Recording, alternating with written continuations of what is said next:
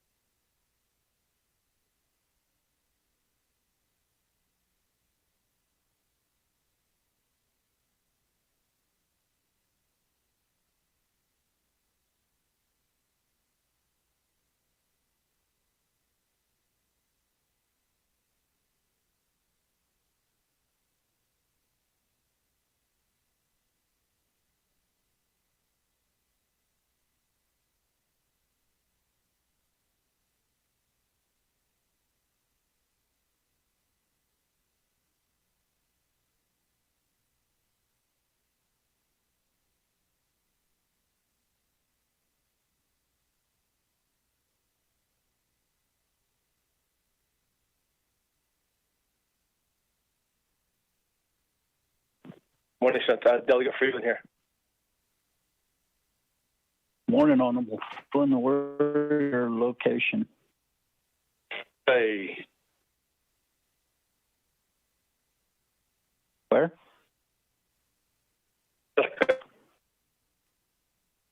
Rock chapter. Okay, thanks. Good morning, Chair. I'm on the line now. This is Shammy. I have a chapter. Morning, Mr. Gay. I'll be doing double duty, Chair. Okay? Just let you know. And I'm going to run to the Navajo keys from here. But I'll lose service between here and Crown, but I'll be back.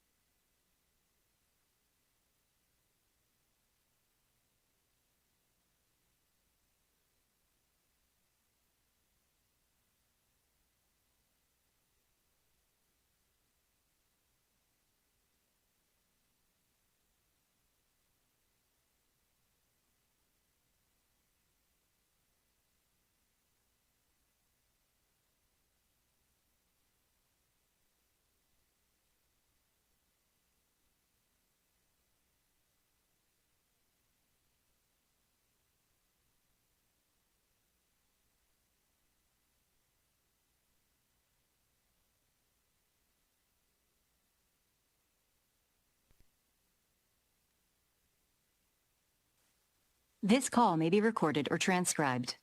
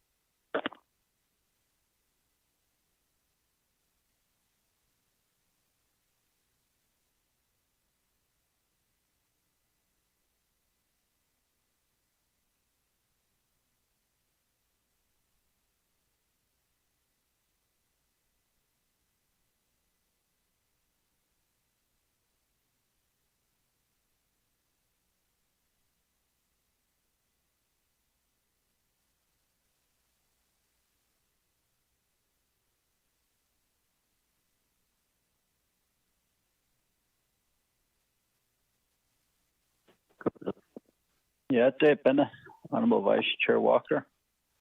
Oh, yeah, Chairman. Good morning.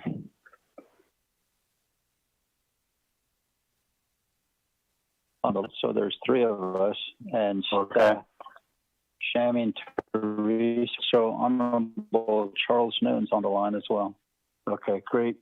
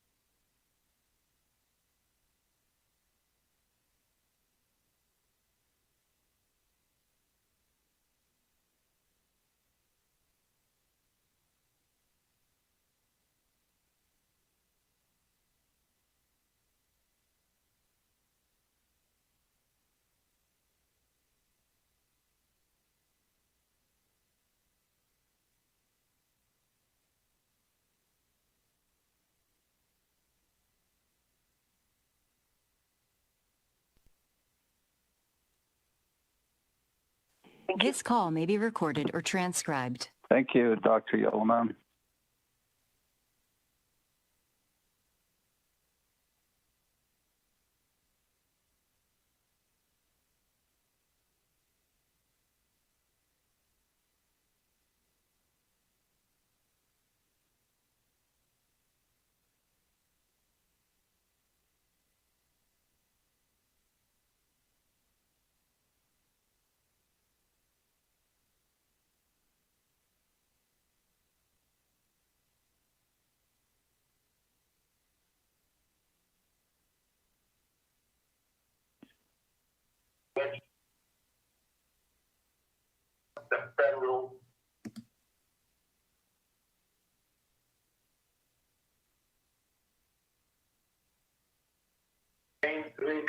Good morning, Shammy. I'm on the line. Delegate So.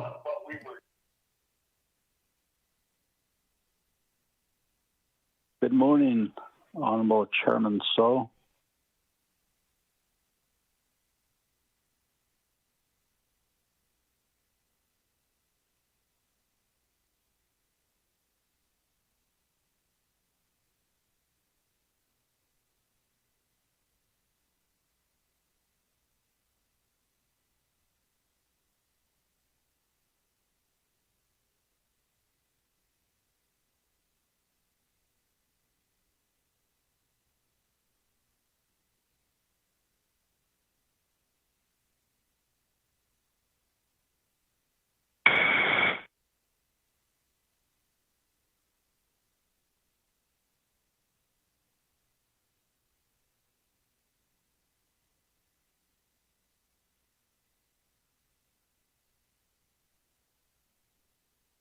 Good morning, Chairman Nez. This is Bart Stevens, BIA.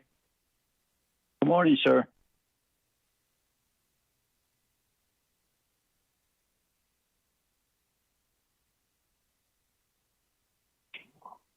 This is Cheryl Curley, DIA. Good morning, Ms. Curley. Good morning. This is Robert Begay, Project Manager, BIA, Navajo Region. Got it, Ben.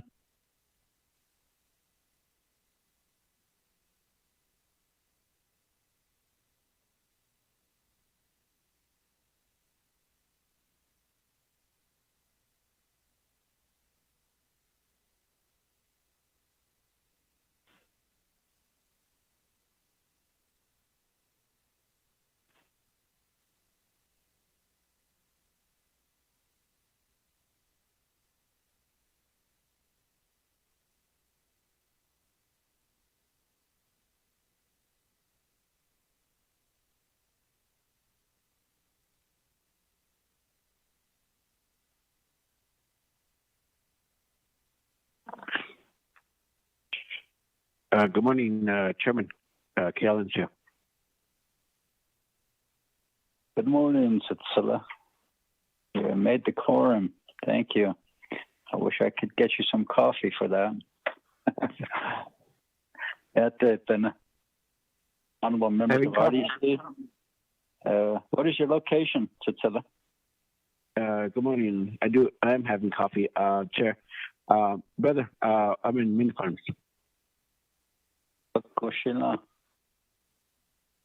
Yeah. It is currently 10:10 a.m. My name is Rick Nez, Chair of RDC. I'm going to call this meeting to order at this time. Ms. Begay, would you do the roll call, please? Good morning, Mr. Chair, members of the committee, and our audience that are listening in our meeting. This is RDC regular meeting of October 14, 2020. Roll call. Ricky Nez.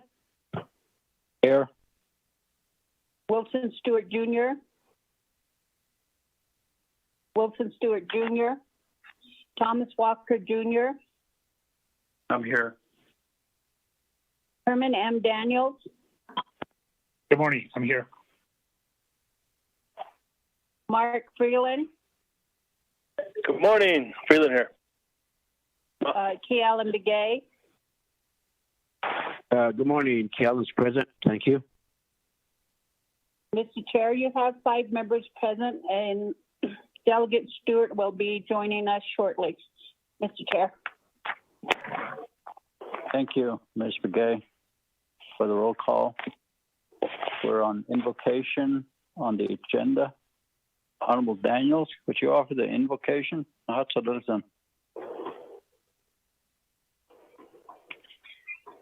Thank you, Chair. Arunan Kodo, Shanantano, Saniki Kodo. Egibeta, Ekohota, the Benibi Kodo. My brother Kodo Chair Basso, the Vice Chair Kodo should say. Out of the Silicayas and Saniki Kodo. Delegate Freeland, I think that Delegate Stewart. I think the Nana should say Kodo. Bagi Helando. Key Element Jr. I think that Kodo, human Leniki Kodo, the Asa Kodo. Yaka Nine Shadows, Egoati Baba needs and Kodo. RDC advisor at another Kodo, Bakan, Network Edition, Maso Kodo. Yeah, Kodo. Arunan Kodo, Dino Strike Kodo. Edo here Kodo. Oshi Kodo, we had sort of Zendo Nana in Fahakir, the Kodo. Especially not Edo less Kodo, the Benibi Hona. Vashi Santa Hon Shen, the Shindo Kodo Zendo. Better to be Missi Benibi Hona. Arunan here Kodo. She had the Niskodo chair. Sonata Slengi. Here Hona. Shmana San, Yel. John Hona. Arunan Hona. Action Hona Ben Hanazo Spaggy, I see here Kodo. At the city in the Sini Hona. Here the last one is behind Hona. Zohado Nish. The sheet Hodo Nish. Here is better house in Hona. he could all hona no cotton and eat linigi. At the hot side, it's better than the home, Bahonix and the home. It's a zoo or neatly do. His better than the home. Even the hona. So there's a bed deep neatly ho, I wait to hona, I wait been a wait late hona. So there's a bed deep neatly hona. Yard elbe made dart of the hona, yard ego hona. But they eat dash of the hona, so there's a bay killer hona, so there's a bay honey to hona. I don't know hona. Yet not a hona. She began to sing ho. Jono had out of sound la hona. Shman has sound the kai hona. I see hona the Johnny hona. Jono hona. I wait in the cotton the hona.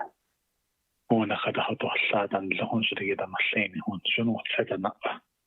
Said it she won't say 10 has a hona. I don't put that less the hona. Toda. Son the has yes the hona. I don't know hona. So that a hona. I don't the street that a cut. I don't know. Can actually that I don't tell hona. As an art is than the hona. Just then menige hol. I don't know till daily legacy. Is it that a hona. I don't know that a hona. I don't know go hona. That and low hona spiel. And so hona. I see here hona. I seem so the odla. The hona. As I bet that is the hona. The never haga. I don't the hona. Odlan and linigi. I don't the zeben hagan la hona. I don't know hona. I don't know anigi hona. Just and the hona is the hona that hit a yes can the hona. Benjamin the hona. Be yat ehonate that be yat ehon see kiss. I don't know hona. Nas lost and the hona. I wait to hona be kid had a big cut and the hona. One that is put on the hona. She that she that the best. I don't know, but thought that in the whole argo hona. And he nanas J hona. I don't say shot a kid at the hona. I just don't hona. But again, she the whole hona. But she get the whole not so as I don't know hona. I started the whole on the hona. I don't know, they get the hona. A the hona so that art is hona. I don't know, yabby it. Now, they hona. Kage that and suddenly at sada that the original dege. Kena that the hona. Original de the hona. I don't see bit between the hallona. But she that the hallona.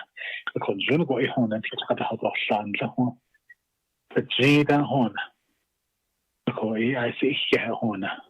I don't know hona. Additional with those large men on out of spa. I see here hona. But not any written the hona. It's a dashed out a hona.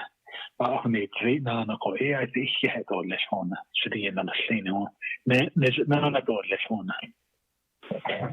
Rado nana hona. Yes, and yes, you can put the hona baby. So that they live in the hona. I'll combinate need all less hona. We get and the hona. They cargo the dash for hona. Now by hope care for cargo. I don't know the torch of the hona. They carton the hona. And the cost of the sound of less hona. I don't know the tick as I needed and the house coming a hona. Also, the habit of the sound of less I did to hona. Nahan Mata dog, I don't want to do home at the Hamas get all less home. I see get out in the house Tahona. $8 less home, but I'll be $2 less hona. I don't know hona. That's for hona. Get lost for that. They cash a home Canada. I go by that job by yes to hona. I don't have to have a sound or less hona. The bad at the chenda that they get not high enough $1 less hona. I don't know if lost for banana should they. Hona the sun dark hona. I don't have to have a hona. The Habajan dark, Habajan that hona. I don't know hona. He's loud and I don't know how we let the Halia hona. The Habajan songs the hona. Hona. You but mean it the hona. But she get the lost the hona bash in the hona. Is in not this in the hona. You the button in the hona. A hona.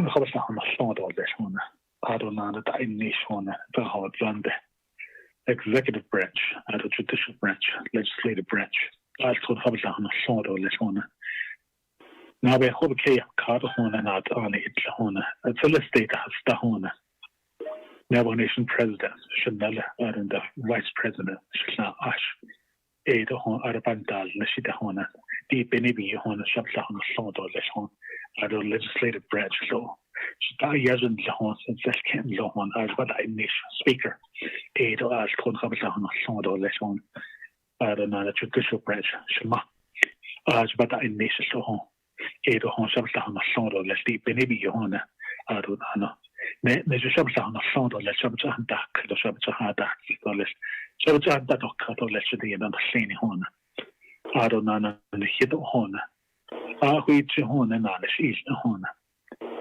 شردي كارن لهون بيشبهاز أنا جوهد أي بين هيدوتش هونه Navajo Nation Council 24th Navajo Nation Council أنيل تهون أنا دي نيل إيجو هونه نخل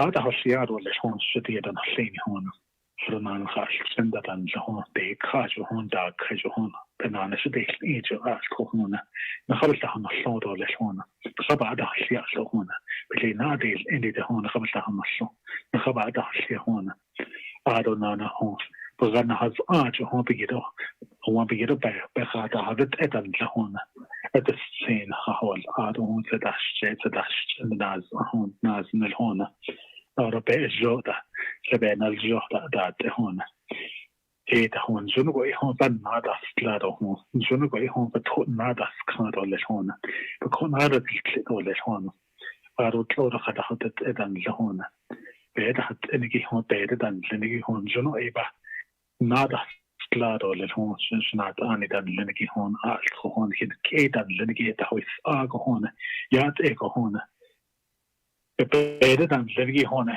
جنوب ناس نجح ناس ينادى إيد ولا هون وهذا يبقى بها سيد ولا هون فلهن تسوق هون المخاطة هالشيء هون أدونا هون تين كجنا تيجي هون كجنا شنيد هون كجنا باقي هون إيرو هون يفرج هون ده ليش هون هذه شيء هون واز إيش فوقيت خطوة نيش هون خوا خويت نوت سيشو ياتي هون هذا التيت ولا ياتي هون أنا يكاتولا هون أرونا نهيلش أرونا نهيلش هون نجناني كاتولش أنا أشكنات هيجيت هون إيش هناني كليتولش هون أخوي جدار هيت إيدولش نانا هون أنا شناني إيدولش هون ألخو هون أدهوي ساق هون وتاري هون نخاخد أدوشيش هون شدي أنا مشيني هون يتواجه هذا أدوشيشي هون إهني دوه ناشني هون جوشتوي تيني هون ناشني هيجي هون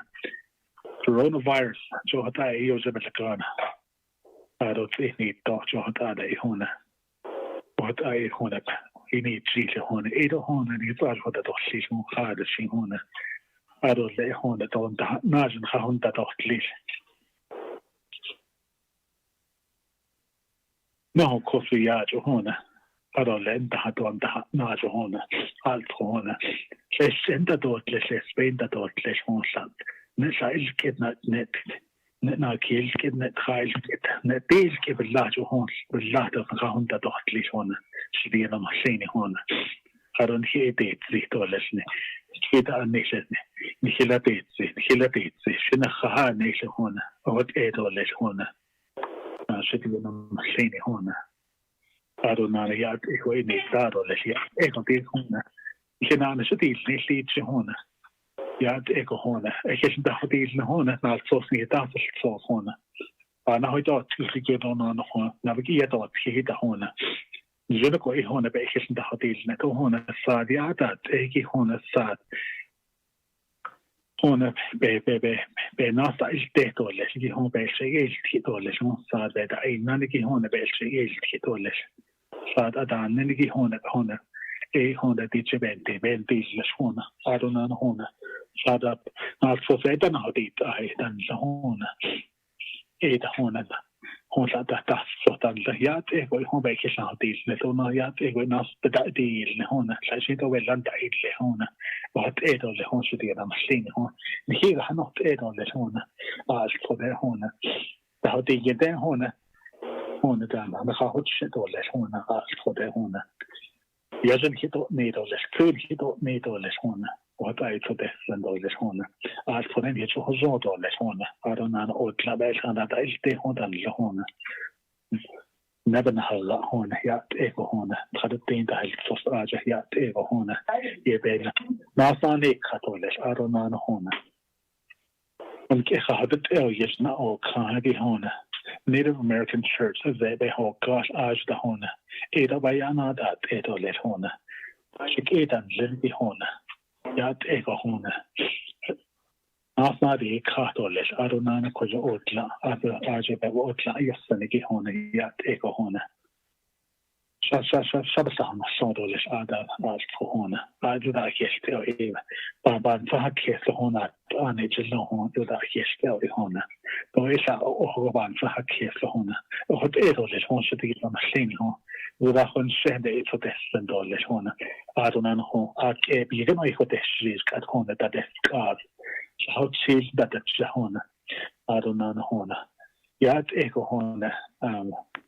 Dan hit doch hona alt hona ak hona alt for which I need dollars tweet of fun in limigi so hona so dollars hona yana that hona toda that shift that le fakona that hon best shabbat hona so dollars hona ja ego hona dan hit doch at ja ik het dort da hona ado ja dan toda that ego hona eda is a card job by needs in hona that it is out that so I think yeah dollars hon fast at eltan så jag där har det lite hon så det är så stan det hon inte då lite hon så det är så att då ses hon så det är hon och där hon för det behas det dollars hon kände hon Adonan allt på det hon heter och så dollars i hon att det hon har ju skasna det precis när har syn så är det snälla allt på det heter och så dollars Adonan hon said that I behas det dollars på den hon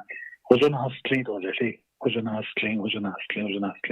street thank you chair I see here in Sago. And then Honorable Daniels. I share Yaha Koro Nana Dole. Recognizing guests and visiting officials, introductions. Let's start with RDC. Honorable Vice Chair Walker. Yes, Chairman and members of the Resource Development Committee, otherwise legislative staff, legislative council, office of the Speaker, and the listening audience. Good morning to each and everyone. The Thomas Walker Jr. edition. Though I represent 5 chapters out in Western Navajo Agency. Those chapters are Loop, Bird Springs, Tulani Lake, Cameron, Coman Canyon chapters. What the echo? Though Honorable Daniels for your prayer, sincere prayer and sincere words of hope and wisdom. What the echo? I don't pay fishing. Thank you,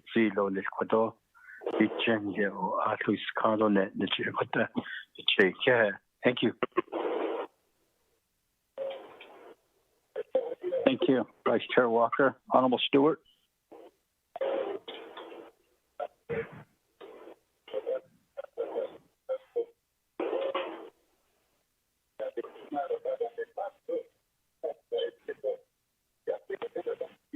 Honorable Daniels. Good morning, Nana Chair Kodo. Yeah, Kodo. Nana Kodo. In Skegi Herman M. Daniels Jr. Adonan Adona and Slingy Ipit Ani. Ado Kisset Shini, that's a Zay. Tohi Lini, that's a Che. Ado Escado, Edashanala, what at Menschlenko. Adonana Olzetro. Shanto Fabikin, Adonatis Aniba. Had the Shako, Kodo Baba. Banashnes Kodo, Adonana Kodo. LDA, the Hone, Kodo, Ebesbashnes, Mr. Woody Lee. Thank you, Mr. Chair. Thank you, Honorable Daniels, Honorable Freeland. Chairman, RDC members, I want to thank my brother for that prayer and putting things back in perspective as before we begin. Mark Freeland this year, I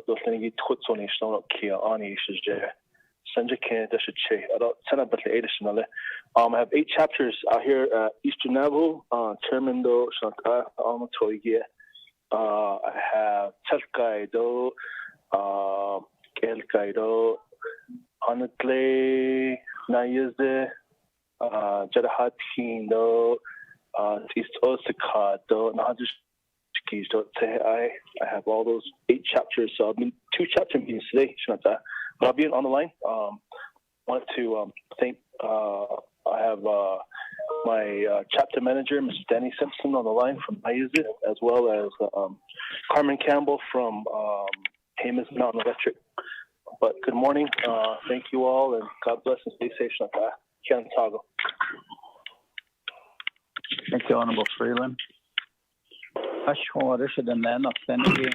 Everybody that's on this teleconference, please mute your phones.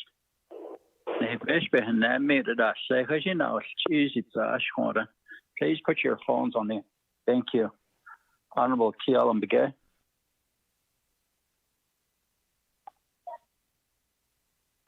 Good morning, Chairman, other RDC members, other staff, everyone that's listening.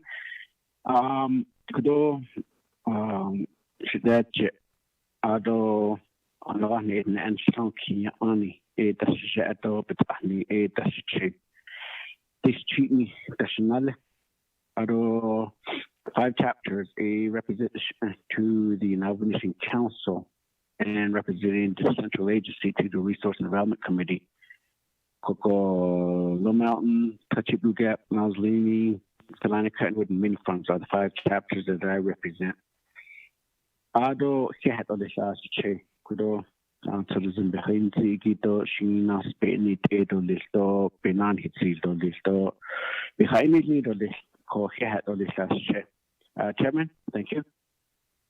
Thank you, Honorable Begay. We also have on the line with us our honorable members of the 24th Council, Honorable Charles Newton.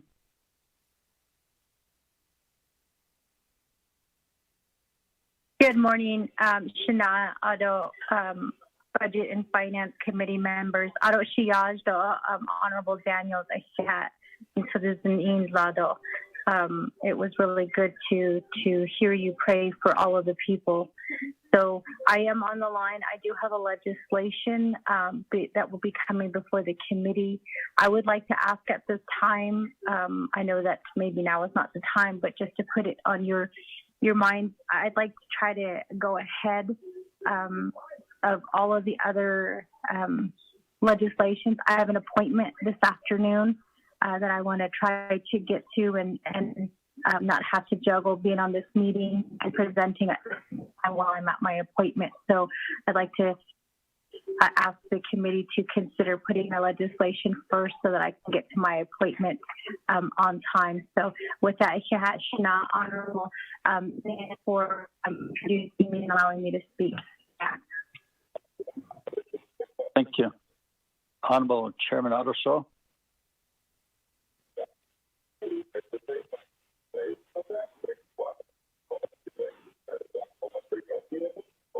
Honorable Otterso.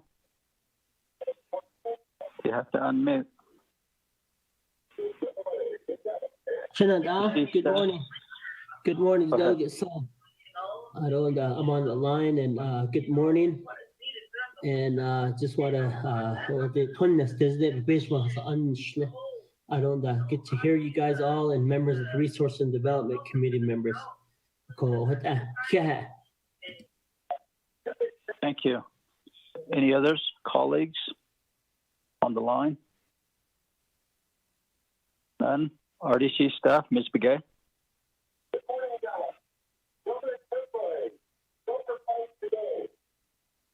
Good morning, Mr. Chair, members of the committee. Sammy Begay and Shadow Lane, EG down, Sawmill, Arizona down, Although and the Resource Development Committee Advisor. Na kaida national the message and message chain to my day that should change. Kachini day that should without a son and son. Other Shiaj, Herman Daniel, thank you for the beautiful prayer. Mr. Chair. Thank you, Ms. Begay. Ms. Whitty?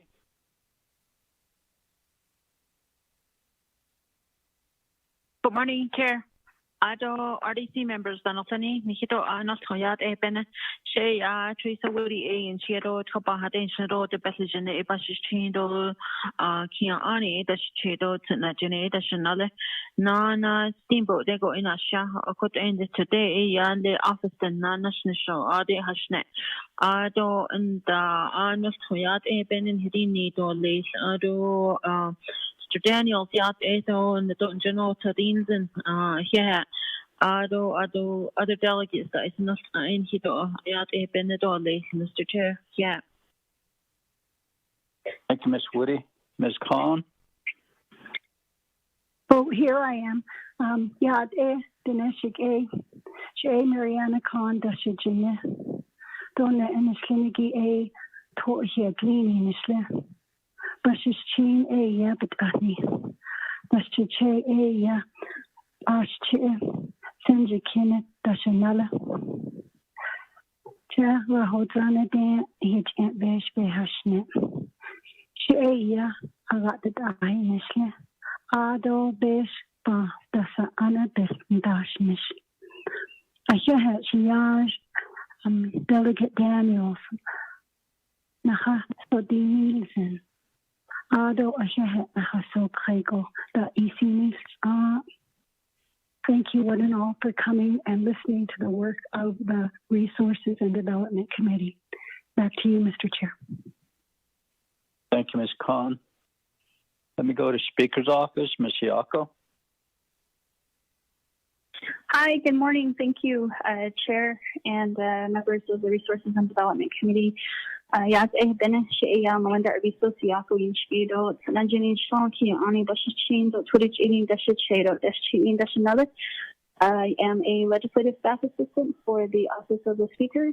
Good morning, everyone. Adot Nana Citizen Astot Behadaso Zito, Ishi, the Natchet in general, Asato so we'll have a good, productive day today, Chair. Thank you. Thank you, Ms. Siako. BIA, Mr. Stevens, and your staff. Good morning, Chairman Nez and members of the committee. This is Bart Stevens, Regional Director for the Bureau of Indian Affairs, Navajo Regional Office in Gallup. Thanks again for having us and sharing this information yet again. I'm happy to be here and happy to answer any questions that we have. I'll let my team, Chairman Nez, introduce themselves. Go ahead, staff, BIA. Good morning, Yate, RDC Chair, RDC members, Council delegates, Cheryl Curley, BIA.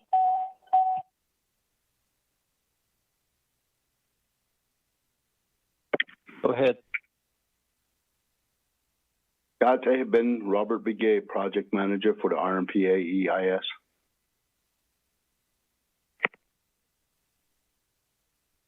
Good morning, everyone. This is Maureen with the Federal Indian Minerals Office.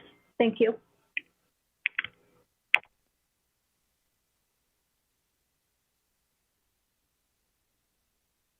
Anybody else from BIA?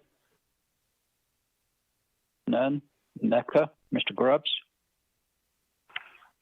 Good morning, Mr. Chair, honorable RDC committee members, along with our honorable delegates. NEC is on the line. We have representative. We're obviously on legislation 0244-20, and I have Ms. Minnie Bidta in presence here with me. Thanks, Mr. Chair. Thank you. DCD, Dr. Yellowman.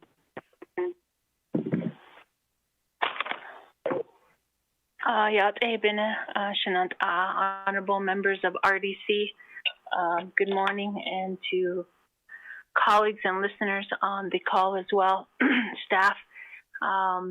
Shay and Shlinigi 8 Senam Clean Shlendo, Gizlana Bashichin, Skobahanda Shiche Ada Hanagani Deshinale, Shay IC Tonanis Dizada Nasha. Adonana Hiha. Thank you, Delegate Daniels, for the prayer this morning, and very much needed. So we appreciate that. We also have staff on the line from CPMD and ASC. Chairman Ness, thank you. Thank you, Dr. Yellowman. CPMD and ASC staff, go ahead.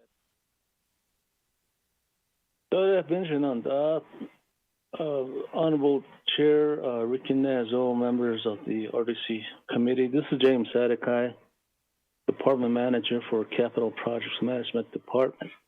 Good morning, Dade. Next. Yate Binish, this is Sanlatsa Martin, the ASC Department Manager. Good morning, RDC and members.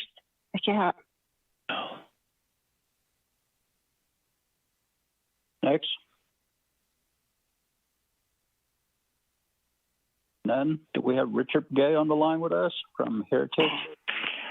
Good morning, Chairman and members of the committee and the guests. This is Richard Begay, and I'm the Department Manager for the Historic Preservation Department. Good morning.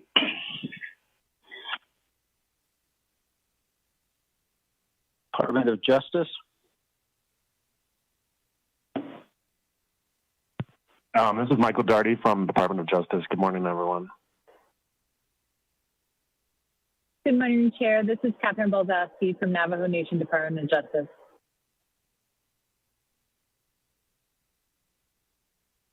Good morning, Chair and Committee and everyone. This is Lillian Schwales from the Department of Justice.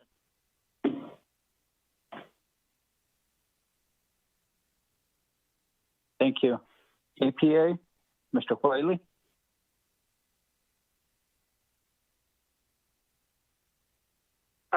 Yeah, we're here along with Dariel as well.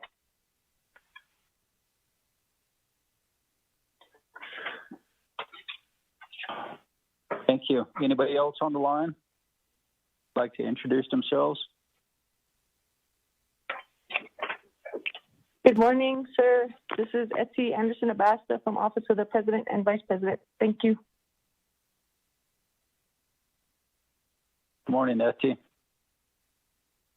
Anybody else? Good morning, Chair Yate Bennett. This is Jacqueline Mitchell at the Navajo Water Rights Commission. Thank you for having us. Good morning, Chair and members of the RDC. This is Mahayo Manis with Navajo Division of Transportation. Yate Bennett. Thank you for having me. Thank you, Mr. Manis. Anybody else? Good morning, Chair. This is Lonnie Sinigini. I'm from the University of New Mexico. Here for the confirmation for the Water Rights Commission. Good morning. Anybody else? Morning. Leonard Perry, Concord chapter. Mr. Perry. Oh. Anybody else? Thank you. Welcome to RDC teleconference meeting.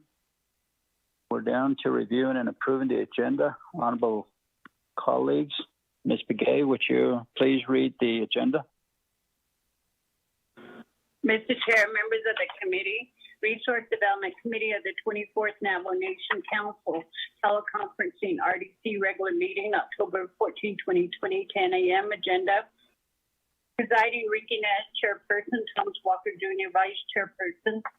One, call meeting to order, roll call, invocation, announcement. Two, recognizing guests and visiting official. Three, reviewing and approving the agenda. Four, reviewing and approving the journals. None. Five, receiving report. A, an update report on the Chaco Region Resource Management Plan. B, report from EPA regarding their legislative concern number 17C, status report on CPM projects for the 5 agencies. That should be D, update report on the sanctioned chapters and ASC operational activities. 6, old business none. 7, new business. A, legislation 024220. B, legislation 024420. C, legislation 024720. D, legislation 024920. E, legislation 025020. F, legislation 025320. E, approving to reschedule a follow-up leadership meeting with the 2 chapter communities on the quadrilateral agreement at Antelope Point, Page, Arizona. A, conclusion committee meeting. Other announcements. Adjournment, Mr. Chair. Thank you, Ms. Begay. See, like, I establish a motion and a second. Chair, motion.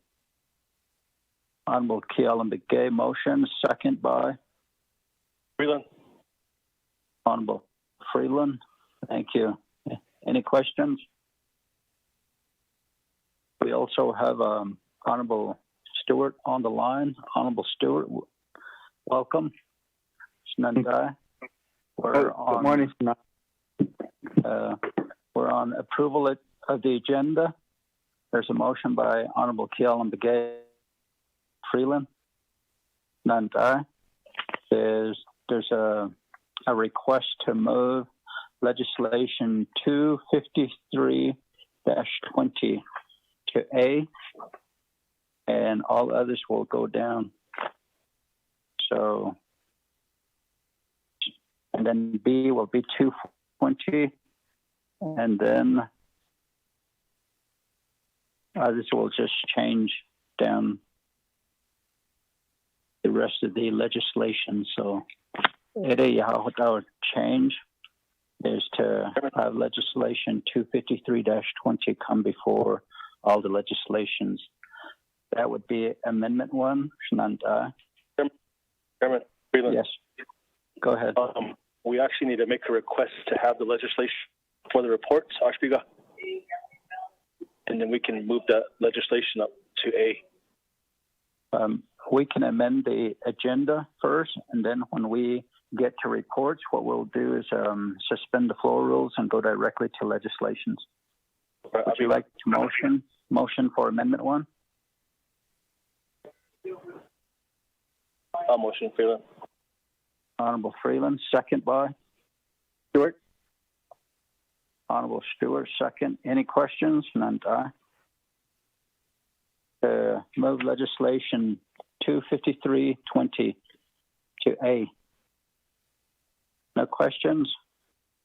Honorable Freeland, how do you vote, sir? Green. Honorable Stewart? Green. Honorable Keelan Begay? Chairman Keelan votes green. Thank you. Honorable Vice Chair Walker? Chairman, I vote green. Thank you. Honorable Daniels? Green. We have a vote of 5 in favor, 0 opposed. Chair not voting. Motion carries for Amendment 1 to move legislation 0253-20 to A. Any questions on the main motion?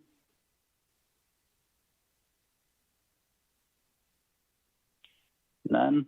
Honorable Freeland, how do you vote, sir? Green. Honorable Stewart? Green. Honorable Keelan Begay? Chairman Keelan votes green. Thank you. Honorable Vice Chair Walker? Chairman, I vote green. Thank you. Honorable Daniels? Brother-in-law, I'll vote actually. Green chili. Thank you. We have a vote of 5 in favor, 0 opposed. Chair not voting, motion carries. And number 4, reviewing and approving journals. There's none. Receiving reports, we'd like to have a motion to suspend the floor rules to go to legislation. Freeland, Chair. Honorable Freeland, second by I'll second that, Chair. Honorable Vice Chair Walker, seconds. Any questions? None. Honorable Freeland, how do you vote, sir? Green. Honorable Stewart? Green. Honorable Kialam Begay? Chairman, Kellen votes green. Thank you. Honorable Vice Chair Walker? Green. Honorable Daniels? I vote in favor. Thank you. We have a vote of 5 in favor, 0 opposed, chair not voting. Motion carries. We've suspended the floor rules to go to legislations, new business. And first on the list will be A, legislation 0253-20. Ms. Begay, would you read that in for the record? We have Honorable Charles Noon with us. Mr. Chair and members of the committee, you have legislative summary sheet for tracking number 025320. The date on the legislative summary sheet is October 2nd, 2020. Title of the resolution, an action relating to Resource Development, Budget and Finance Committee and Navajo Committee and Navajo Nation Council. Amending CAP 3518, adopting the CSN Power Line and Chapter Project Expenditure Plan, pursuant to CD 6814, as amended by CJA 0318 and 12 NNC Section 2501 through 2508 as amended, waiving 12 NNC Section 810F, 820I, and M and 860C relating to capital improvement projects and the capital improvement process, allocating citizen funds for Shiprock chapter projects. This legislation, if approved, will amend CAP 35 to replace Shiprock chapter projects that were line item vetoed by the president. You will see that the legislation is assigned to Resource Development, Budget and Finance Committee and Navajo Nation Council, Navajo Committee and Navajo Nation Council. So when it reaches the Navajo Nation Council, the legislation will be fully read into the record. You will note that all of the exhibits that were referenced in the content of the legislation, they are attached to the packets that I sent out this morning. At the very end, you will, on page 46 of the document, you will see the public comment on documentation, which shows the packet was posted on the website on October 8, 2020. 5-day comment period ended on October 13th. There was no comments received. Mr. Chair, members of the committee. Thank you, Ms. Begay. Honorable members of RDC, let's establish a motion and a second. Motion. Honorable Stewart, motion, second by Freeland. Honorable Freeland. Thank you. Honorable Chairwoman Charles Noon, you have the floor.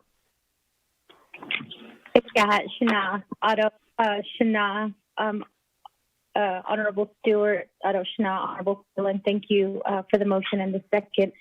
This legislation is to recapture funds that were vetoed by President Begay at the time that citizen was being distributed to the delegates. $350,000 was vetoed by President Begay because of the title of the project that originally was indicated for the citizen funds was former BIA compound. The message included with the veto stated that this is a BIA project, so BIA money should be used to, to be used towards this project. So for that reason, that $350,000 was vetoed. There were only 2 delegates who had projects vetoed. It was Shiprock Council Delegate Tom Chi and also the Delegate Nelson Begay.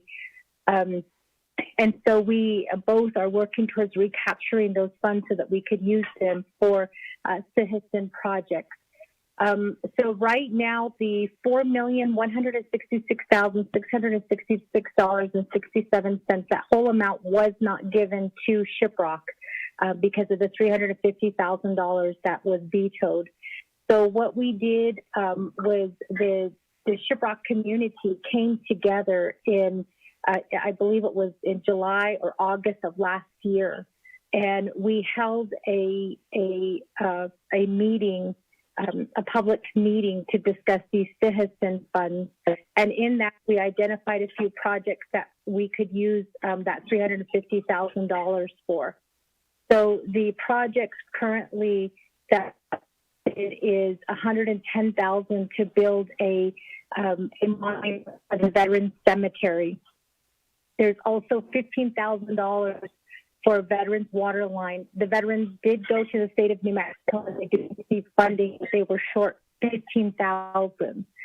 So they did come to citizen, or they did come to this forum that we had, this forum, and they $15,000, which was the other $75,000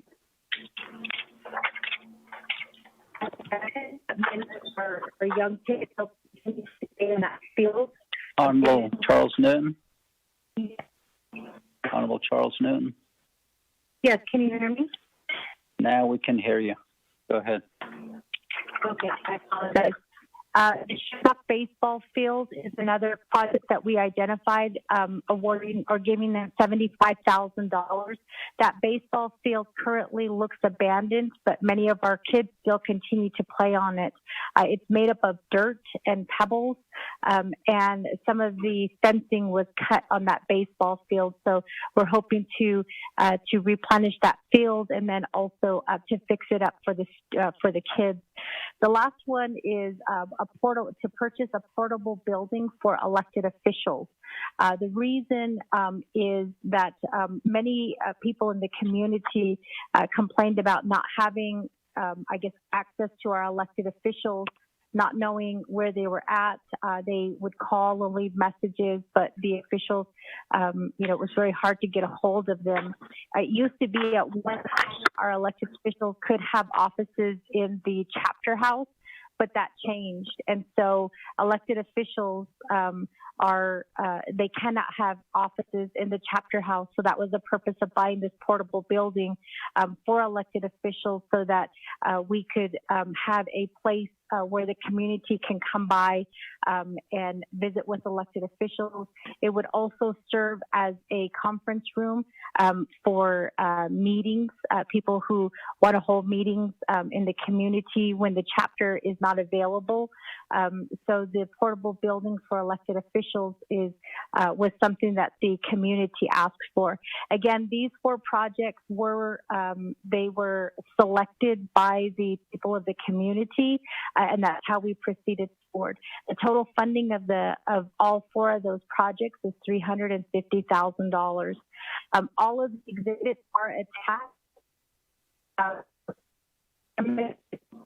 The process of being withdrawn, the land withdrawn, it actually is a little bit complicated in that the Veterans Cemetery, there's an area that was already taken out for the cemetery.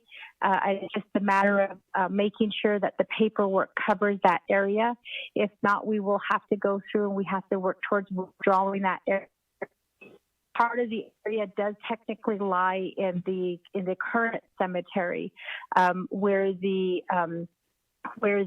monument is to be built.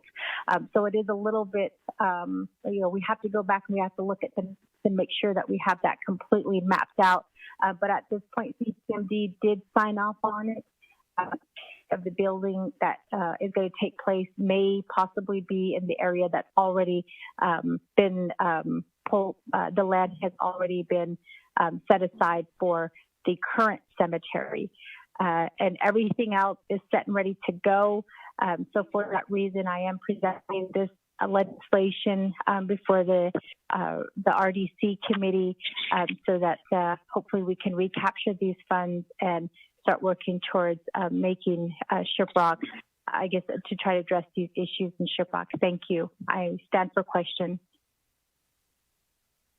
Thank you.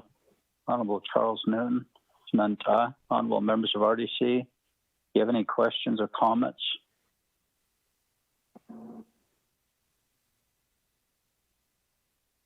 Chairman Keelan. Honorable Keelan Begay, go ahead, sir. Chairman, other RDC members. Shimakuto legislation present in Lagi.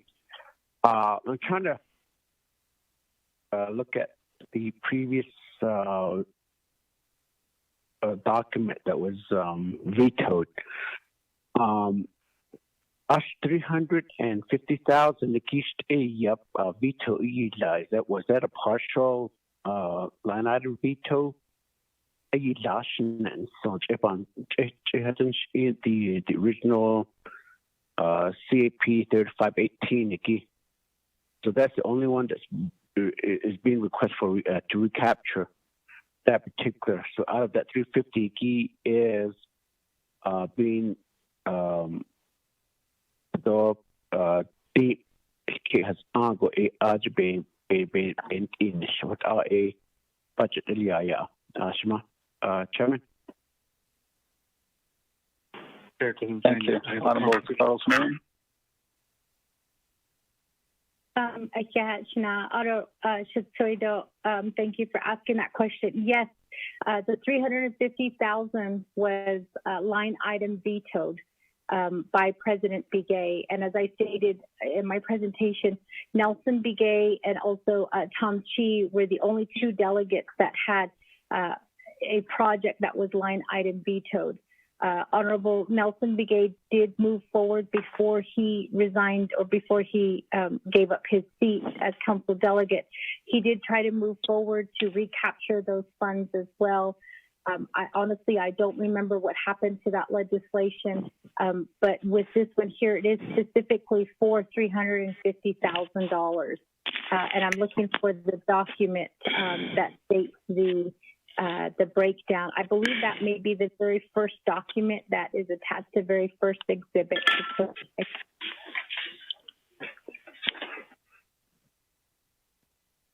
Are you done?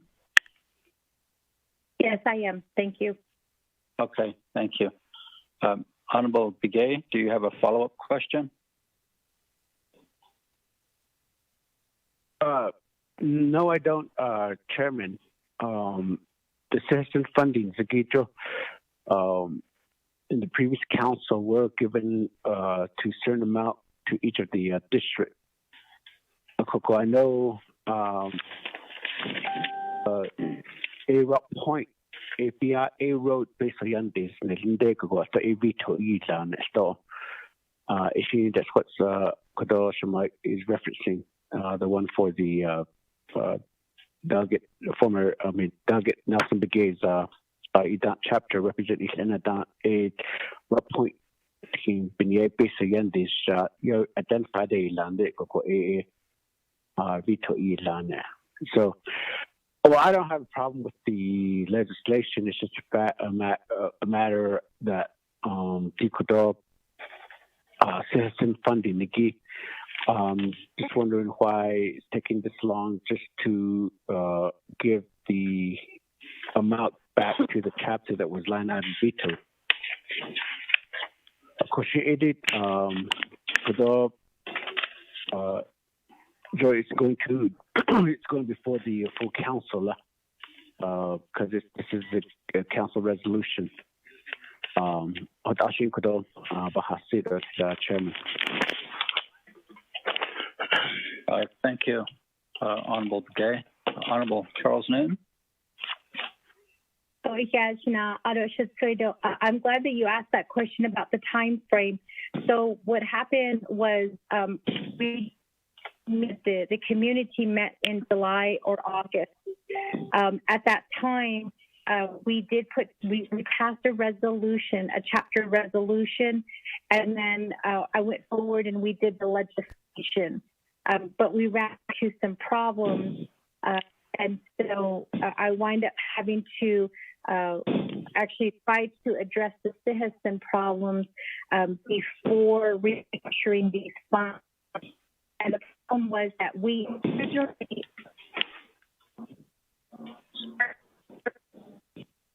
Honorable Charles Noon.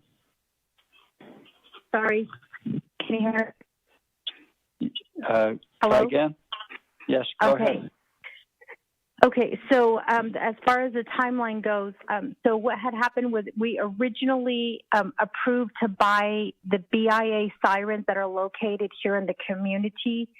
Those sirens used to be used a long time ago whenever something happened in the community, the sirens would go off. They also were used for rescues. They were used for schools, but the sirens stopped working. So the community wanted those sirens back. And so we tried to, we actually did sit down with BIA to talk about the sirens, but because of the time frame that was involved to try to purchase the sirens, we decided to instead reallocate those funds to the baseball field. So there was a change that was made in that project. And then we pulled the legislation and then we reintroduced it again. But that was right at the time that COVID hit. We also were waiting for a response from our chapter to get information on the citizen.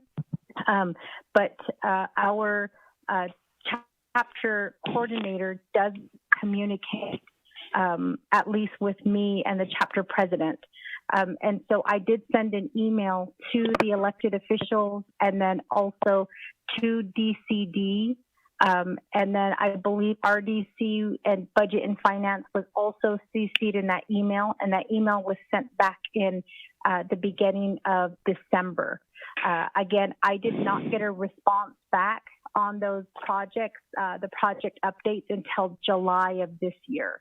And so for that reason, once we got the updates, once we got the information that we needed, we went ahead and I redropped this legislation to move it forward. So I do apologize that it did take this long. But the other thing that also came up was Dana's office, and I'm not blaming her office at all, but their focus was on the COVID-related legislation for a few months. And so as delegates know, we recently kind of have started coming out of those COVID legislations. And so this one, actually, I wrote it to try to help Dana's office.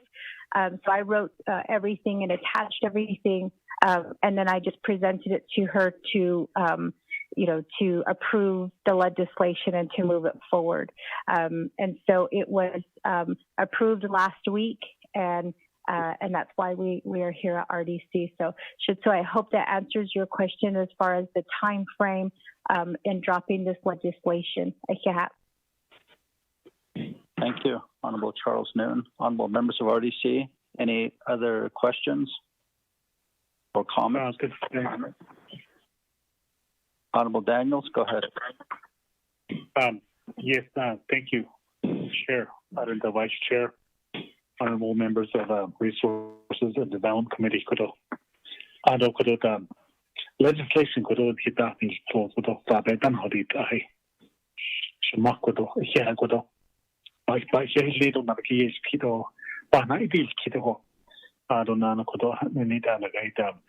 Navajo Nation Council,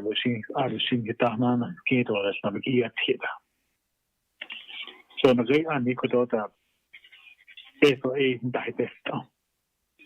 last term, I know that Shiprock BTA line item Victoria. So you're out about Senegal. And sped on Senegal. So the question I have is when a project is line item vetoed, does those dollars go back into, like for this one, is citizen funds? Does it go back into the citizen funds?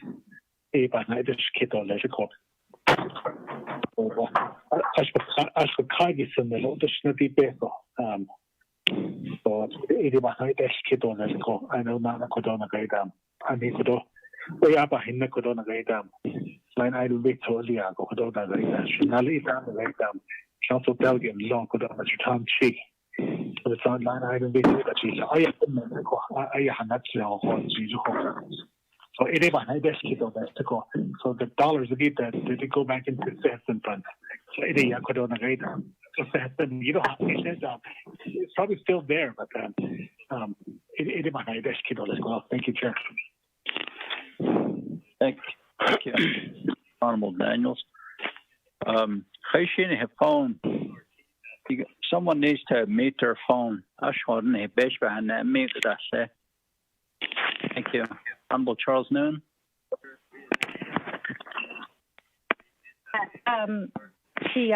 Thank you for asking that question. So my understanding is that every council's delegate received $4,166,666.67. The only two delegates that did not receive that total amount was Honorable Tom Chi and Honorable Nelson Begay, because they had the two projects that were line item vetoed. It was explained to me that those funds are still there and they're still with the delegate, but we had to go in and we had to provide projects that were going to be approved by CPMD in order to get that money back. So those projects had to be identified on the Citizen project list. And that is the reason why the Shiprock chapter did pass this resolution for the 4 projects: the Veterans Cemetery, the Veterans Water Line, the Shiprock baseball field, and then the portable building for elected officials. It did take some time to do that because I, as a council delegate, felt it was very important to get input from the community, which is why we had the Citizen public hearing that was scheduled. I believe it was in July or meeting. Then we had another meeting after that, and that was more of the chapter meeting so that we could break down the projects and also give more information on there. And that's when we came up with these 4 projects. So to answer your question, Shiyaj, that money is still with the Shiprock community. We just had to identify we just had to identify the projects that were going to be using those funds, and then how much of those funds were going to be used, and then also the funding year. So all of that has been completed.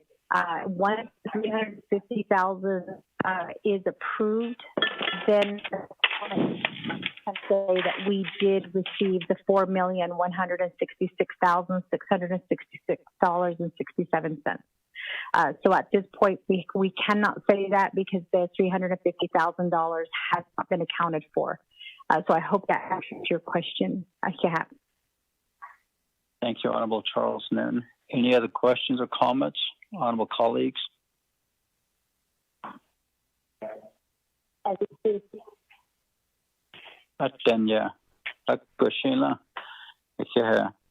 We'll go ahead and vote on it. Honorable Freeland, how do you vote, sir? Green. Honorable Stewart? Green. Junior?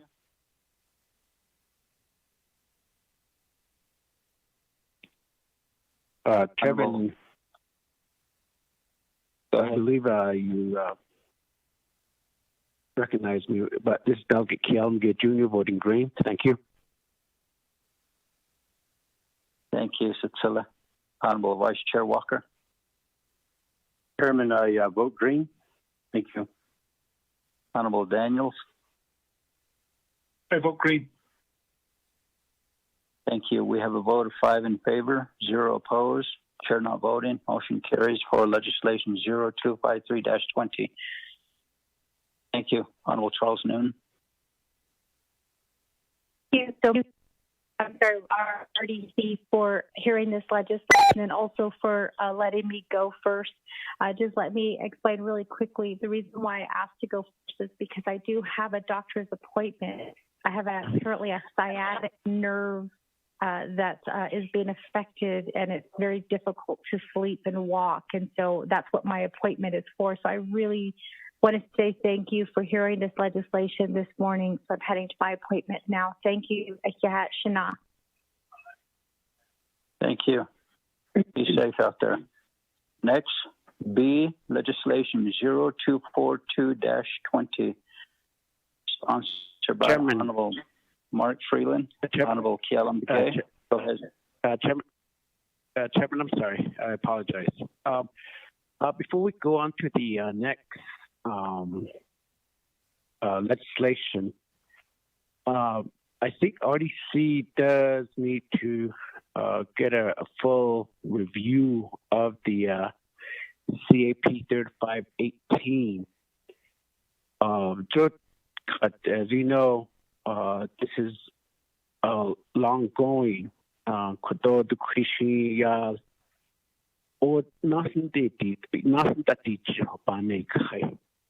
Each council it's necessary, but truly, is it really necessary just to sponsor legislation to change the title, the year funding, and so on?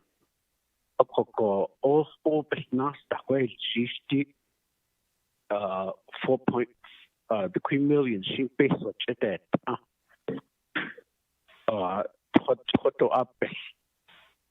water line and power line. Ita into a la peso be nel nesto.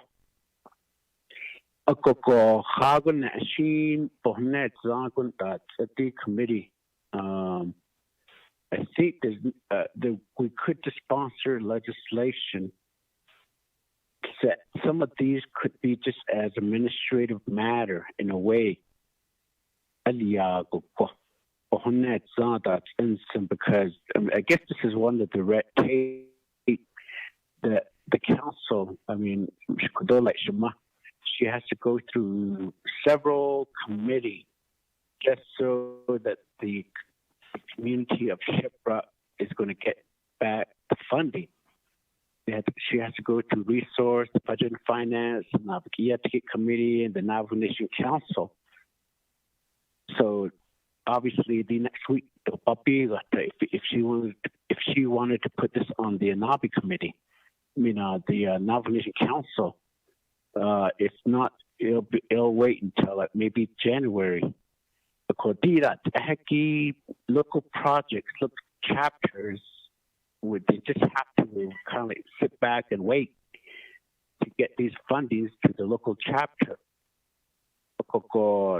The administrators, the community development, the CP&D office, why can't they really manage or push a lot of these fundings on behalf of the chapters to get things done? Our chairman, RDC members, Naksini Kliniki, Halet Allah Joti Anedia, the management and the appropriations of the citizen funding. Because I got I've gone through several legislation, and I got one before the Budget and Finance, changing a year for this particular project. But it's just a portion, for projects that the chapters have appropriated.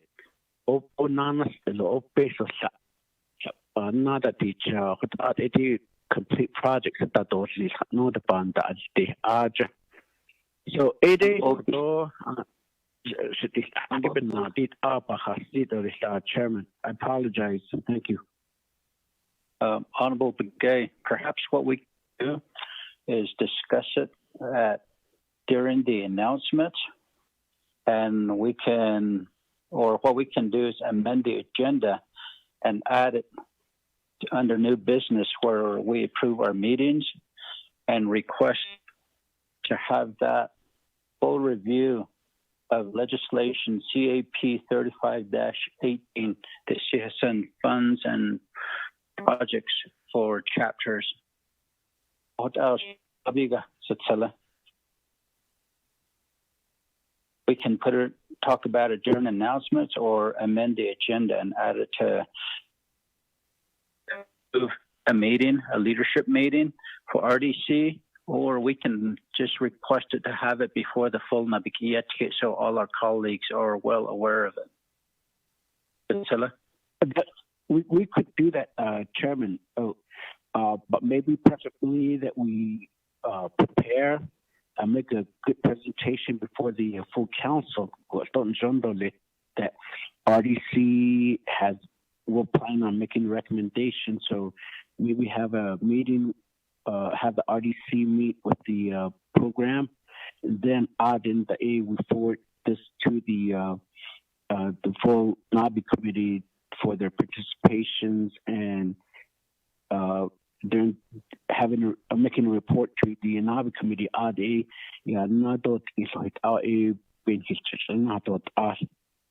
So again, even maybe this would be a good time, because right now programs are just focusing on the CARES funding. So that's another thing that the council will probably just forward some of these, and I can guarantee that a lot of these projects or delegates will be submitting legislation to say that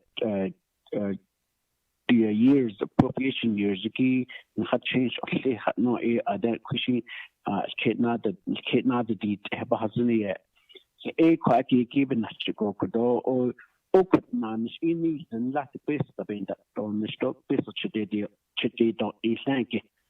So, Chairman. Thank you, Honorable Begay. Ms. Begay, could you, we have this on our agenda to schedule a leadership meeting on CAP 35-18. Contact all programs to prepare documents for RDC, and then we'll make recommendations and bring it before Nabikiyetke. So we'll just have to add it to our next RDC meeting for approval.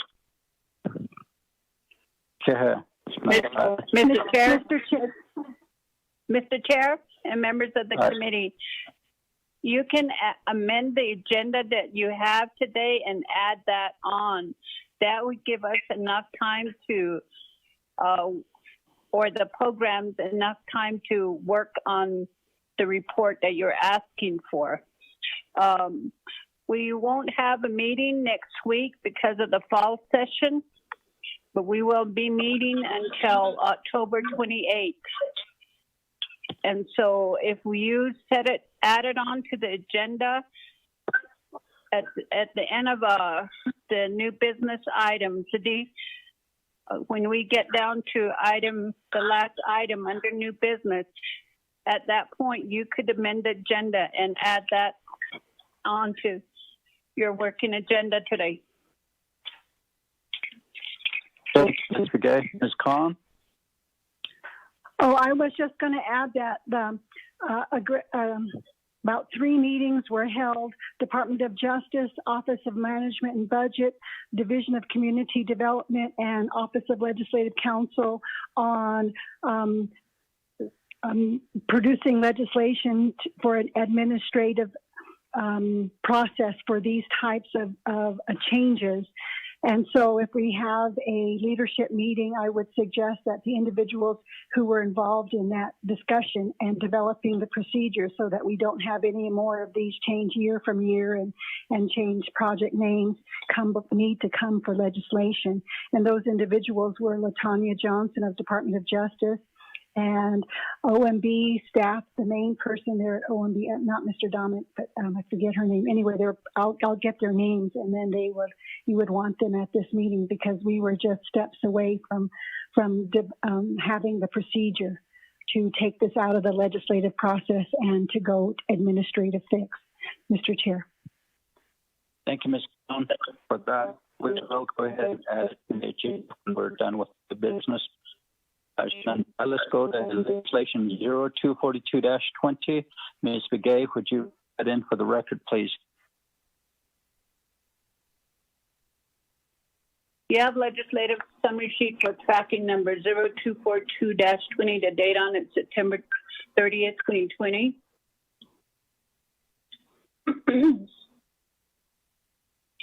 The proposed standing committee resolution and action relating to resource development, amending RDCAP-007-19 to waive 100% of the compensation for a grant of right-of-way to Hamas Mountain Electric Cooperative Incorporated for the Bial Camp 14.4 kV single-phase power line project located on Navajo Nation Trust land in Nayizi Chapter, San Juan County, New Mexico. This legislation, if approved, will amend RDCAP-007-19 that granted a right-of-way to Hamas Electric for the Bial Camp. And it's requesting for a 100% waiver of the assessed $24,763.64. RDC has final approval, final authority. Mark Freeland is the prime sponsor. Tracking number 042-20 and action relating to resource development, amending RDCAP-007-19 to waive 100% of the compensation for the grant of right-of-way to Hamas Mountain Electric Cooperative Incorporated for the Bial Camp 14.4 kV single-phase power line project located on Navajo Nation Trust land in Nayizi Chapter, San Juan County, New Mexico. Be it enacted, Section 1 authority, pursuant to 2 NNC Section 501B2, the Resource Development Committee of the Navajo Nation Council has authority to grant final approval for all land withdrawals, non-mineral leases, permits, license, rights-of-way, surface easement and bonding requirements on Navajo Nation land and unrestricted land. This authority shall include sublease, modifications, assignment, leasehold, encumbrance, transfer, renewal, and termination. Section 2 findings. A, the Resource Development Committee, RDCAP-007-19, approved a grant of right-of-way to the Hamas Mountain Electric Cooperative Incorporated for the Bial Camp 14.4 kV electric power line project on, over, and across Navajo Nation Trust land in Nayizi Chapter vicinity, San Juan County, New Mexico. RDCAP-007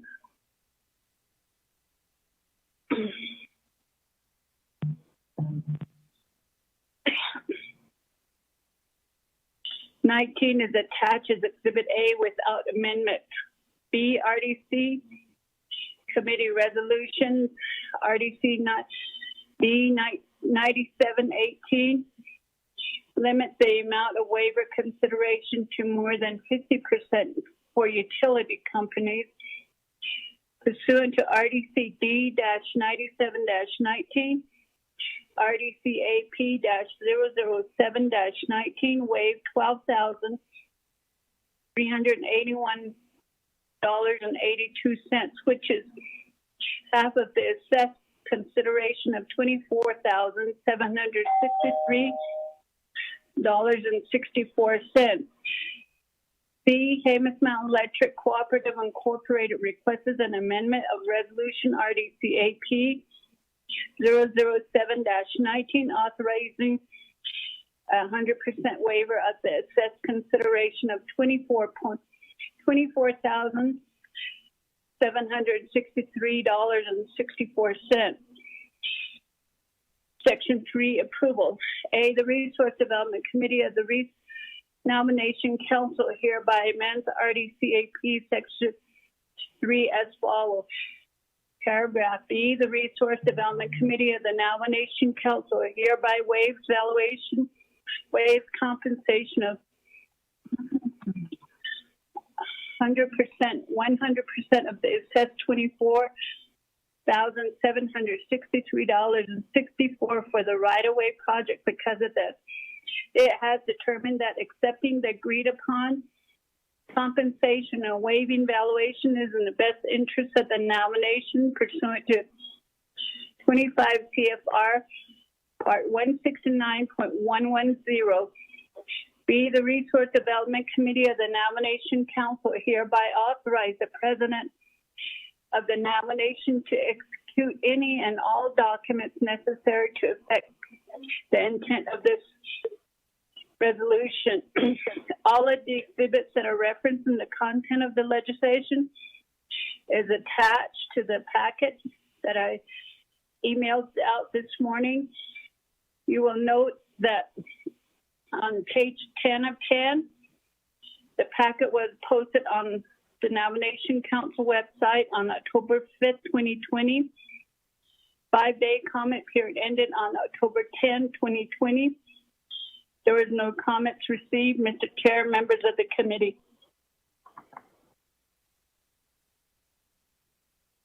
Thank you, Ms. Begay. First of RDC, let's establish a motion and a second.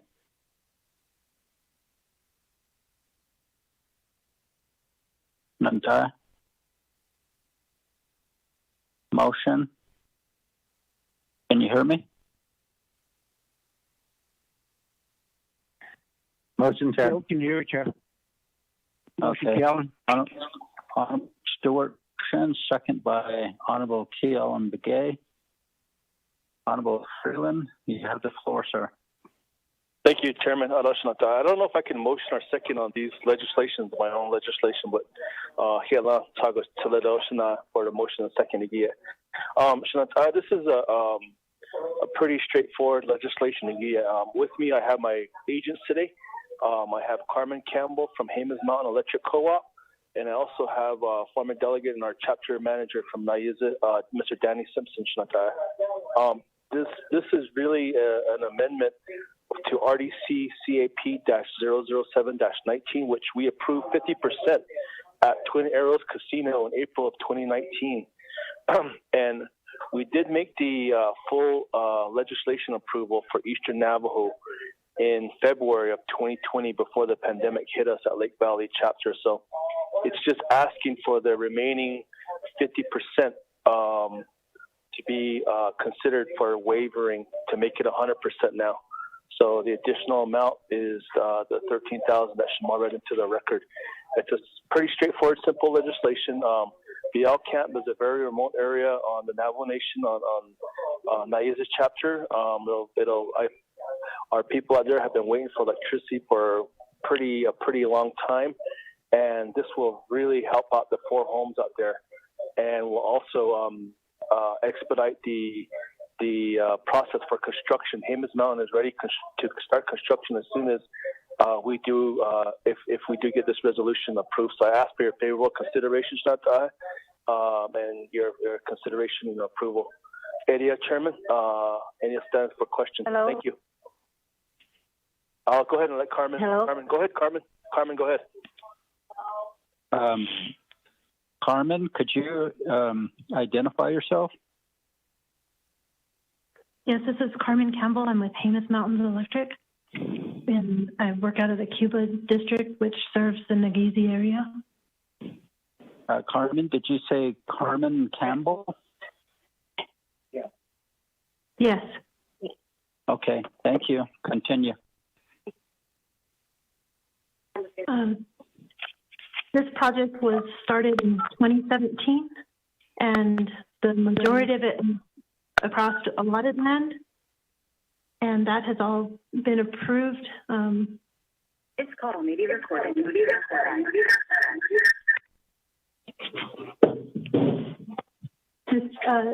Mr. Simpson has done great work in getting the BIA approval of that, and we were just waiting on this last portion of it to be approved. We've got material ordered, and we've gone out and restaked the area, so as soon as this is approved, we would be ready to start construction.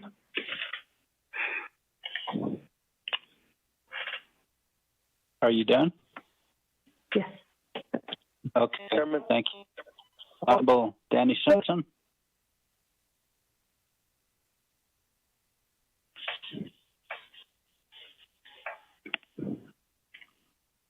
Mr. Simpson, you might want to push *6 to unmute.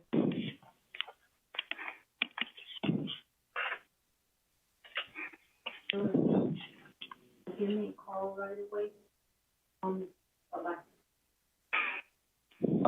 Freeland? I don't know if Mr. Simpson is on the line. I did ask him to be on the line, but he may be tied up right now with other duties.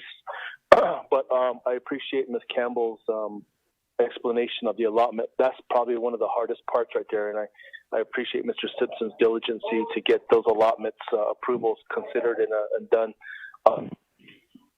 And definitely your consideration for approval of this legislation and resolution. Area. With that, we do stand for questions if there are any. Thank you, Chairman. RDC members, Yeah. Honorable members of RDC, any questions? Honorable. I'm certain, Danny, I'm on the line. Honorable, can you hold off one moment? Let me give a little bit of time to Honorable Simpson. Mr. Simpson. Thank you, Mr. Chair, members of the RDC. Good morning, Shikita. And I really appreciate Mr. Freed and for sponsoring this legislation. Again, going off to just a quick background on this. We did start this project back about 4 years ago. We had an elder by the name of George B. Yell. That's why it's called the Yell Camp Power Line Project. He was an elder. He's been waiting all his life to try to get power line to his house, and he was approximately about 90. He was around 90 years old, but he passed away a year and a half ago. But we really expedited this project to get all the preliminary activities through, like the archaeological clearance, the allotment, getting the signatures on allotment lands, just doing all the preliminary activities. We basically got it done within 6 months. Then when we presented to the council for the right-of-way approval through the Navajo Trust Land, it was not considered. Let me go back. It was never considered because the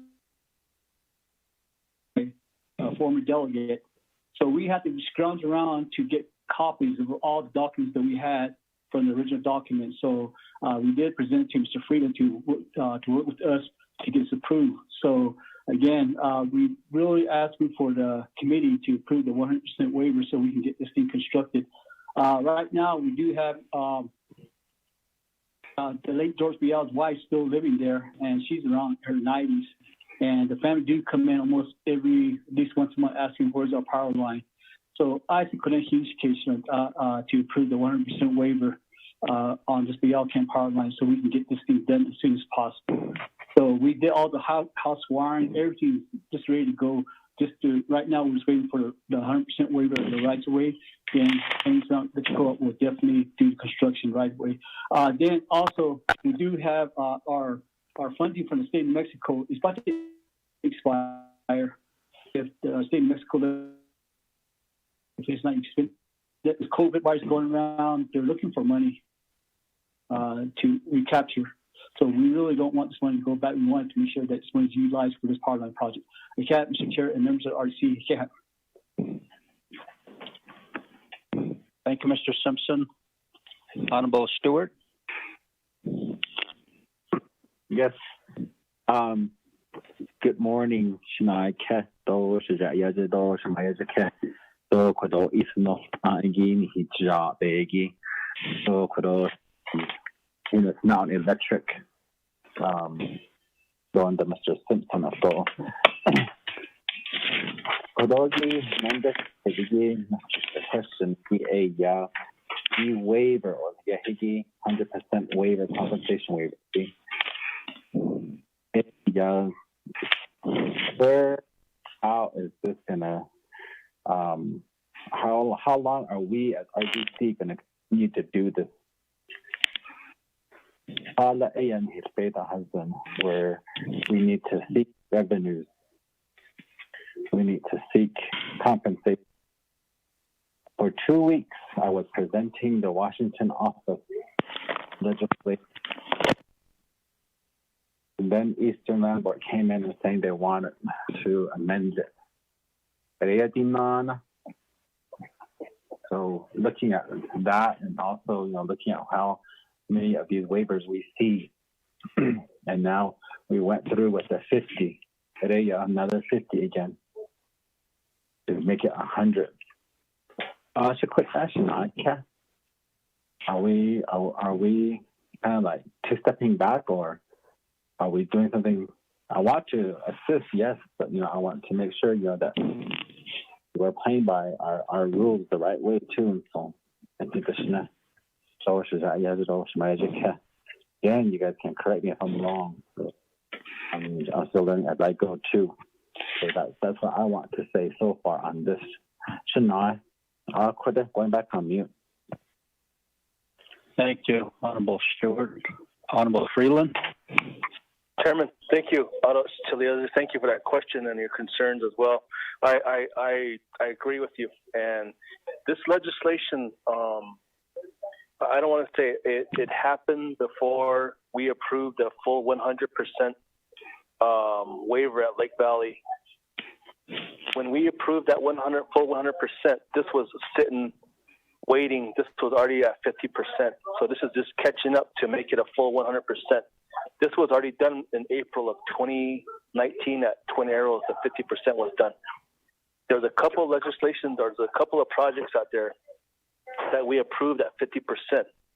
But since we approved the 100% in February of 2020, this is just asking to catch up with the other legislations going forward to make it a full 100% waiver.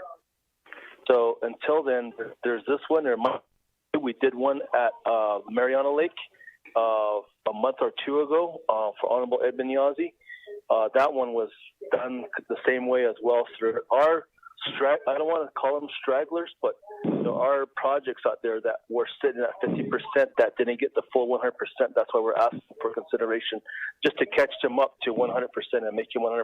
So, Eddie, but going forward, we shouldn't see too many of them because there's already 100% waivers sitting there that we approved at Lake Valley. So any consideration that we can have these past ones that we already done at 50% to add and make it full 100%. That's where we're at with this one. So Eddie, Chairman, thank you. Thank you. Honorable Stewart, do you have a follow-up question? Let me think about it, Shimon. Go to the next one.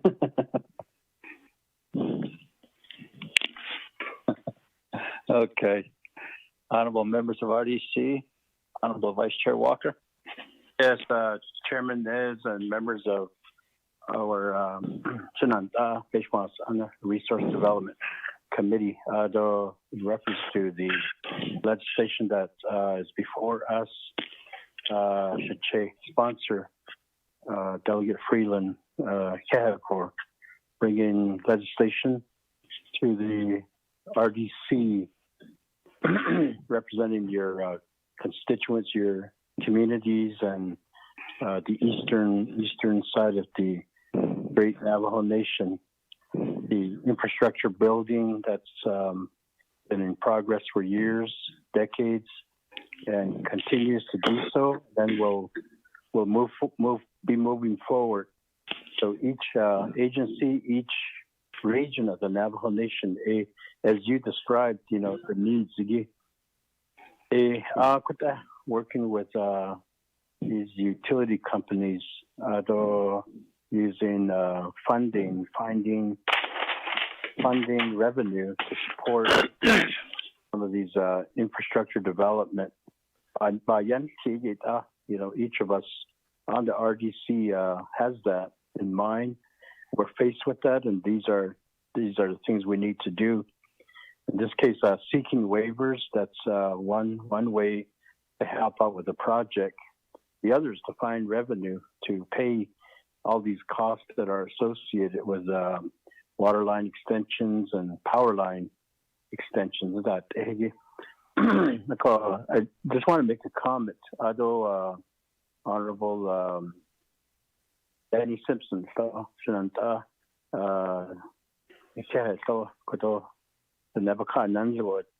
your continued advocacy for Navajo people. I appreciate that, being on this call in your new capacity and advocating and working for the betterment of people. Once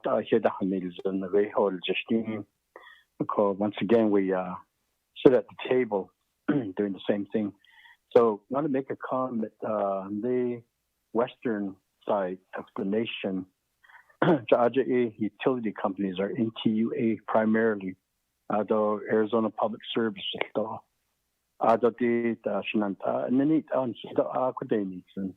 We'd like to catch up with the rest of the Navajo Nation or with the rest of the country, with the rest of the world. And we need every opportunity there is, every small little advantage or opportunity there is. E-waivers, it applies. It's equivalent to money. So,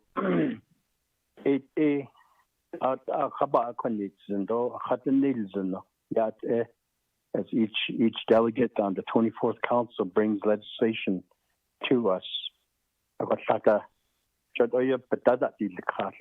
eliminate waivers or we eliminate certain things. And we go back to the waivers or things like that. I want to make that a comment. As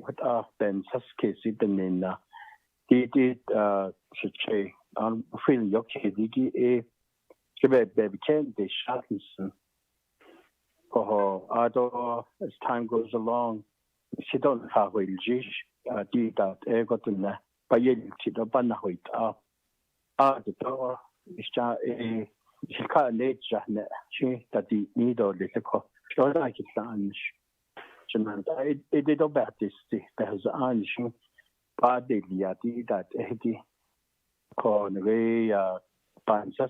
Cameron, Arizona, Cameron chapter. Is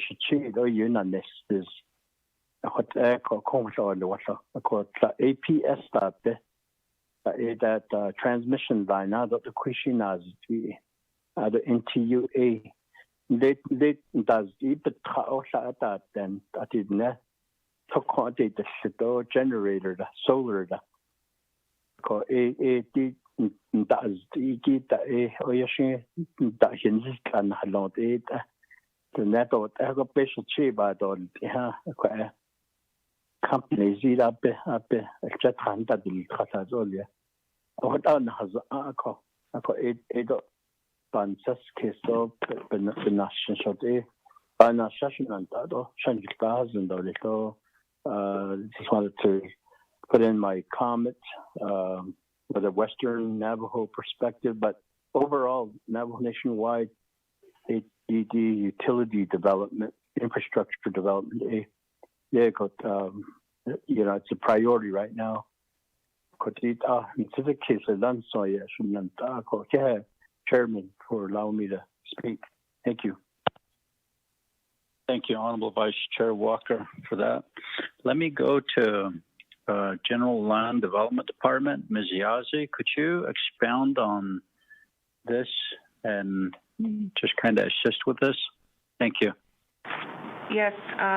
Good morning, honorable members of the RDC committee. For record purposes, this is Elarina Yazzie, Department Manager for the General Land Development Department under Division of Natural Resources. office processes, leases, permits, and rights-of-ways, service line agreements, and land withdrawals. Just to step back, one step backwards to kind of talk about the issue regarding waiving. I know that, you know, today we have a lot of unclarity when it comes to, you know, waivers. Back in a couple of years ago, in 2015, 2016, when I took over this department, one of the things that I was proposing to the Resources Committee at the time was regarding NTUA. And what had happened was they were trying to get a service line to a Taco Bell and to a laundromat, I believe it was, a gas line. So what I did was I sent it back to NTUA and I said, you need to pay a commercial, we call it a commercial assessment. And those assessments are assessed by the Minerals Department. And so anything that is commercial in nature like that, Taco Bell or any kind of business, was the purpose for this legislation. And so when I asked them to do that, we kind of started fighting about it. And of course, NTUA, you know, never paid anything all these years, so, you know, they weren't used to that.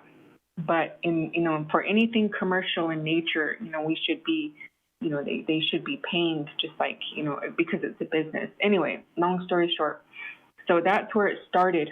And then after that, what happened was NTUA had drafted 2 legislations, and one of them was for commercial service line agreements and for commercial right-of-way.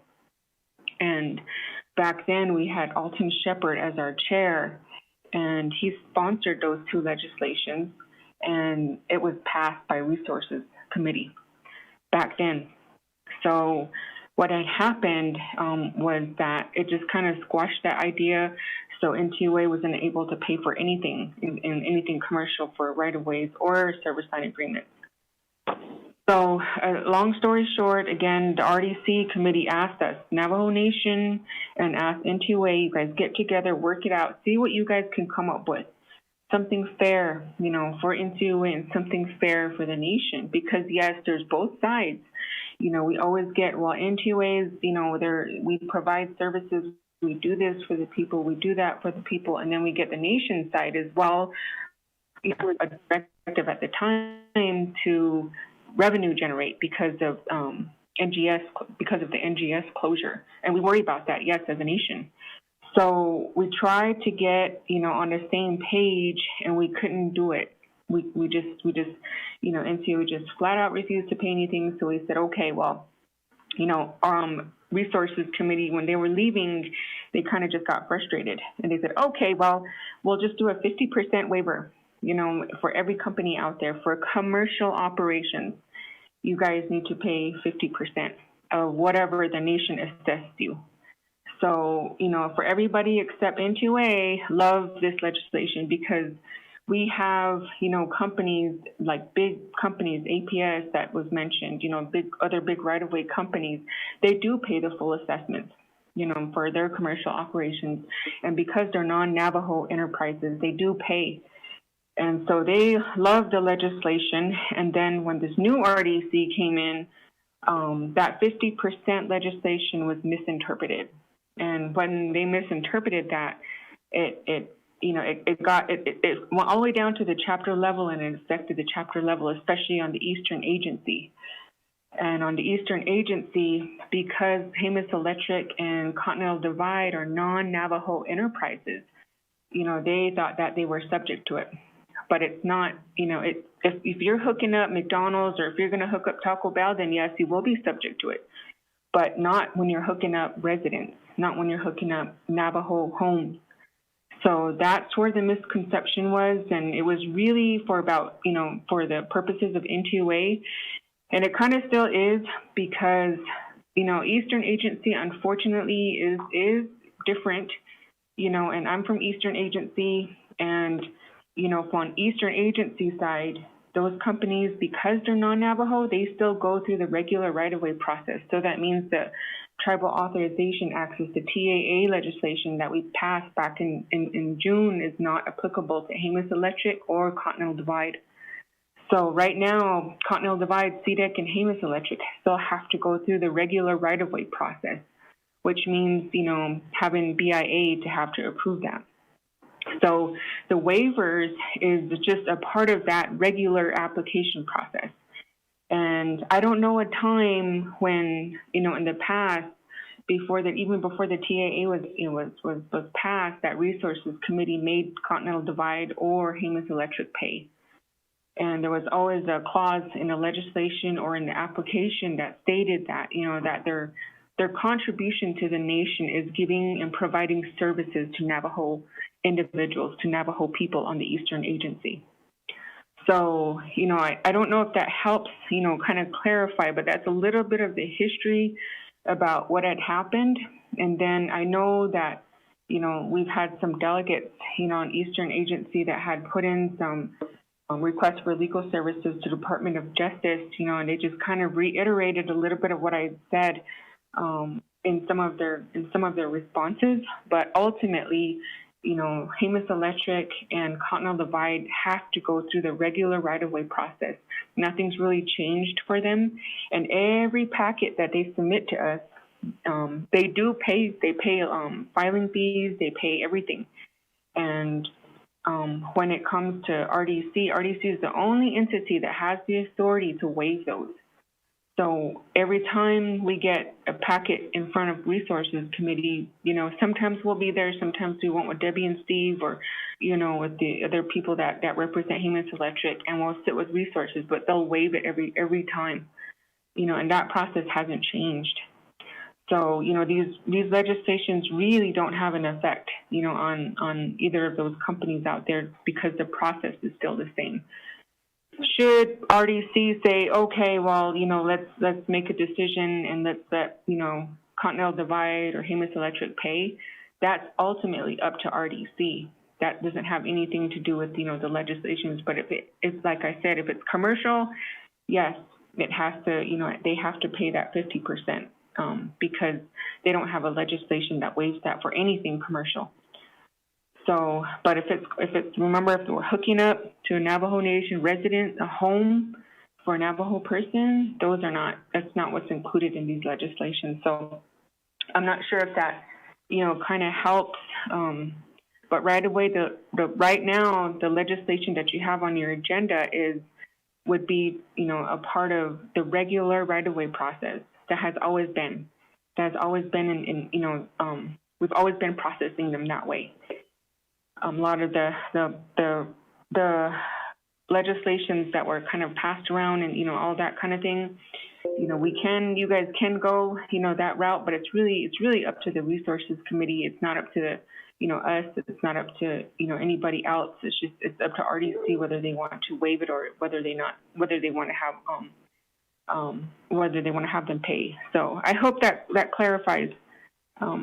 I can stand for any questions if you guys have any questions on it. Thank you. Thank you very much, Ms. Yossi.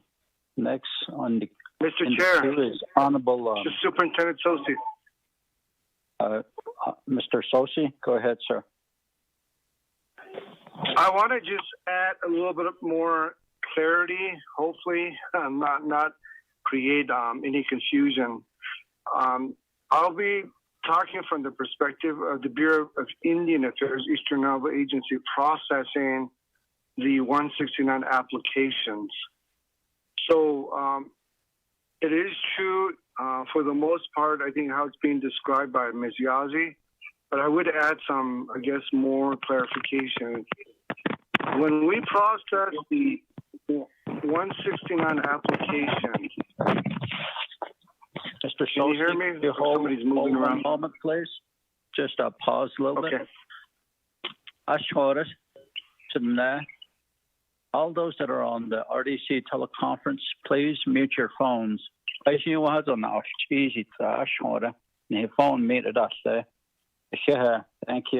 Go ahead, Mr. Sosi. So in the application package that we process at the agency, we get of course, all the required documents. And we look at and compare those documents against the requirements on the 169. And as we look at that, there's this requirement for compensation or consideration. And so when we look at that piece, we look at the applicant, and in this case, Jemez is the applicant for the right-of-way as we process it.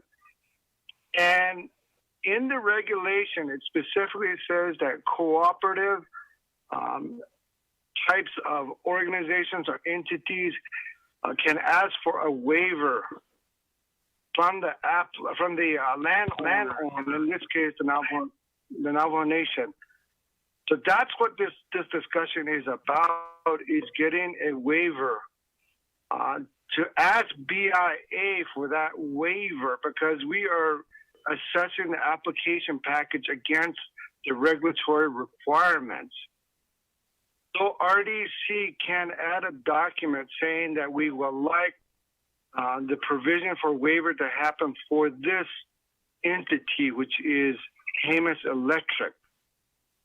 And so when that package with that document comes to us, then we say, oh, okay, the landowner has requested a waiver for this applicant. So we check off that box and it meets that requirement. So that's how the processing happens for application.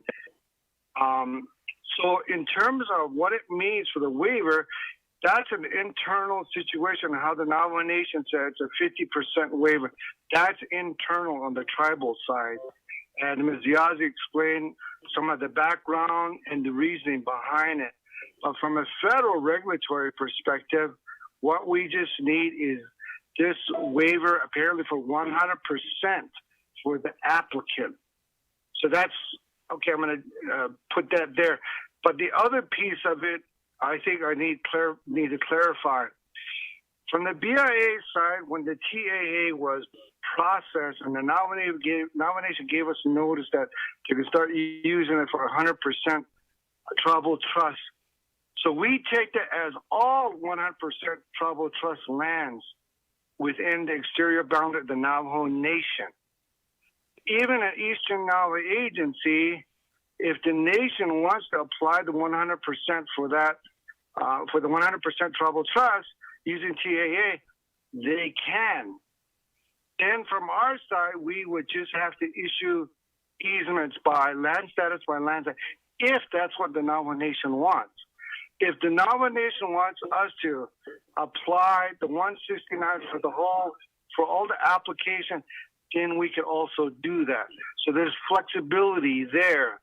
So I just wanted to clarify that piece also. So I stand for questions. Thank you. Thank you, Superintendent Sosi. Let me go to Honorable Kiel and Begay.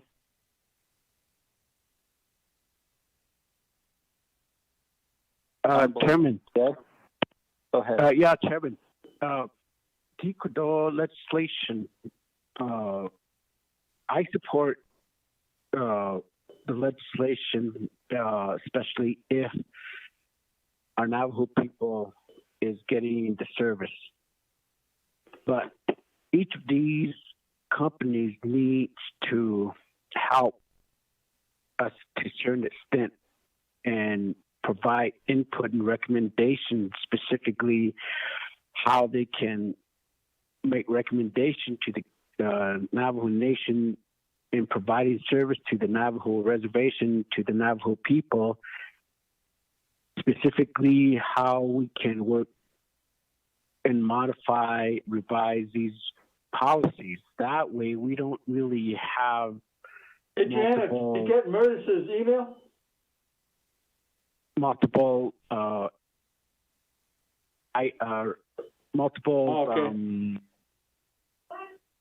comments. Okay, I can sign off on it too. Honorable Begay, one moment, please. Ratio, phone made or session. Casey Begay, put your phone on mute. Who's that? It's Casey Begay from Crown Point. I can tell. Mr. Casey Begay, you need to put your phone on mute. Ashwanda. Thank you. Sorry about that. I did. Thank you. I'll send you a letter here shortly. Mr. Honorable Begay, go ahead. Chairman, Mr. Casey Begay, this is Kalen.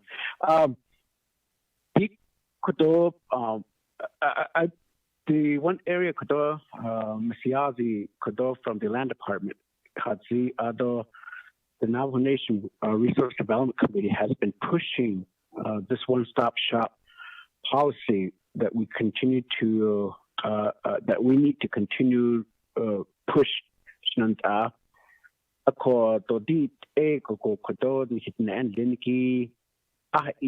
Not just water line, not just power line, but water line, home site lease, all of this thing in different section location.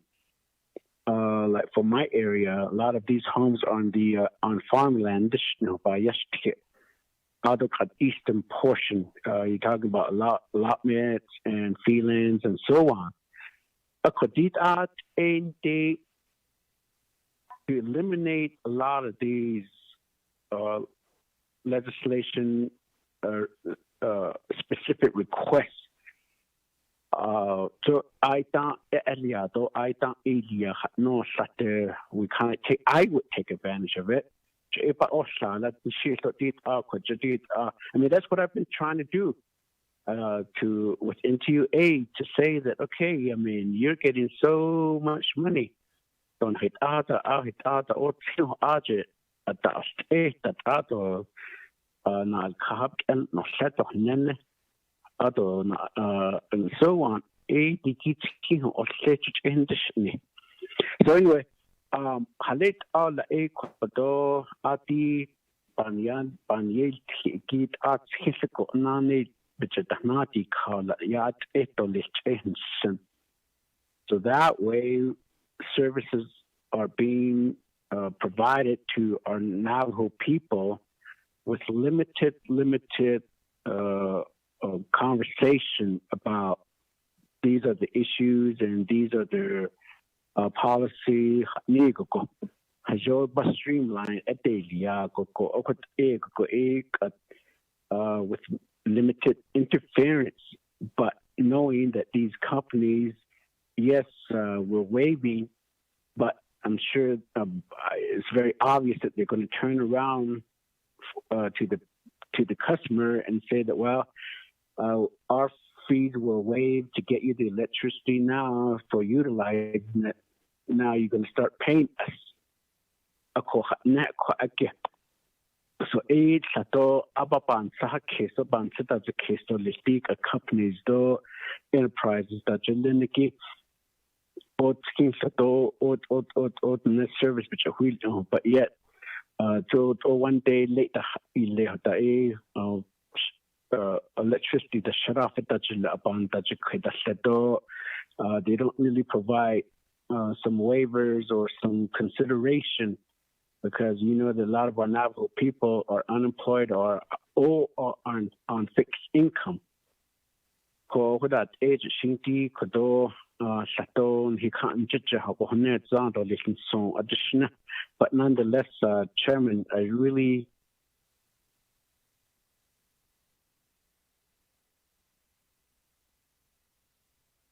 Honorable Begay.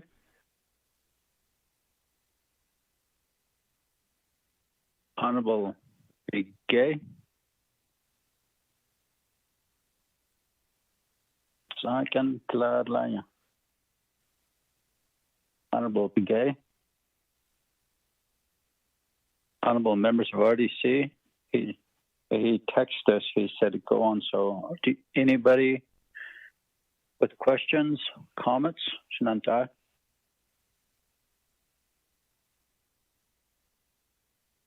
Delegate So.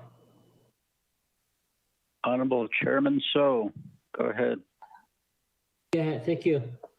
I guess as the waivers are brought before the council and council is body to agree or not to agree to this, but these fees, it's a fee that nurtures the mother government in the annual appropriations, such as the comprehensive budget plans, and so forth. So I guess looking at that, we need to find that common middle ground, and I believe that's probably what RDC, the former RDC, agreed to with the 50%.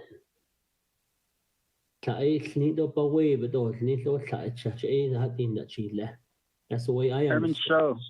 Chairman So, can you turn up the volume? Oh, I'm sorry. Oh, karayate. Okay. That's what alcohol. You have to think about the dollars in lease rentals to the Navajo Nation, and I guess that's something that we need to consider. How much lease rental dollars are brought in each year, and just looking at this waiver. In a normal market setting of what the normal rates are on the Navajo Nation, how much is it yearly? Does it cost? Does it mean to the Navajo Nation? And we know it goes into the general funds, but at the end of the year, we fund programs, and in need. We just went through the comprehensive budget and we tabled it because there was no monies for the Navajo employees who work under the proprietary accounts. But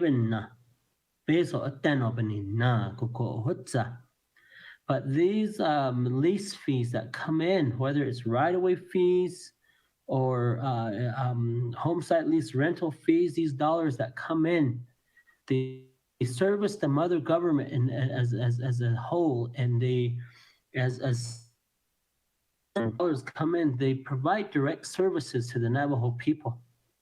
If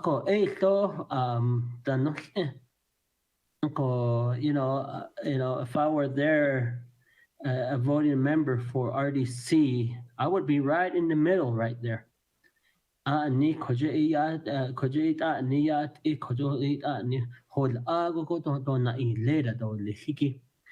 even do a provision to say, okay, let's do it for maybe 4 years. After the fourth year, the entity will start paying the nation. But in a way, the entity is trying to find a break. That's basically what it is, trying to find a break to provide service. But the waiver, 100%. Oh, panati ka RDC. A waiver na ito. Ta job but and nikisnido lis. Aro adin hinchit na zido lis. Onsen. Wala. But I guess that's something that is in your authority there. And since RDC is the final authority, think about that. If you choose to waive it and the budget session demanda peso and then just think upon your vote on these waivers, and because once waivers are done, they are I'm gonna say they hold out on and I alluding to what Honorable Thomas Walker spoke to, related to the power lines that cut through across Cameron there. The Navajo Nation Council at one point did those waivers. So all of those power lines crossing the Navajo Nation there, that cross the intersect right there at Cameron, Mount Kopi substation. The Navajo Nation Council waived that in the early 60s. The only waiver, only dollars that is coming back as revenues to the nation is WAPA. But all those KV line running across the Navajo Nation, across the trust land, they're not bringing any type of revenues into the nation. Again, they're not ilera.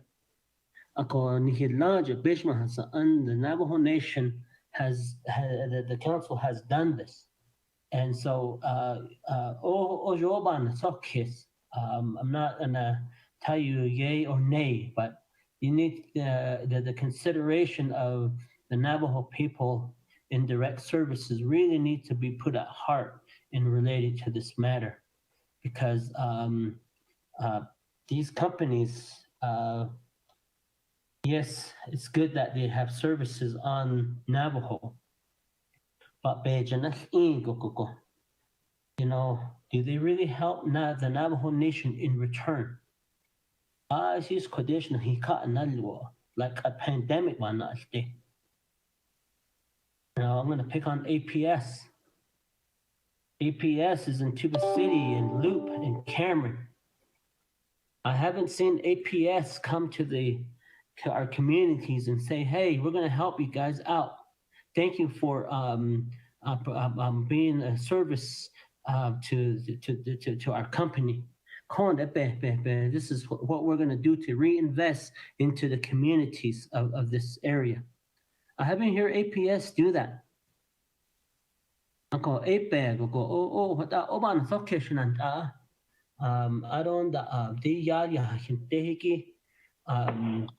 I believe one delegate indicated we need to go back and reassess all revenues coming into the nation, so that we can work how could we address the shortfalls.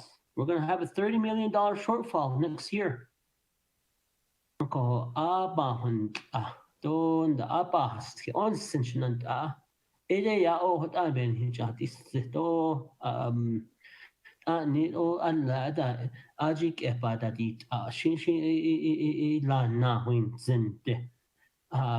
know, when do we draw the line in the sand? Even with our own enterprise, when do we allow them to? We do give them slack, but we cannot continue to do this forever. They're supposed to be operated as a business, meaning that there's really not much. The nurturing from the mother government.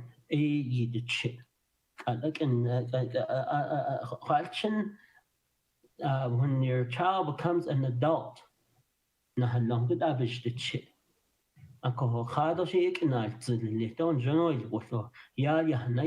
that's what they're supposed to be. NTUA and all our enterprises are supposed to be even we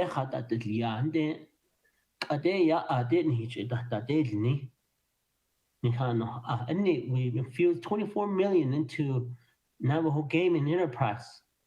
Yes, we infused it to save the jobs.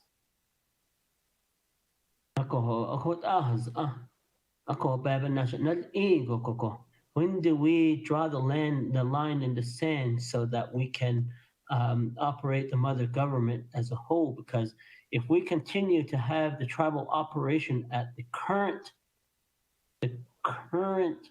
number of employees, we're going to have to find that $30 million from somewhere. If we can't find that $30 million next year, the job is going to be, and this very council is going to make that decision. You're going to be voting red or green. You can't vote orange or yellow, because you're going to vote to who are we going to send home, because there's no money.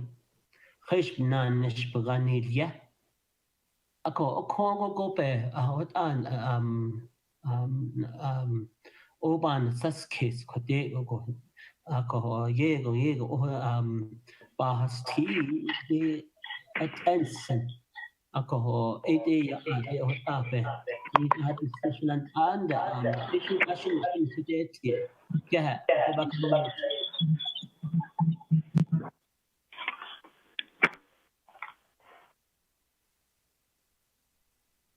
Thank you, Honorable. So let me go to Honorable Stewart, and then I'll go back to the sponsor. Honorable Stewart. Okay, Sinai. So, yeah, okay. Sinai though, Sinai Kedos is that yet? Those that Kodo, those Mayazaka, and everybody on the line again. On this kid, so you know, these rates to give a number this kid again, but yeah, they again.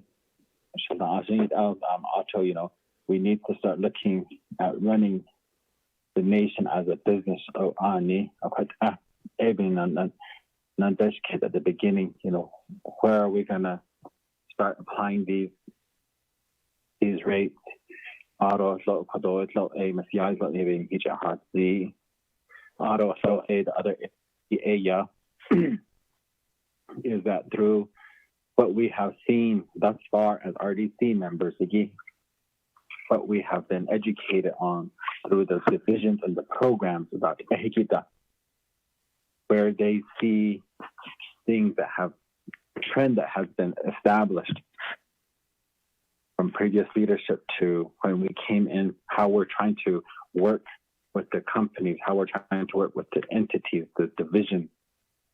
What we see and what they see, we put that together and we say this is what it should be. That's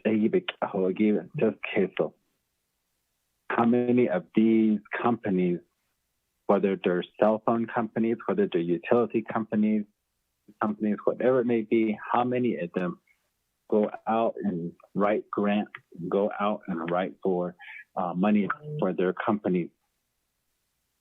And how much of that do they put towards Navajo Nation?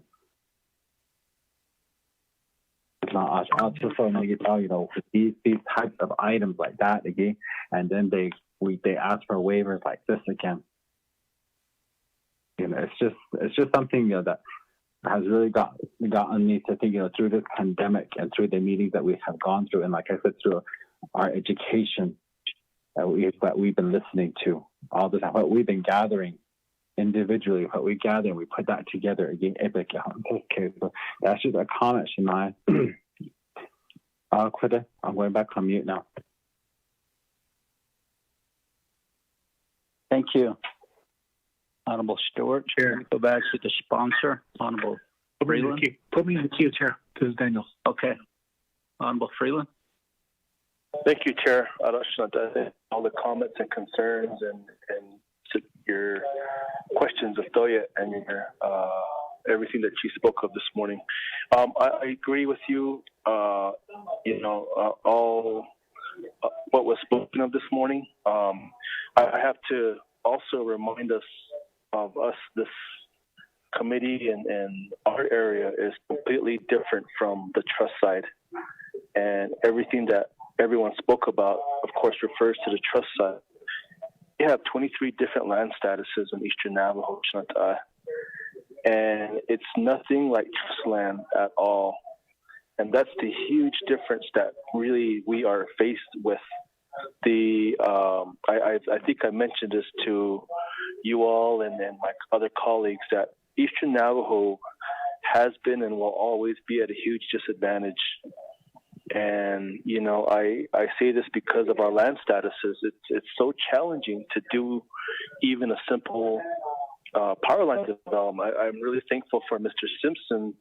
I mean, we in essence, we kind of did this backwards because he already got the allotments, which are a huge undertaking, completed to get those approvals done. And, you know, just thinking about what happens on the trust side and how NTUA operates as a business or enterprise. Amos Mountain and Continental Divide are electric co-ops. They're not profit organization. They don't profit at all. That's not the nature of their business. They're member owned as electric cooperatives. They're member owned by the customers. They don't seek any profit or gain any profit of what they do. This power line project of what Mr. Simpson mentioned, Shanta, Mr. Bial, I wish he would have been here to advocate and discussion and if there's any way we could help his wife or his widow, just bring the simple luxury of having her have a light on at night, knowing that her husband would have his smile or whatever he would have done to have a light on at night would have made that much of a difference for him. I really appreciate the conversation though, and I agree with what you all said too. And as far as I think you've all heard me mention before, what is our plan economically going forward for the Navajo Nation? How are we going to plug up the $40 million and Kayenta Mine left us with? And that for executive branch, what is the plan? Do we have to do this undertaking ourselves and then add additional revenue so we won't find ourselves financially? But that's another discussion. I just want to mention that, Chair, and kind of remind of the differentiation of where trust land versus checkerboard are and what the challenges that are imposed. I'm thankful, like I said, for Mr. Simpson getting the allotments done, and I hope we didn't have to deal with the BL on this project or any other projects.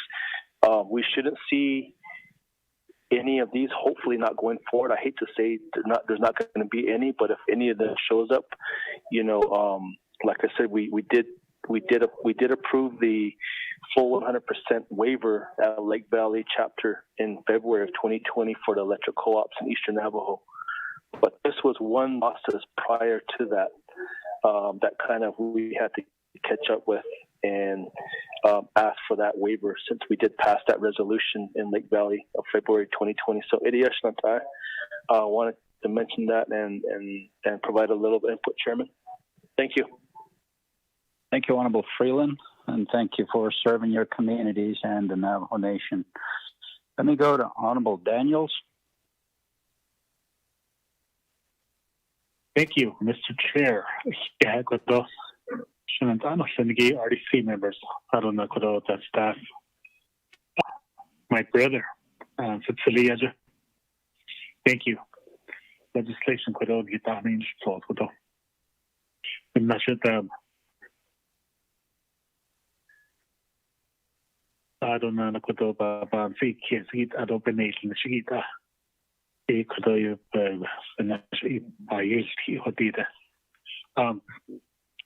the radam so that NTUA to Ecuador radam the size is linked to Ecuador NTR to Ecuador radam electric company little less that the no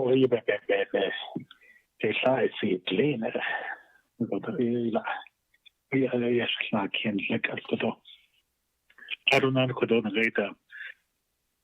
I support this legislation, but the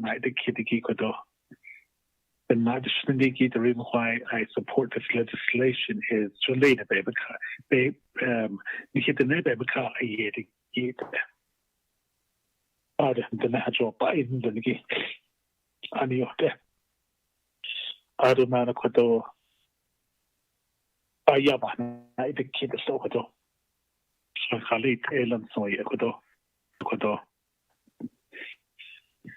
I'm just wondering, when we do waivers to other electric companies, are we letting them build up their assets at Navajo Nation cost? Companies. So I don't know last year got out of labor, my colleagues had I don't know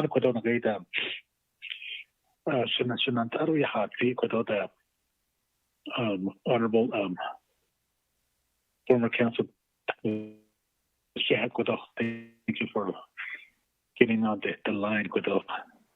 I see good. That it's in the the 21st Council. But here how many in the good. I mean, what the Eastern Agency. The land status. Okay. Good. My brother. 23 different land status. And the Ani on the checkerboard. I don't know the good on the gate. I get what I did. I don't like how to buy in. I don't hear in the Western Agency, which is the northwestern portion of the reservation. Go down the J2, not just on the here now. I get on how you not I don't let Ecuador have the names and don't even like car job by in the jet at the need the door. So I see what I have the car a year that could. I mean, what I could be here now. I say so. What I say, I'll try to given now. So Khalid, Ellen for you. I'm just scared to go doing waivers. Could do. Ush. But a nation net or less than a ho. So I don't know. Could do into you issue. Do I? Yeah, not what say could do. So I get on the not the need be on hold. Jay that would be the good of my brother would.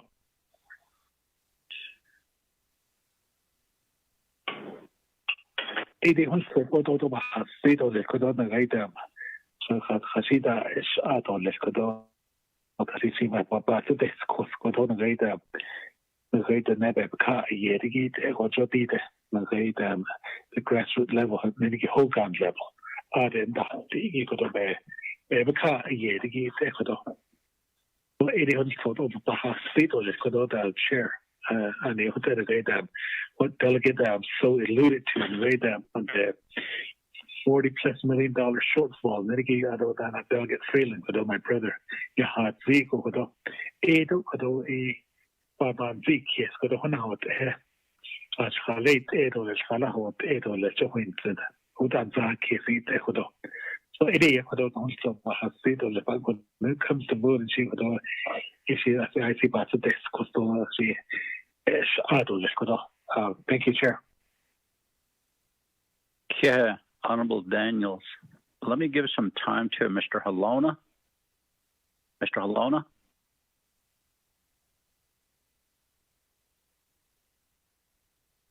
You have to unmute yourself or push *6.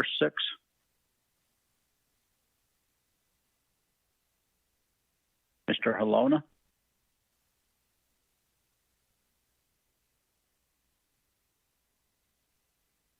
Honorable Freeland? Pro legislation, Nikki. I believe we need, as RDC, set up a work session with Mr. Halona as well as Department of Justice, our Legislative Council, and General Land Development Department, and have a work session on rights-of-ways, service line agreements, and the waivers, and also the different areas of land, like Ajo Eastern Jigo, they have Hamas Electric, they have Continental Divide, and then on the other side over here, NQA, earlier, Ms. Yazi let us know that this is okay. Rights of ways,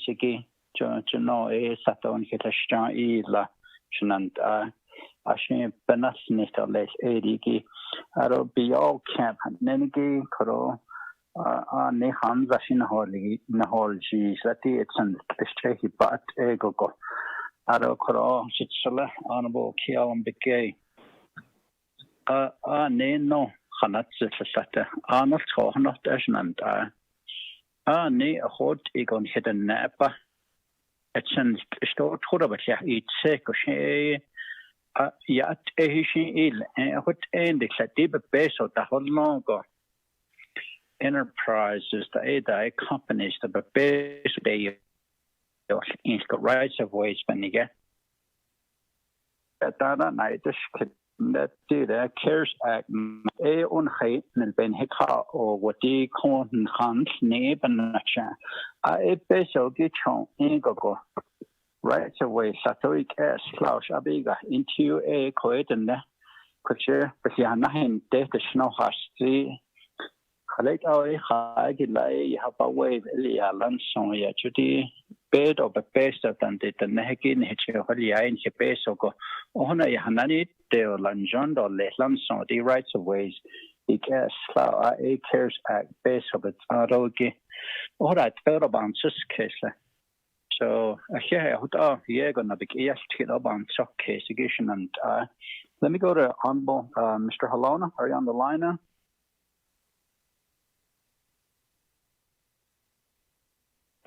Mr. Chair, he can hear you, but he's trying to respond to you.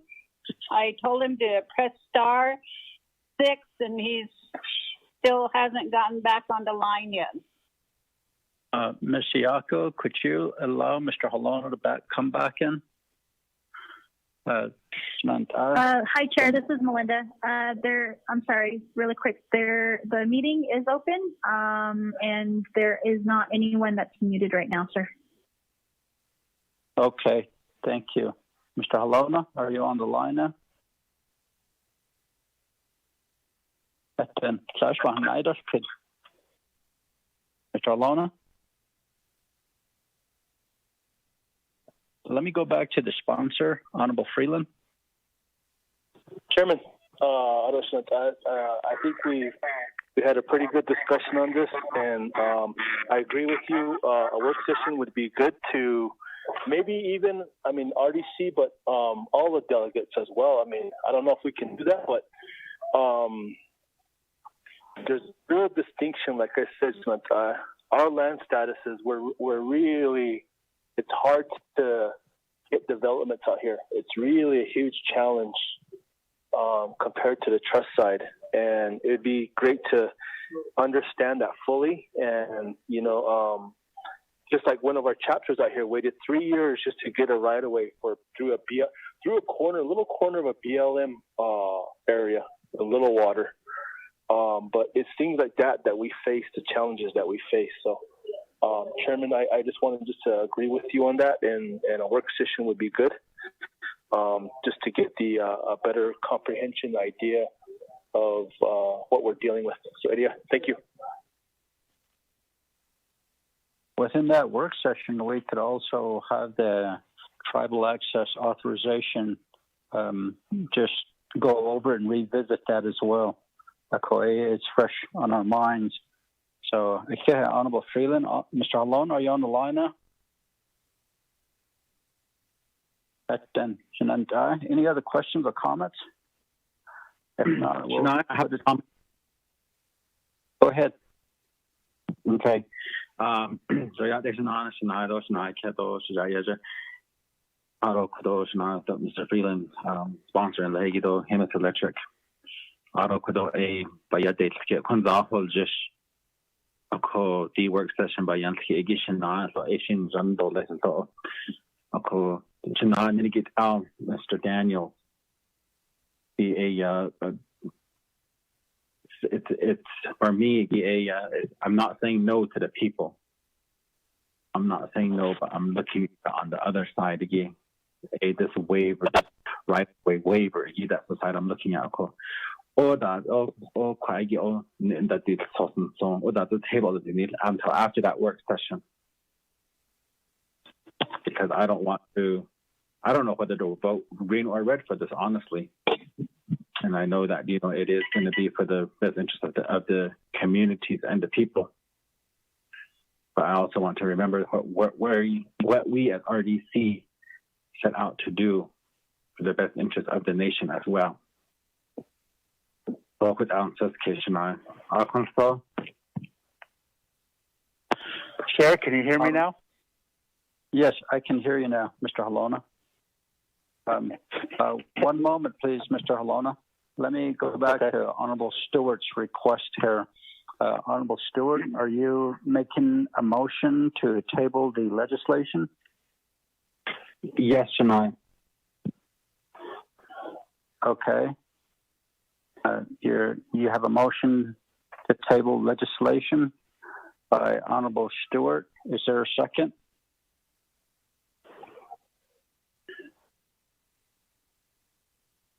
Is there a second? Going once. Chair.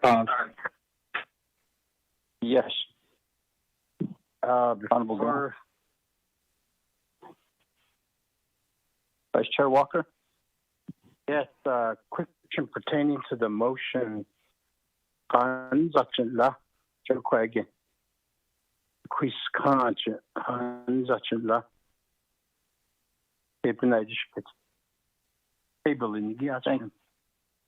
Thank you, Honorable Vice Chair Walker. As soon as we can schedule a work session with General Land Development Department, Navajo Land Department, Department of Justice, EIA, and those that would be involved in this, as soon as we can. The work session would, Ms. Begay, how many dates do we have open there? Do we have any dates open? Mr. Chair, members of the committee, what I'm looking at is either the 27th of October or the 30th of October. And the other entity, I believe that you should also invite is the Office of the Controller.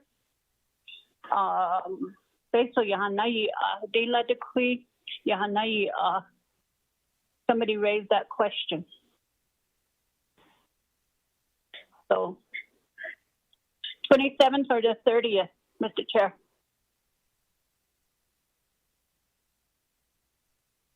Honorable members of RDC, the 27th is it's the week after the fall session. It's on a Tuesday. The 30th is on a Friday. So if we were to schedule it, it'll to the 27th and 15 days to the 30th. We could choose any of those days to be on the safe side. Yes. Chair, and we can add that request to the agenda today for the committee to approve.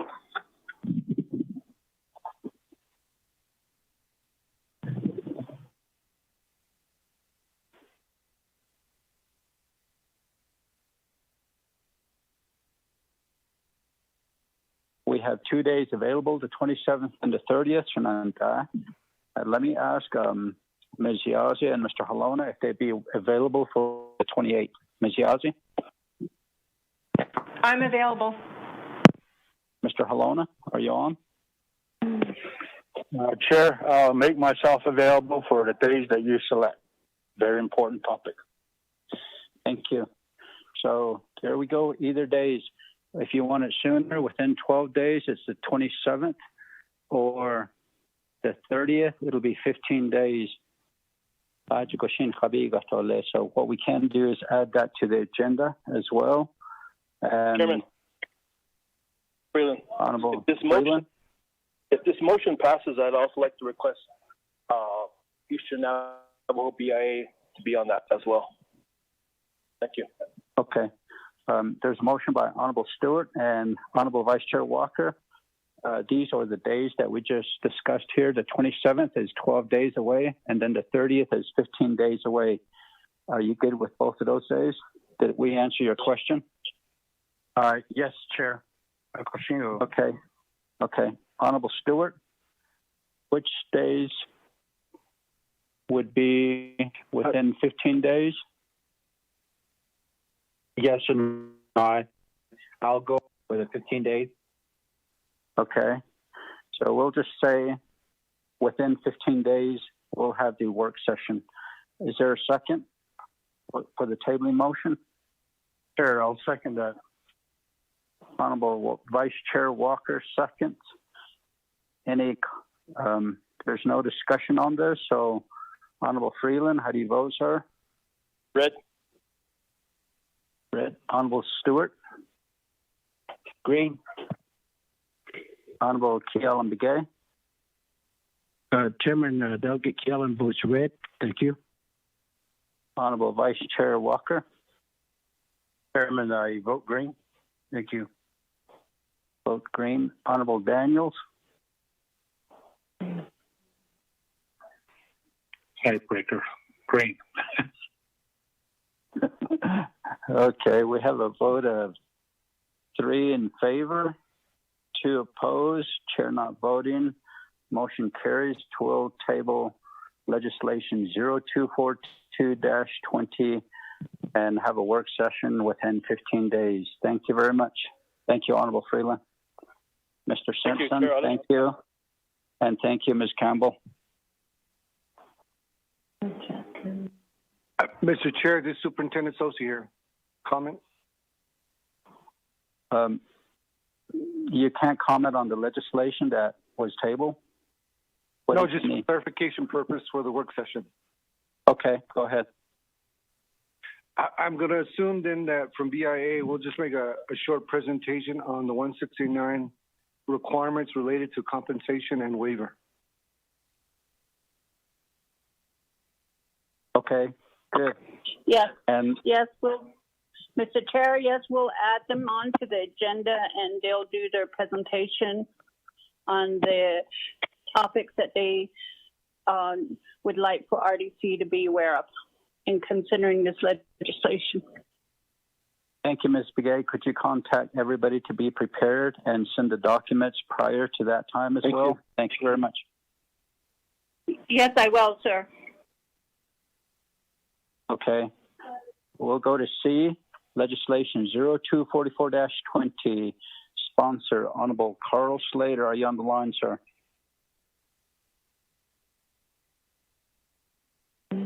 Can you hear me, sir? Chair? Yes, now I can hear you, sir. Ms. Begay, would you read legislation 0244-20 in for the record?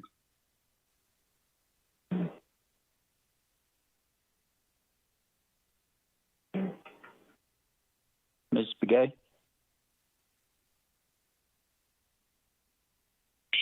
Sorry, I guess I was reading to myself. I didn't unmute. Here you have legislative summary sheet for tracking number 044-20.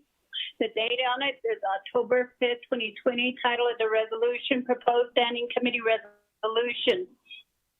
An action relating to resource development, approving a sand and gravel lease to Navajo Engineer and Construction Authority to extract sand and gravel from 4.98 acres, more or less, of the Navajo Nation Trust lands located within the Saley/Wheatfields chapter vicinity, Navajo Nation, Apache County, Arizona. The purpose of the legislation is to approve a Navajo sand and gravel lease to NECA. And prime sponsor of this legislation is Carl Slater. Resource Development Committee will have final authority. Tracking number 0244-20, an action relating to resource development, approving a sand and gravel lease to Navajo Engineering and Construction Authority to extract sand and gravel from 4.98 acres, more or less, of the Navajo Nation Trust lands located within the Saley-Wheatfields chapter vicinity, Navajo Nation, Apache County, Arizona. Be it enacted, Section 1, Authority. A, the Resource Development Committee is a standing committee of the Navajo Nation Council. 2 NNC Section 500A. B, the Resource Development Committee of the Navajo Nation Council has authority to give final approval of all land withdrawals, non-mineral leases, permits, license, rights of way, surface easement, bonding requirement on Navajo Nation land, unrestricted fee lands.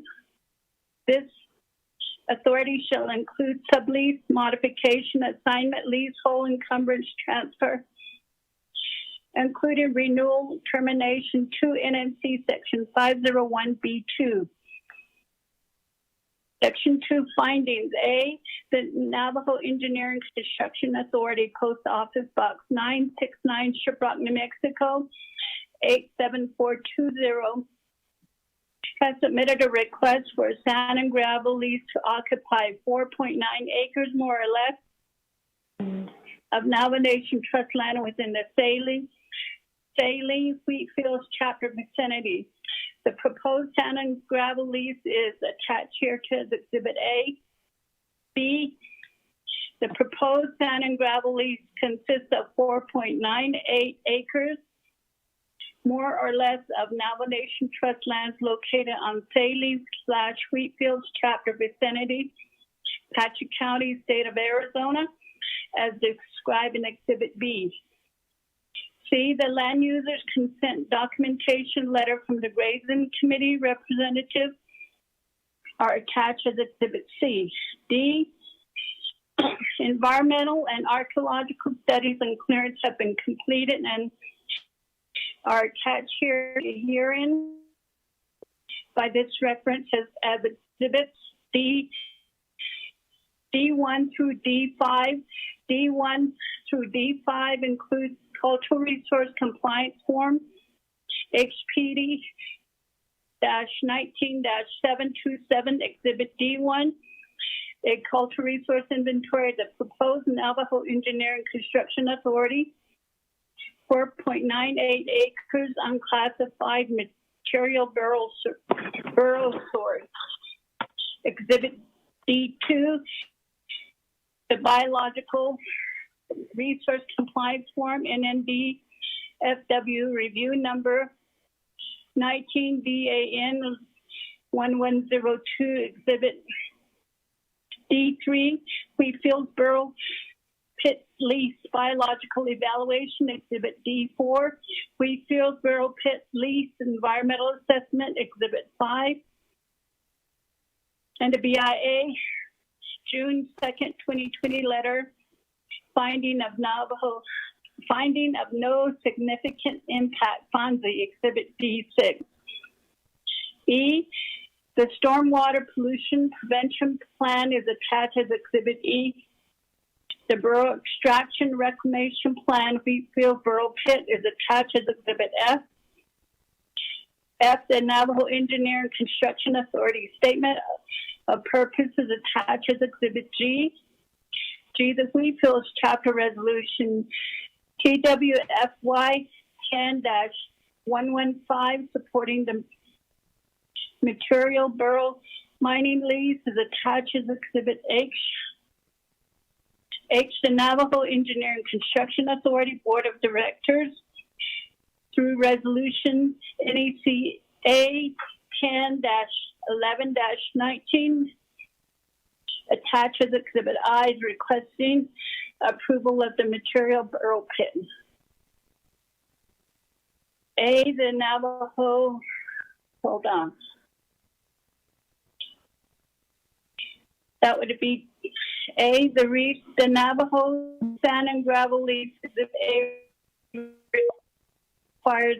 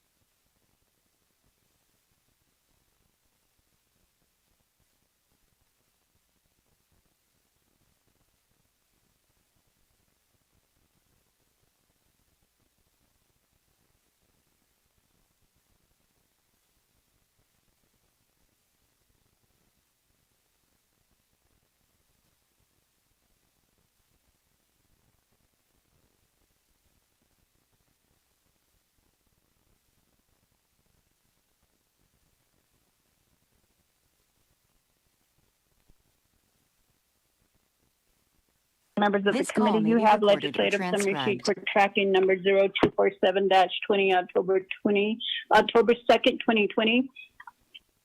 Title of the resolution: and action relating to Resource Development Committee confirming the speaker's appointment of Lonnie Sinajini to the Navajo Nation Water Rights Commission.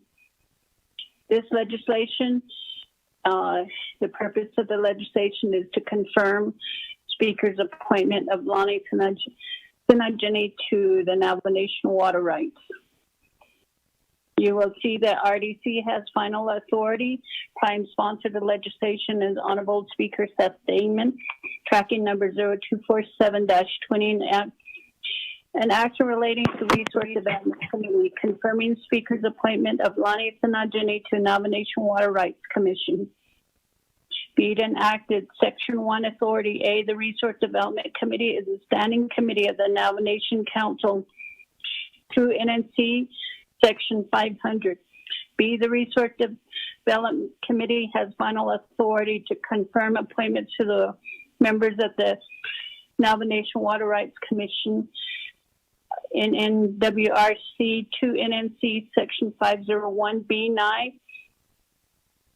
C, according to the plan of operation for the Navajo Nation Water Rights Commission, Speaker of the Navajo Nation Council has authority to appoint 2 members to the NNWRC GSCAP-07-04, Sub Exhibit A, Article 5A, attached as Exhibit 1.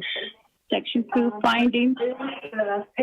A, each NNWRC member shall serve for a 4-year term pursuant to NNWRC plan of operation approved by GSCAP-07-04. Sub Exhibit A, Article 4C, Exhibit 1. B, the Speaker of the Navajo Nation Council is authorized to appoint 1 commission member from the Eastern Agency of the Navajo Nation, GSCAP-07-04, Sub Exhibit A, Article 5, C, Exhibit 1. C, Lonnie Sinajini fulfills the requirement for Eastern appointment as an Eastern, for the appointment as the Eastern Agency Commissioner, see Exhibit 2. D, the Speaker of the Navajo Nation Council has appointed Lonnie Sinajini as the Eastern Agency Commissioner of the Navajo Nation Water Rights Commission, see Exhibit 3. E, it is in the best interest of the Navajo Nation that Lonnie Sinajini be appointed and confirmed as the Eastern Agency Commissioner for the Navajo Nation Water Rights Commission. Section 3, appointment.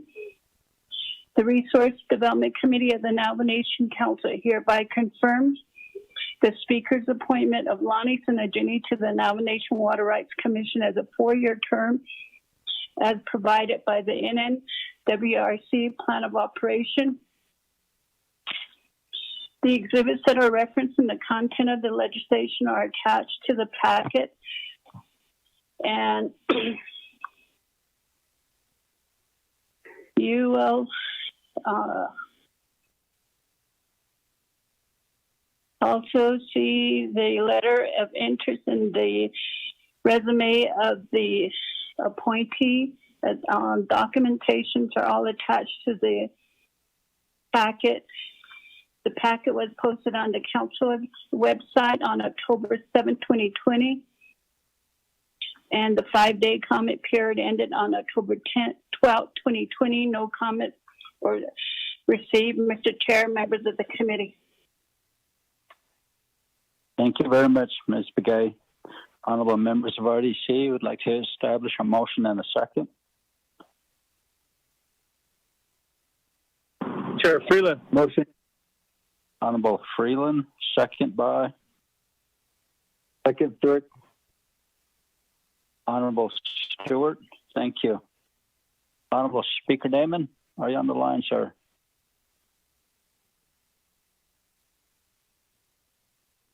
Hi, Chairman Nez. This is Melinda. Is Speaker Damon there? Speaker, he is trying to call in. It's not letting him get on the line at all. He is in communication regarding that. He did send over a text notice. He said he's calling and calling, and it just keeps ringing. And I did let him know that the meeting is open, and there doesn't seem to be any issues on our end, but he is trying to get on the line, sir. Could you tell him it's line 3944 instead? Maybe he's using a different number. It's at the top of the agenda. Okay.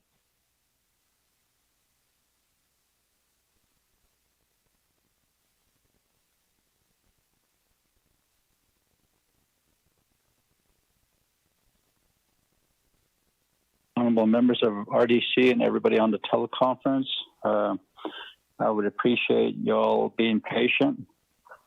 Honorable Speaker Damon has the legislation, and he's trying to call in, so hopefully he'll call in anytime now.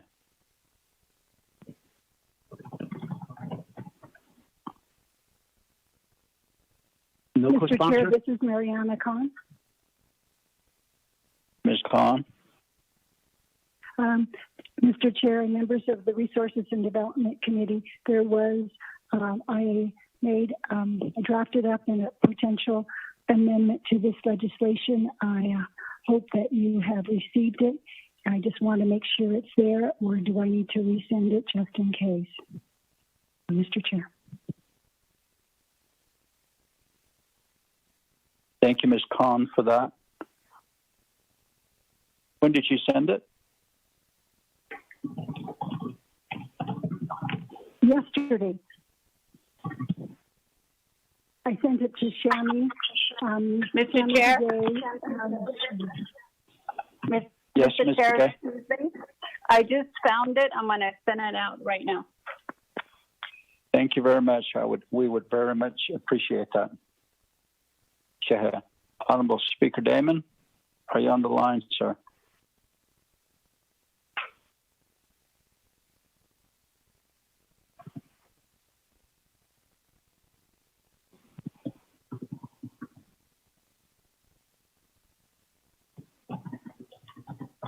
Ms. Yako, has she responded? Yes, he did respond. He's texting our office right now, sir. He is calling that number 9282-223-944, and it is not letting him on. He says it just keeps ringing.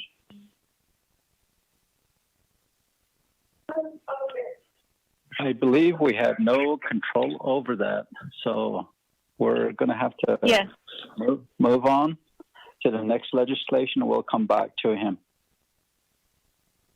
Just let him know we'll come back to him. Thank you. Shananta, we'll go down to the next legislation, E. Speaker Damon, are you there? No. We'll go down to legislation number 0249-20. Ms. Begay. Honorable Otto So, are you on the line? Yes, I'm on the line. Just to let you know, I did call in earlier on my cellular phone, and what is it, President? Speaker. That sounds good, President. But Speaker, it was just ringing for a while. So that's the reason why I had to go to switch to the computer. And that's how I'm able to get on. So thank you, RDC. Okay. Ms. Begay, could you read legislation 0249-20?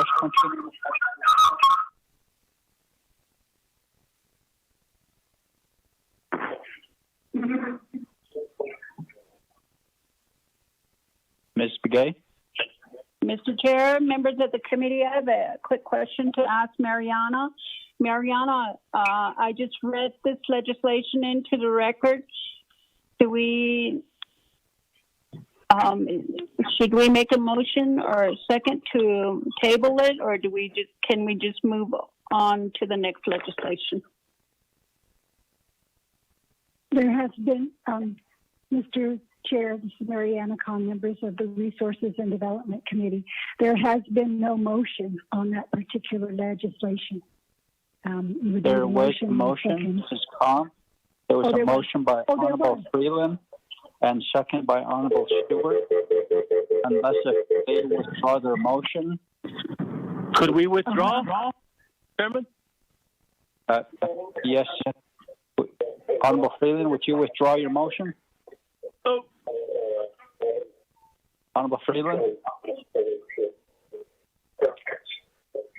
Honorable Freeland? Thank you for the questions and concerns. Honorable Freeland? Develop some quantitative estimates for each of those. Honorable Stewart? Yes, Chair. Withdraw my motion, my second. Okay. Honorable Freeland, if you would text us and let us know you withdrew your motion for legislation 0247-20.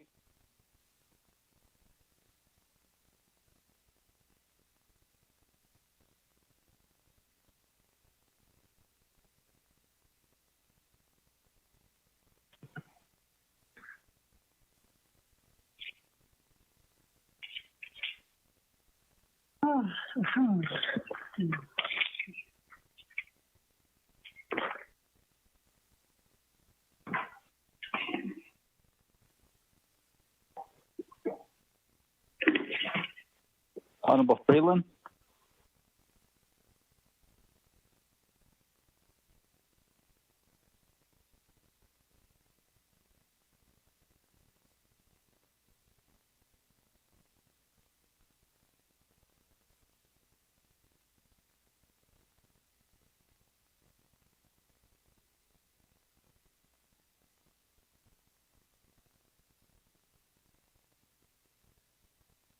Honorable Freeland?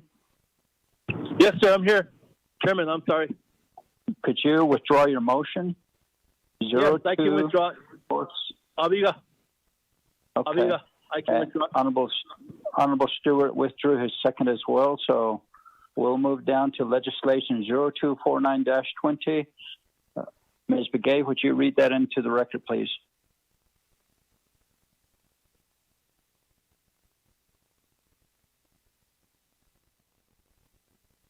And everybody, please mute your phones. Thank you. Ms. Begay, you have to unmute.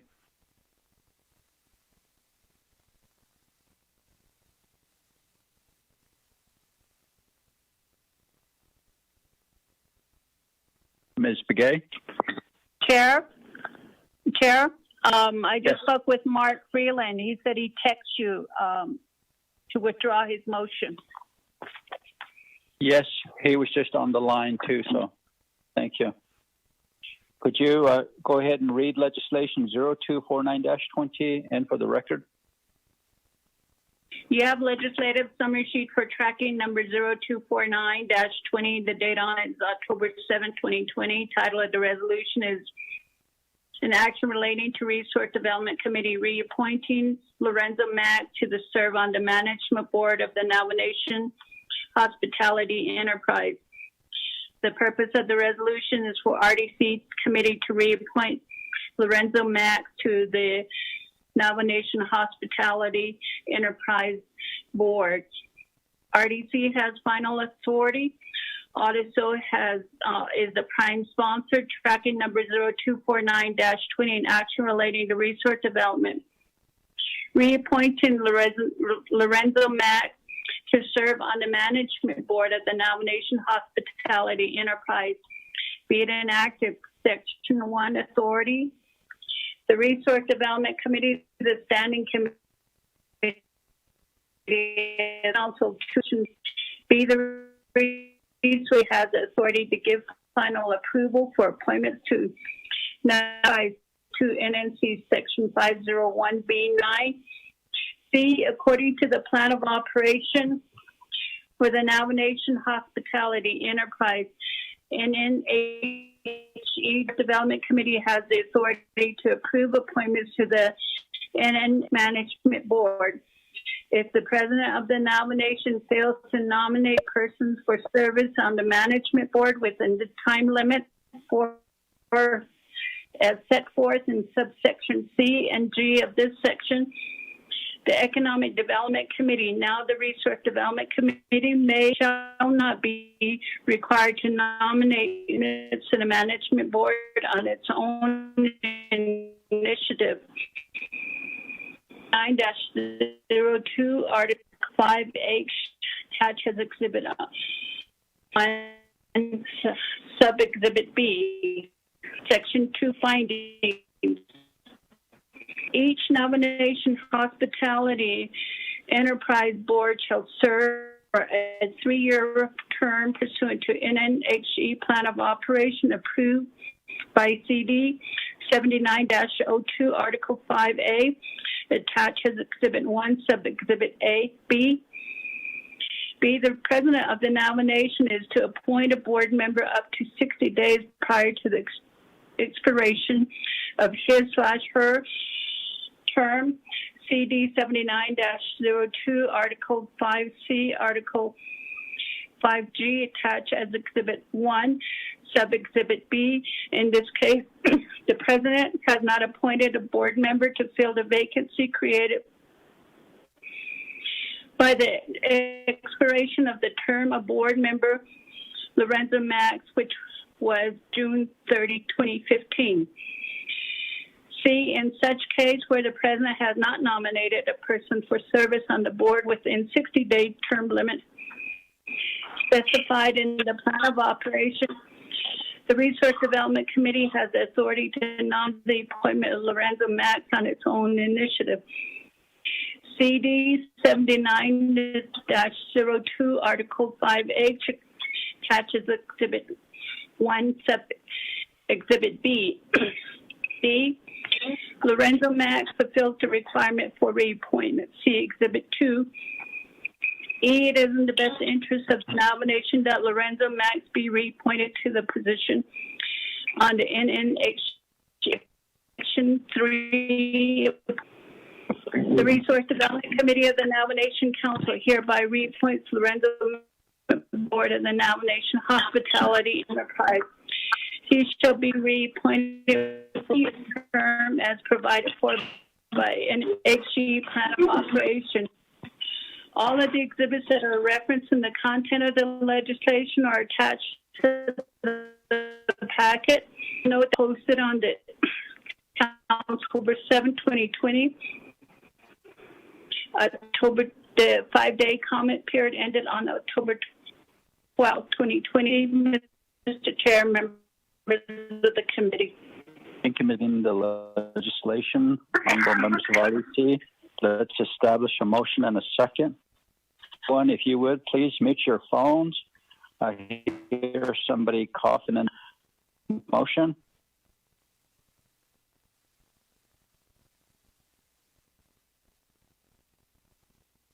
None. Chair, this is Daniel. Second by?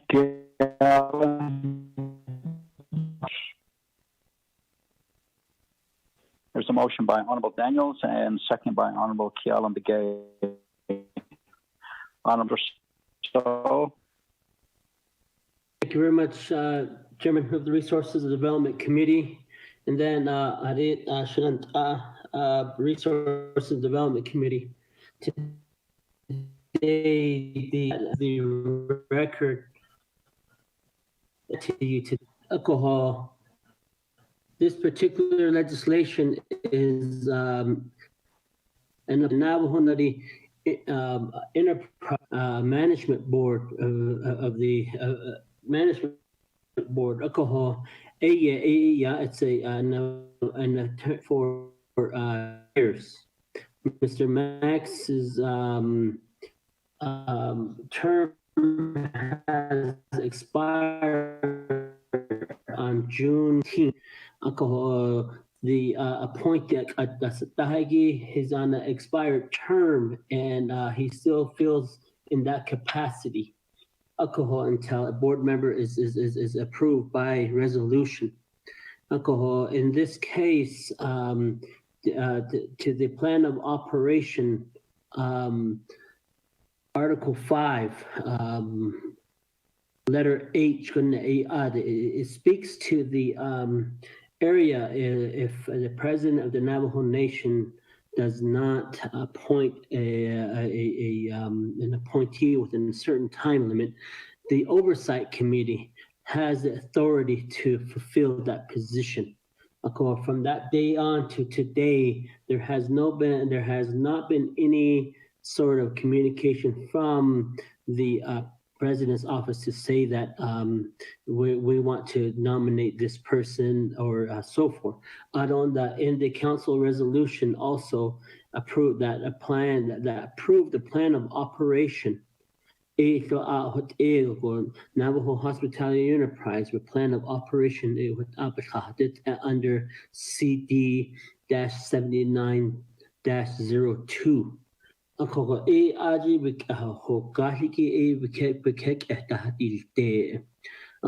this time, with the board that's in place right now, Mr. Max is a board member to the Hospitality Enterprise, and he serves as the current chairman of the board.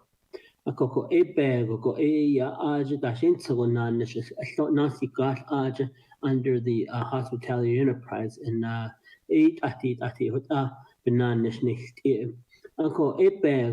Mr.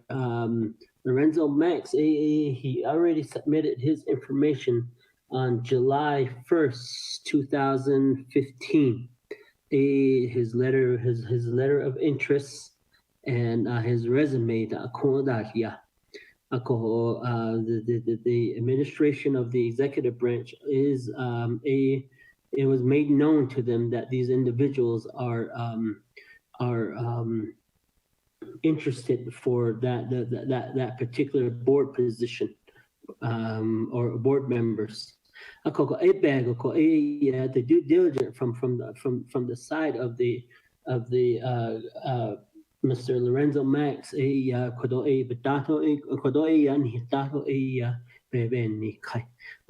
this, we feel that everything is in order and the legislation is deemed sufficient at this time. From that time on, when the president had the time to appoint an individual, practically he is over 5 years. It started under Russell Begay, former President Russell Begay, and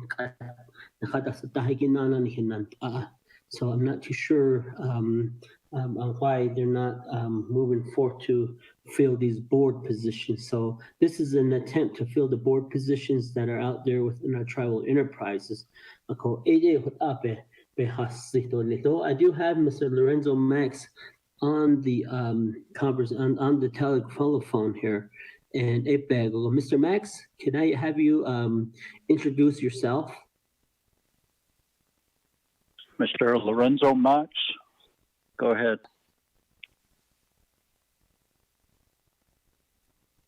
You may want to unmute or push *6 to unmute.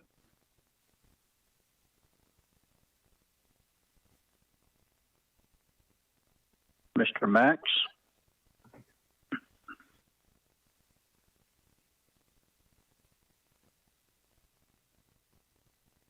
Honorable Aroso, would you text him and let him know? And honorable members of RDC, do you have any questions or comments? Can you hear me? Now I can Hello, hear you, Mr. Max. We can hear you a little louder, sir. Go ahead.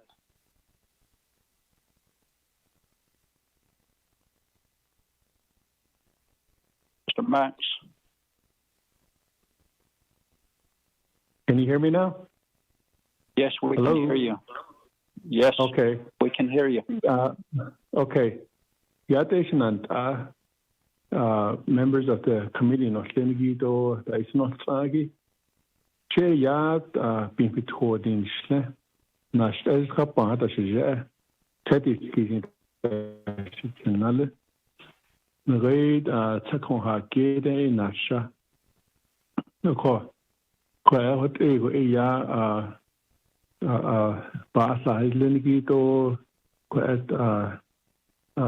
confirmation, Nigi. A quaggy Odo ba hinsen hot ego nasbi tegi. Dinan shigit IC yego benestle. Ado le bitiado ste ato support meeting yisita. So chairman shlengi beni na ko. Hot ego begitin ido as an experienced business person. Hot ego hashin sago yad ayego I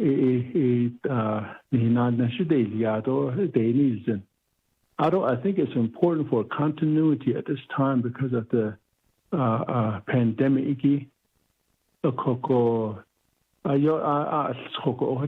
Business we're experiencing some hardship. So the continuity is important. Because we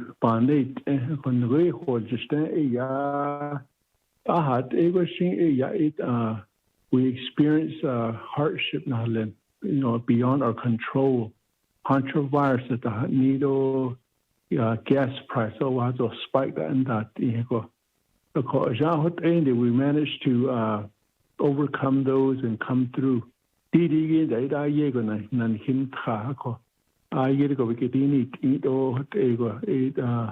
Employees that they have concerns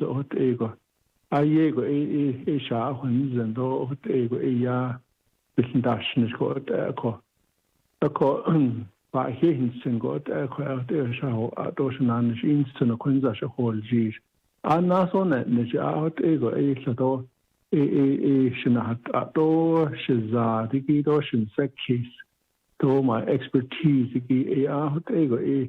that I be in a short or looking so go Japan such case what ego could also and then I share go be a distance and yeah na I couldn't saw dolly. Thank you, Mr. Max. Honorable members of RDC, do you have any questions for Mr. Max? Comment, Kialan. Honorable Kialan Begay. This is just a general comment. Could those board members, maybe the other individual is on the line as well for legislation 250, Mr. Apatero. The hospitality enterprise, could I think we've met with the enterprise down in Phoenix, or was that the shopping center enterprise? But the hospitality, I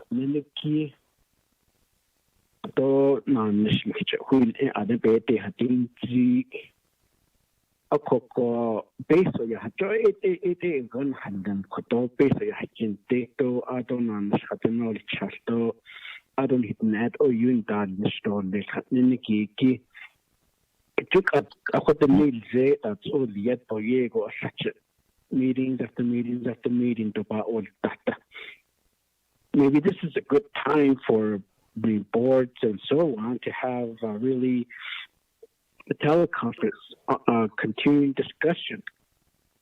Should this disease goes away and everything's back to normal?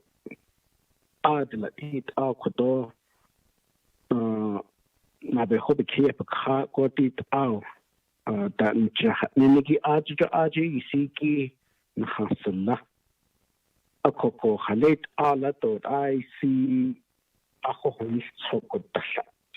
Ohot after dot of the hat ada. Akoko the Quigoshi, we have a visit on the Navajo Nation or bordering Navajo Nation. A lot of these tourist sites.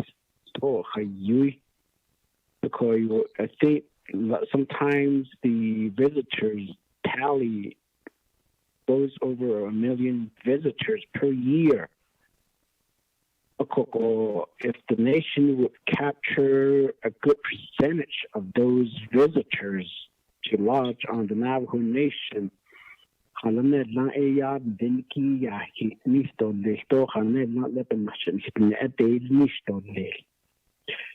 Ediki Hyson to Hataisin and hospitality tax. Yeah, nahin teki 8 o administration data in this strength that not being yet here. Shahani what that haki him the budget benas holds to benas the English to benasita based on him teki benasita kodoyal benas English the beta English for expansion hanin so the one such case although the other area kodo good, you know that the Navajo Nation always selects bordering town to host conferences. If you add those up, just imagine how much the Navajo Nation spends on hosting conference off the reservation. The conference the Nido Kinda Ilta. Even in the capital of the Navajo Nation, and then on the Resource and Development Committee, why isn't that we don't have an expansion of improving the Navajo Nation fairground?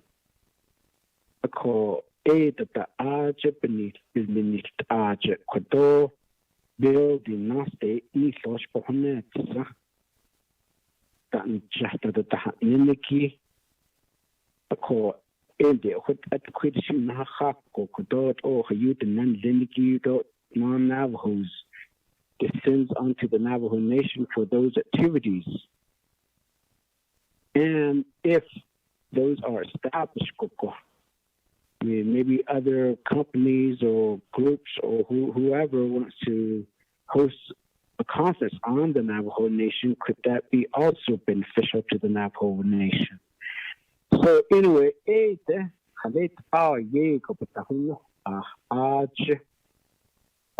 look at gaming facilities in the Creekoshi Osman. We got 4 of them on the Navajo Nation. Is there a way that you're partnering with the Gaming Commission or Regulatory Office or whoever to say that let us partner together and establish lodging alongside with the gaming facilities? So, this sheet has in the tit on his tahwel gisto, Benyan Nandan hit it. Other tit on the Koto, Yard, Dinigi, Kato tit on the Ebit Nashitit are hold gisto, Lehistoto Yego. Tit at the dick at all the Nan Diniki, Baby Kate, he tato, or put in our quarter. It added the nut on his Nahan Tasha. Or reported that either when report that aided the Shinko did on Apatahonit, a Nigo join his mission origin, did all man Shulon, let it all Aja the Nehla, Joins and go equator did a lad and then Diniki with the cake seats. A call added all night. Kate Nani to the Schmidt at all, which is our quarter. Hajalato Haila. A co-quacky present and indicated our Pohonet Zana did our English shoot at the Hatni. In the latter, he is that the Dashi Nihonana alphabet, and now that the Kushit net not a house, how agit or not hit not a set. So, if it could open in Kodom, Mr. Max, to other than the next individual, Mr. Patera, I believe. Ecuador, Hilla Yego, Ecuador, Ashil Tatohiman, Osha, to Asha to Bismas, unlike that. So I'm sure you have the in and out of how to advocate on behalf of the Navajo people and so on, in establishing a good, solid program of the enterprise. So, upper testament, I'm a Finigi, Kodit, Ecuador, Hasi, Listo, Shadin, Anigi, Chairman. Thank you. Thank you, Honorable Begay. Let me go to Mr. Max. Now the trashing. Oh. Okay. Yat Asian and Honorable Begay could Sabe Hunzi. Need I think everybody knows, how difficult it is to get something going, within the Navajo Nation. Yeah. We were working with Garrett Watchman to put up a hotel, on the near the casino. So we started the groundwork, although at least the initial plans, Then so Nana, I think between that children is Nana thing. So called Tuba the hotel. So we have the arcs and everything. Although the office building, the groundbreaking that Asli. So it took a long time. Although a lot of the things that we tried to do, we had to get approved from the Navajo Nation. Sometimes it takes 2-3 years. Although we had to start from ground one again.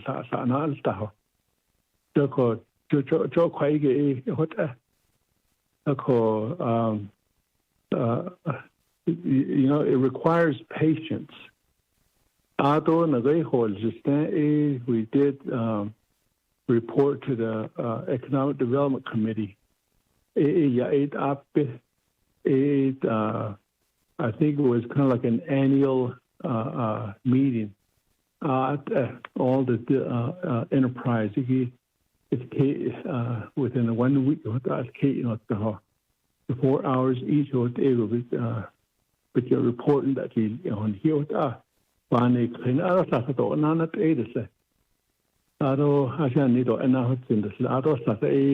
They implement that again, and then we do that again. Of course, I report not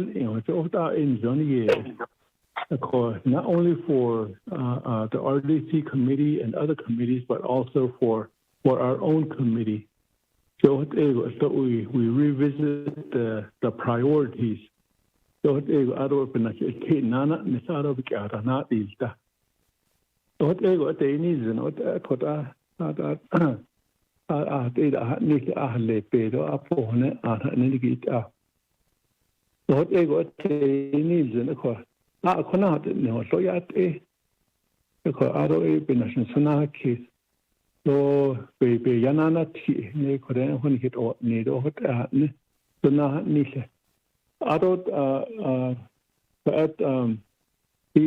pandemic,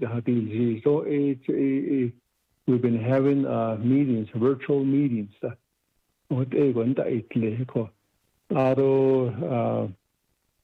Implemented instead of a quarterly meeting, I implemented a monthly meeting. We need to stay on top of our employees, so that our progress and where we're having shortfalls and problems, unexpected problems. There's quite a few of them.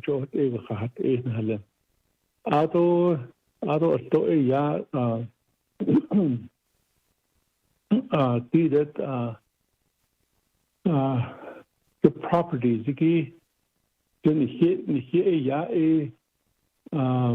we're in a really tough business now.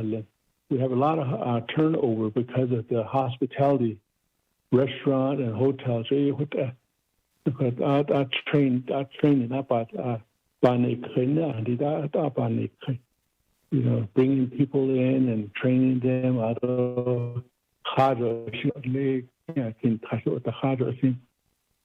So we're more mobile now.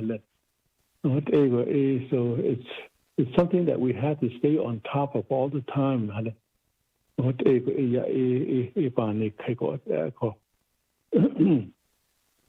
ko ede ya hot so yeah no so it should be right out here.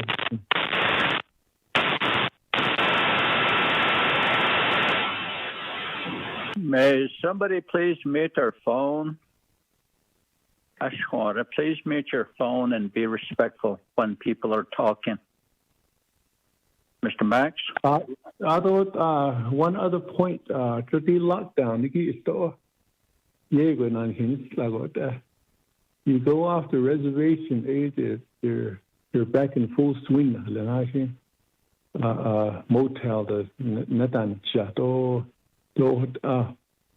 while we're on lockdown, you can go to Flagstaff or Phoenix and get a room. I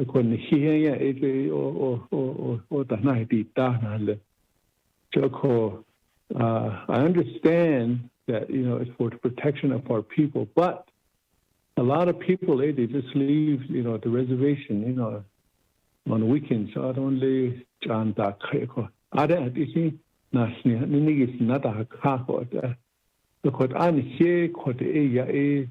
I think our people are very vigilant.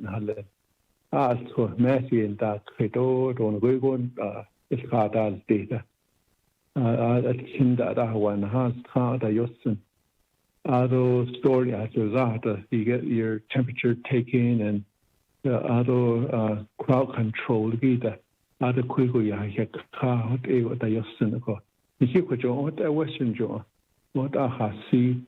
Not only gas pump, the disinfectant.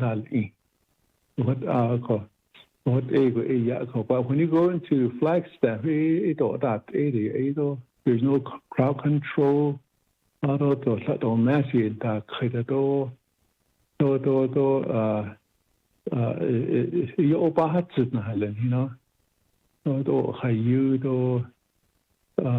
There's no temperature being taken,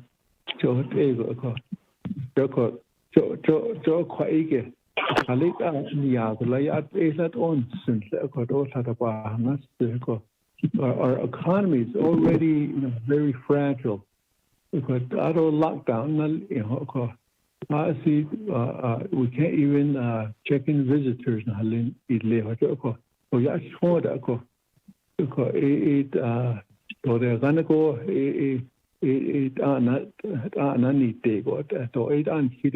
think a lot of small businesses are in the same boat.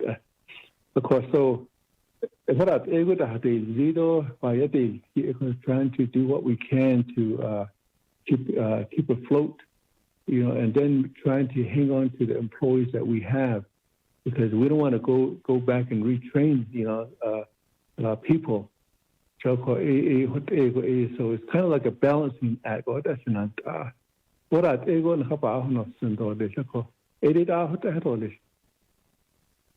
you, Mr. Max.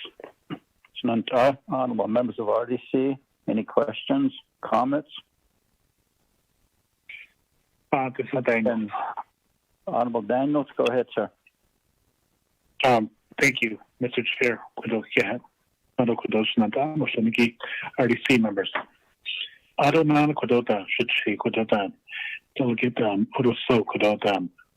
Legislation confirming Lorenzo Max in a way Navajo Nation Hospitality Enterprise as the niche board as with I mean also say that I quit it conduct a faith in that and then page not page Phoenix was it Glendale that should be they could have kitchen down feeling that it was the first time hospitality enterprise just dogs now I don't stay out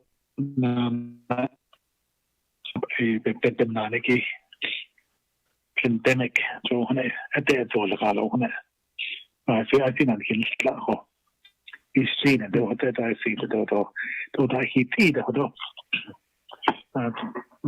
teleconference that in and you go Ida Kodona Gata Navajo National Hospitality Enterprise Initiative. Ayeko and the Hoti, what on the Sesabendo. And later Casita Quinache. The Sagi Hot, the Sagi Hot. The Conagata Abanas in a greater Wonder Rock. Quality Inn. I see. The next son Halanaho. The Raven Jugalo, the quite a wish cow, close the, Kinchimesh Eagle. For you don't draw card and Helen, the lane who got there. Can it just only have the husband so? To husbands of the state or Ethiopia, but I think I don't let them. Just ego, yeah. Hasn't done else, which in the renovation, but not a taco. Because they got Susan Hotel were doing renovation, could only lay down. So after renovation, and the addition that these leco. Beat a nana quite not a dot, least snow that way, nana start. The corner quality in any other, I see them. Jet day and Helen got Kennedy. I don't know what to great up. A queen, she's can't they hope. I don't know those either the link. I don't have a nanny, a lot of when she's cut at the link. I don't know the hotel parking lot. I have it in hotel. Potholes. I don't know a great lighting the. Yeah, that will kick it. I see better hotel in the hole. So. I don't know what I should say. Oh, yeah, we could have great tourist location going to give it gun and that crigo. I don't let at the hotel that jacket.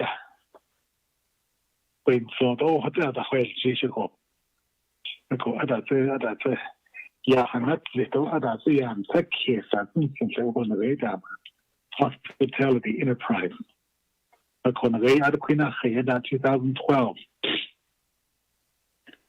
Now, no,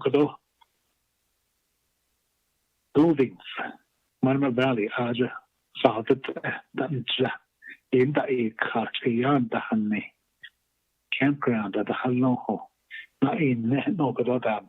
But it's a stay, yeah, Hilly, your source less without me. As but it's a stay. Called a great game in that. It's a hospitality enterprise that's all this. No, the Aja. But it's class there. Oh, that's that. I see a hard reader. The has now say, I think, what it's not a question on that phone. That property in Goldings, it makes $28 million a year. $28 million a year. Called the hall now. See, I see papers on their home. So I don't have a great page. Antelope Canyon, I don't know, so the car a little you. Pasca, not a Danda, the Nagui, and Jagi, that the great page is was a back in that the gun slip and charge as the area passion next over the Carolina horseshoe bender. The gun is the even let's see now on Lego each home. So I tell that one first what is it? I think I think John Doll lesson from on first case either more than many hospitality as an Carnegie. I don't know the same with them. Cameron, I just don't on it, but gone and not as definitely. So I go for the but I that's now in John Doll and so on first case of a board and Linigi. I don't know CEO. She's the gun and that hole. So we couldn't show up on the show. I keep it all. I don't let you have those little tackle, but Kadeoyan because of this pandemic. Because for each NATO, none of them. I think she could have the girls out there, but the later. But now, should say, Jeanette, we're looking at a shortfall, 30 million, 40 million. We're going to be short. Now, so that's going to suddenly peso in debt or less. $30 million, $40 million. Boy, lagi. Suddenly not debt. Also, so gaming. As they know, I think gaming. But right now, I think instead because of this pandemic, and that is Nisa casino, so that they buy a ticket. So the 20 euros game, so I done jaggy and since I as of that nation low. Because Zenders could on the data, people snaggy could all die, but that is the alcohol, I think the cheap that is Jacodo. The rest at the Dara, is it that nation there, 100 in a Lobaha Baba, Necodo. So it's a behold, even enough the wet, also enough that in nation. What I say though, don't ancestor lesson, so the one just case what we got. It is that Ecuador that one from a state or less share. I don't need a feedback with all. It's just a comment with all. Thank you, Chair. Thank you, Honorable Daniels, for your comments. Ado Snantai, Sash Bahnana, RDC. Atenya Hakoshila. We'll go ahead and put it to a vote. Honorable Freeland, how do you vote, sir? Green. Honorable Stewart? Green. Honorable Begay?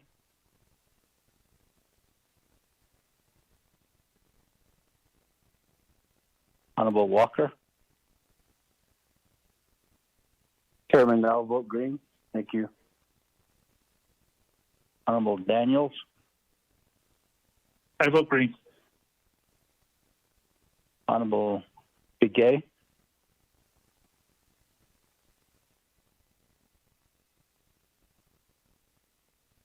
We have a vote of 4 in favor, 0 opposed. Chair not voting. Motion carries for legislation 0249-20. Thank you. Thank you. Honorable Otto Soa, Mr. Max. Thank you, Senator. Yeah. Have a nice day. Thank you. I just received a text message from Honorable Kialam Begay. He votes green, so the vote stands at 5 in favor, 0 opposed. Chair not voting. Thank you, Honorable Begay, for your text message. We'll go back to D, legislation 0247-20. Honorable Speaker Seth Damon, the sponsor. Are you on the line, sir? Yes, good afternoon. Can you hear me, Chairman? Oh, yeah. The legislation has been read into the record by Ms. Begay. We would like to go ahead and establish a motion again.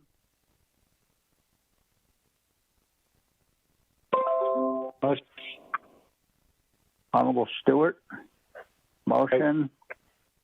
Second by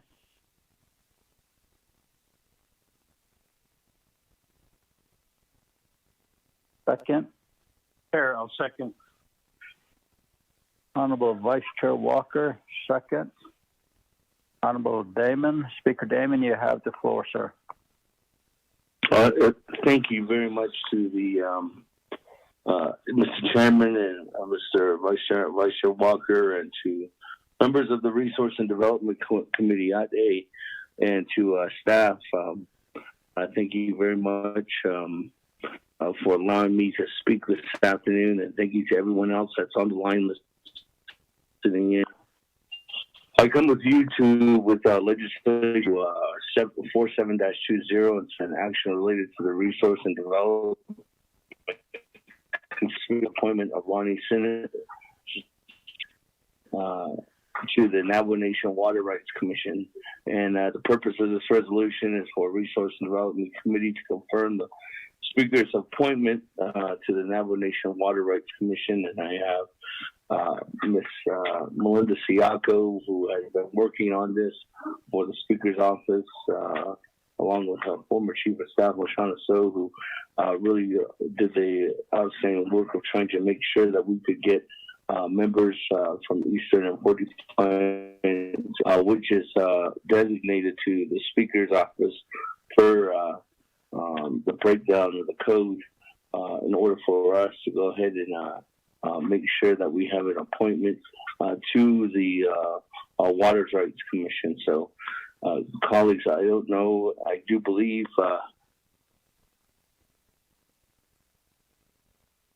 that Ms. Lonnie Sinigini is on the line, and if I think that if anything else, anything further questions, I think can be posed to her. But Mr. Chair and to members of the Resource and Development Committee, I'd really like to give some time over to Ms. Sinigini as our recommendation from the Speaker's office is for her to sit on this appointment for the next 4 years throughout the remainder of not only this term, but going into our next term as a member on the Water Rights Commission. So, Ms. Sinigini, Mr. Chair. Thank you, Honorable Speaker Damon. Let me go to Ms. Sinigini. You have the floor. Thank you, Mr. Chair, and thank you, Mr. Speaker. Yate, She, Lani Sinigini, Yinshia, Filipino Nishla, Tachini, Bashistrin, Filipino Deshache, Titnachini, Deshanella. Good morning and afternoon. I am from the community of Natneljean, but I currently live in Albuquerque, New Mexico, and work at the University of New Mexico. My late mother was Myrna Sinigini, and my late maternal grandparents were Filipino, but lived and raised their family in Hawaii. My father is Robert Sinigini, and my paternal grandparents were the late Iola Sinigini and Leonard Sinigini Sr. I'd like to thank the RDC for allowing me to speak today, and I'd also like to thank Speaker Damon for selecting me for this opportunity. I'm excited to join the Water Rights Commission because serving the Navajo Nation through protecting and securing our water has always been part of my aspirations. I received a bachelor's degree in environmental science and Native American studies, and also a master's degree in water resources from the University of New Mexico. I also received a PhD in hydrology from New Mexico Tech. And through my academic studies, although I don't live on the reservation, through my academic studies and research, I still made sure that my work involves water on the Navajo Nation. I've done research for the last 10 years, I've collaborated with the Navajo Nation Water Management Branch on hydrologic research in the Chusca Mountains, where I examined snowpack variability, impacts of climate change on stream flow, and groundwater surface water interactions. I've taken time to develop relationships with the director, Jason John of the Water Resources Department, and Dr. Crystal Toledo Cordova from the Water Management Branch, as well as others. I've also presented my research to the communities through the Saley, Wheatfields, Black Rock Watershed Planning Group. And so I'm very thankful for this opportunity. I understand that there are several water projects going on the Navajo Nation, including lateral projects, which will also serve a lot of Eastern communities, including my home community in Torreon. And I believe that securing our water resources through our water rights and through making sure that there is water to flow through these types of infrastructure will be important for the growth of our nation. And I'd like to thank you again for for allowing me to speak, and I'd be happy to answer any questions. Thank you.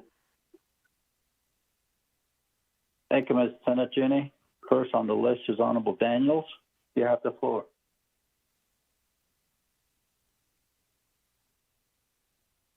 Thank you, Mr. Chair. Adding the Vice Chair, adding the Kudot RDC, Kudot Shinant Anoshinigi, adding the Kudot Staff, Legislative Council. Mr. Speaker, thank you for bringing this legislation before RDC for confirmation. Thank you. Thank you for your introduction. Yeah, this is a very important commission, Water Rights Commission. Myself, I'm from Utah. Yeah, we also need a representative from Western. So the Western agency, the position has been vacant for quite some time. There's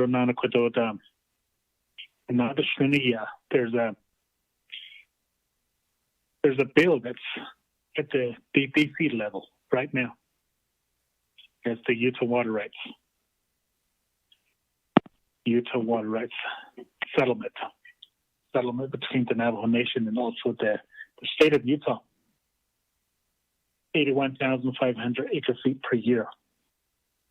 That's a lot of water. And all the Utah chapters, they're in support of this the settlement. That's at the DC level. Navajo Youth Commission and also the Navajo Nation Council, they're in support. I really appreciate the advocacy from Delegate Freeland at the DC level and at the state of Utah. And I see my brother for advocating for Utah on this water settlement for the Utah people, San County Navajos. So, and again, this is a very, very important commission that's going to be in Winter Rock. We have New Mexico, so we have the Arizona, and the Bahia. So I always say this: we're doing this for our Navajo people. We're not doing this for ourselves. Working on these settlement, Utah water settlement. We're doing it for our Utah Navajos and also for New Mexico. With Arizona, we're doing it for our Arizona constituents, our Arizona people, Navajo people. So, and again, I just want to say thank you to Senator Jenny for taking this big task. It's a big task to be on the Water Rights Commission. So, I say Mr. Chair, my brother, Chairman Nez, thank you. I want to just want to say thank you. Thank you, Honorable Daniels. Honorable Vice Chair Walker. Chair Nez and RDC members, our staff and everyone that's on the call here with us today. Mr. Speaker and your agent there, the nominee for this candidate for this position, Water Rights Commission, for bringing the legislation forth to RDC membership for consideration and support and approval. As indicated by my colleagues, this is very important to all of us. No matter what part of the Navajo Nation we're from, it's very important, critically important. I feel the same. Although I'm from the southwest corner of the Navajo Nation and out where my communities, my constituents, my relatives are, is the Little Colorado River. It's something we cherish and hold high in our community, in our lives, and we see that as the future, using water for whatever purposes to sustain our communities and ourselves. During this pandemic, that's the highest priority is water. It's indicated by our commitment and our obligating resources to see that more water is developed for community members. Hey, just wanted to say that statement on the record so that it's heard again. Leaders are speaking when they speak. They mention things that are important to constituents and leadership. Even I wanted to say that. Also, I don't know who can answer this question, but where are we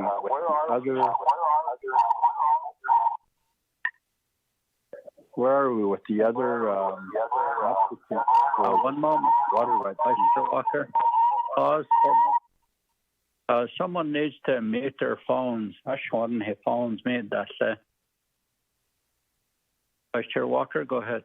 Okay, so the question on other candidates or applicants for the Water Rights Commission, I don't know if legislative council can answer that or at least share with us the progress or next steps or status of those applications.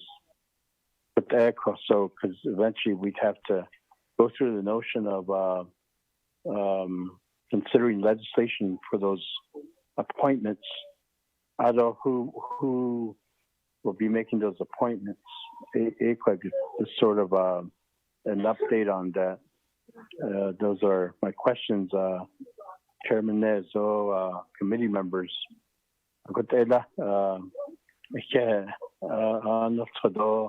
To the candidate here, for taking up the interest and your willingness to serve our great nation in this area. So I know you're prepared and you're determined and with a commitment to be of service. That's something to be appreciative of as Navajo Nation leaders. Yeah, Chair. Thank you, Honorable Vice Chair Walker. Honorable Speaker Damon. Yes, thank you. Thank you, and thank you very much for letting us this time on members from the Resource and Development Committee and welcoming our nominee here today too as well. Let me go first to answer Honorable Kermit Daniels, I guess, and Honorable Vice Chair Walker's question. According to the Navajo Nation Water Rights Commission Plan of Operation, there's 7 members on the commission, and of those, the Attorney General is one of those members, and then the Director of Water Resources is the other member. And the other 5 members are actually selected according to the appointment of or according to the plan of operation. The Speaker of the Navajo Nation is assigned to appoint 1 member for the Eastern Agency, that's this one, and then also a member from the 45th Agency. The 45th Agency membership has been advertised. We did do interviews, but we are re-advertising for that. The President of the Navajo Nation is assigned to appoint 1 member for the Shiprock Agency and also 1 member for the Chinle Agency. And the last member, to answer your question, Honorable Daniels, the Chief Justice of the Navajo Nation is assigned to appoint the member from the Western Agency according to the plan of operation. So when you're asking about the membership of for Western Agency, it's actually up to the Chief Justice to appoint that position according to the water rights Commission plan of operation. So we're here today to put these. I only can speak for Eastern and Fort Defiance, and we have Eastern before us. We are advertising again for the Fort Defiance agency, and hopefully those ones will be coming through shortly. And I want to get that completed by no later than the end of this fiscal year. Mr. Chair, Mr. Vice Chair, members of the Resource and Development Committee. Again, if there's any questions posed to the nominee, I don't think there was at this time, but if there's anything else directly requested to Ms. Sinigini, I think she's more than welcome to answer at this time, Mr. Chair, or in the any time. Thank you, Honorable Speaker Damon. Honorable Walker, Vice Chair Walker, do you have a follow-up? Okay, thank you, Chairman Nez, the Speaker and the nominee and other RDC membership. Question to, I guess, Legislative Council, our advisor. It should be a no-brainer, but I want to ask, what happens if those offices that were mentioned to have been in a position to make these recommendations or appointments of water rights commissioners, if they do not act, they do not make the appointments over extended period of time. Walker, could you pause for a moment? I apologize. Somebody needs to mute their phone. Please mute your phone. Thank you. Honorable Vice Chair Walker. Thank you, Chair. Question to Legislative Council. What happens when the appointments are not made? No appointments are made or forwarded through legislation like today. So, Chief Justice, though President, they are mentioned as having the ability to make appointments to commissioners, appointments of commissioners to the Water Rights Commission, ADA. So over an extended period of time, what happens or what doesn't happen, or what's the remedy to that? Because we can't just keep waiting while no one makes these appointments. What can council do if it's taking too much time? What ability does council or Resource Development Committee have if there's just no appointments made? Say like next year we're sitting here and there's no appointments to fill those positions. What can we do? My question. Thank you. Honorable Speaker Damon.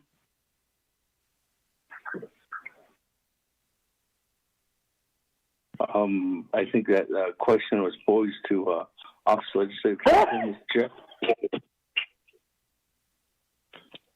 Ms. Khan.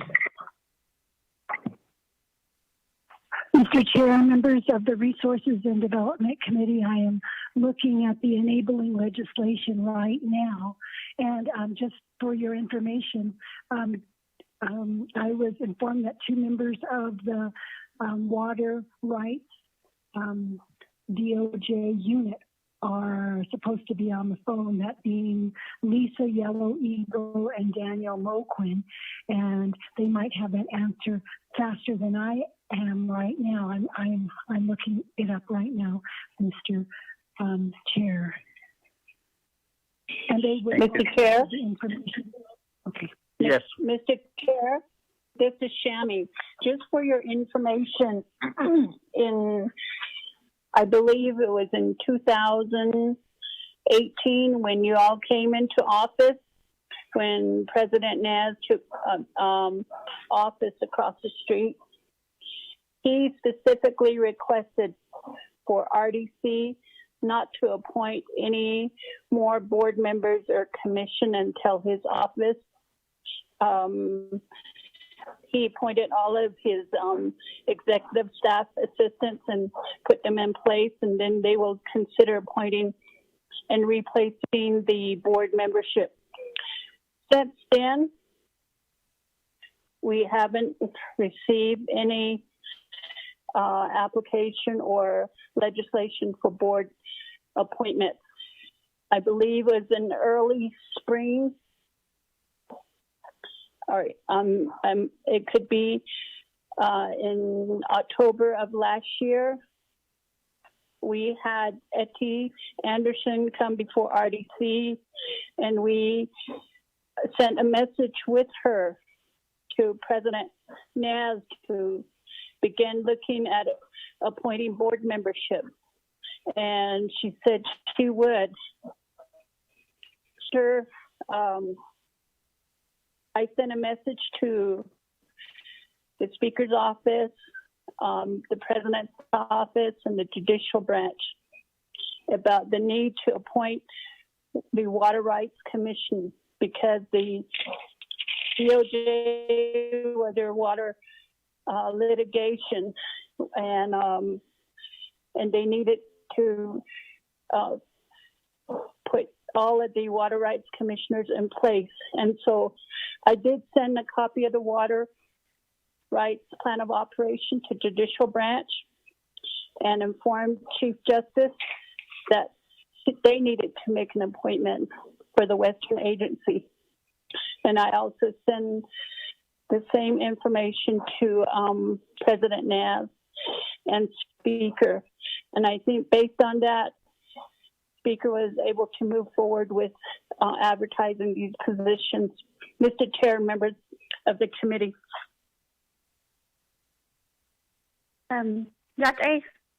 Honorable Trustee, hello.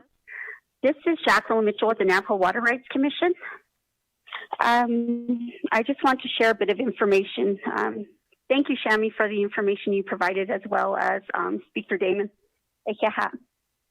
Right now, we do have a candidate for the Western representative, Ms. Jolene Ashley Jorge. We're actually getting the tracking number so we could have the legislation before you at the next RDC meeting. But to date, this conference has reached its maximum duration and will end in 1 minute.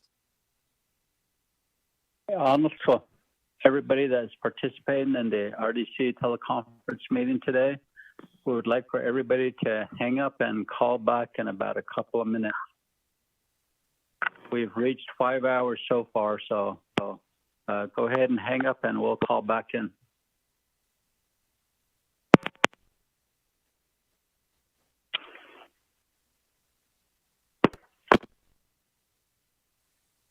The organizer has ended the goodbye.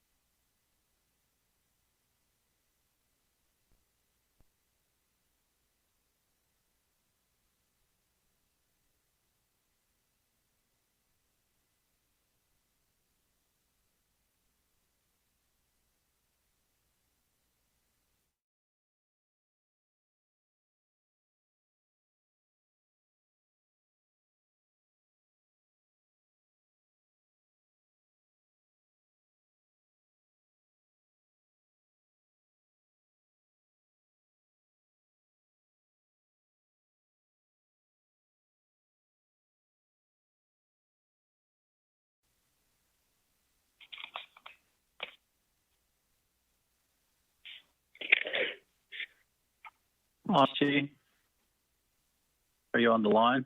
Honorable Walker? Honorable Freeland? Honorable Stewart? Here. Okay. Honorable Daniels.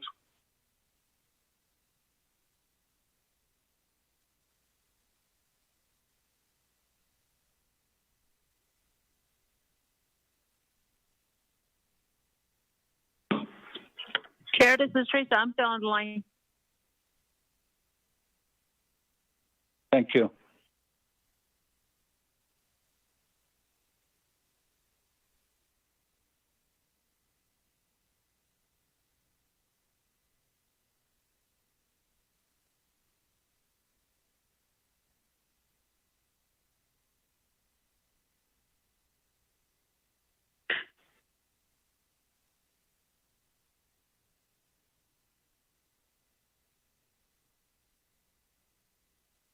Ms. Begay, are you back on the line? Yes, I am, sir. I'm back on. Roll call, please.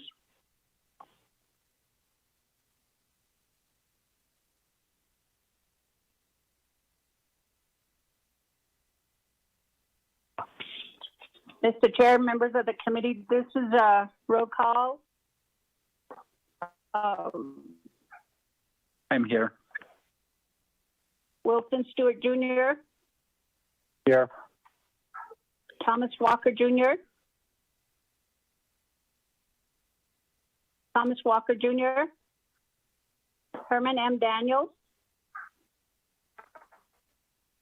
Herman M. Daniels, Mark Freeland,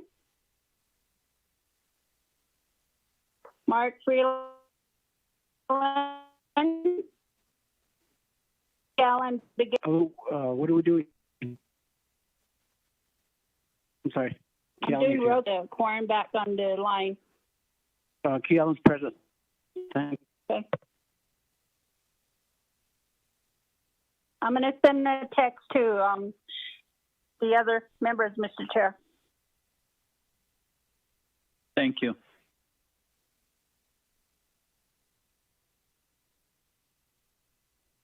Chairman, this is Thomas Walker. I'm back on the call. Thank you, Honorable Vice Chair Walker. We do have a quorum now. We have Honorable Vice Chair Walker, Honorable Stewart, Honorable Kealan Begay with us. So we'll continue. Jacqueline, are you on the line? Speaker Damon, are you on the line?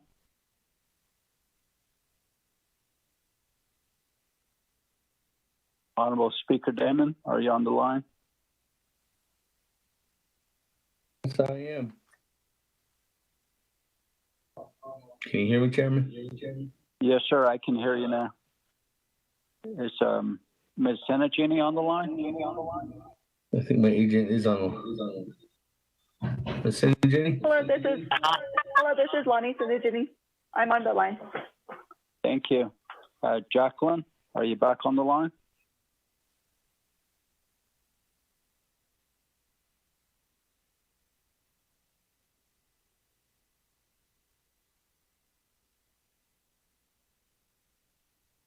Honorable members of RDC, I believe Honorable Vice Chair Walker, you had a question raised. Was your question answered?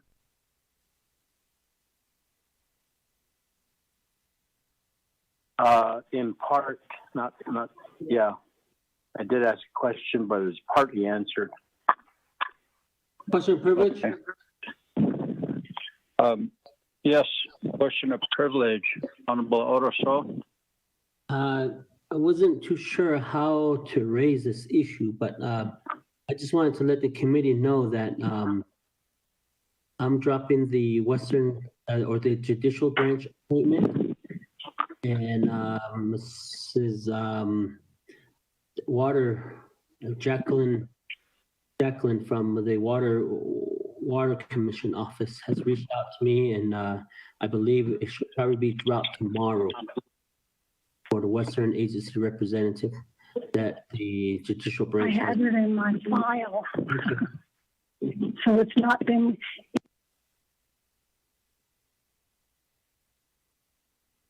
May everybody please put your phones on mute.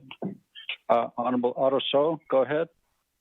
So she reached out to me today, and I did leave a message for her to call me back. I did inform staff at the delegate's office that if she brings in the documents, have those documents be placed in my box so that I could drop that document for drafting of the legislation tomorrow. And hopefully by the end of the month, we should be ready for committee action from Jacqueline's program. So if you're under, Jacqueline, if you can hear me, take the document to the council delegate's office. That same person you call, she's waiting for those documents to be dropped off. So it'll be placed in my box, and I can drop for drafting of legislation. Thank you. Jacqueline, are you back on the line? Jacqueline? Mr. Chair, Mariana Khan here. I had one of the answers that was for the question I believe Delegate Walker had asked. Go ahead, Ms. Khan. The question was whether what happens if a commissioner is the position that was supposed to be filled by one of the branch chiefs is not filled. And what the closest I can come to, it says that appointed commissioners shall retain their positions until such time as her successor is appointed and confirmed. So for the ones who are currently sitting, they will remain in and be on active status until their successor is appointed or confirmed. Thank you very much, Ms. Khan, for that. Jacqueline, are you back on the line? Good afternoon, Chair. This is Lisa Yellow Eagle with Navajo Nation DOJ. I do have a comment to add to Ms. Ariana Khan's response, if I could. Yes, could you identify yourself again? Yes, this is Lisa Yellow Eagle with Navajo Nation DOJ Water Rights Unit. Go ahead. Thank you. So Ms. Khan is correct in that the commissioners that had been appointed positions until new appointments were made. And so we have, currently there are still 2 commissioners, and I believe their terms had officially ended in 2012. For both commissioners, they had officially ended in 2012, and so they have been off-hired terms waiting for new appointments. And the second thing I wanted to address is that in the Navajo Commission Plan of Operation, Article 6E states that if there is not an appointment within said 60 days of the vacancy, the resources committee of the national. So it seems that the resources that development committee is to make an appointment if the offices did not make those appointments.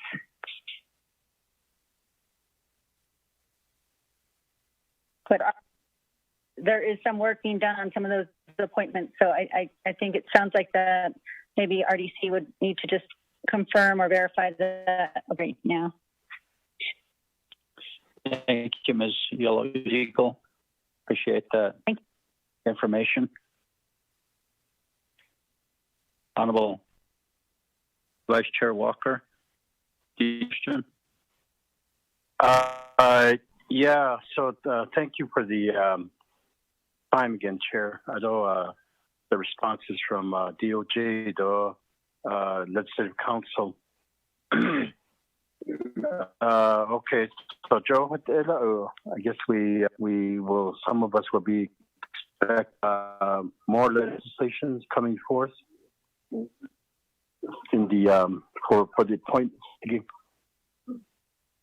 So from, I guess, our information or our my perspective is that some of these positions have not been, so they're vacant, and it seems like they've been vacant for a while. No activities seemingly, and I do believe that the RDC further continue to ask questions and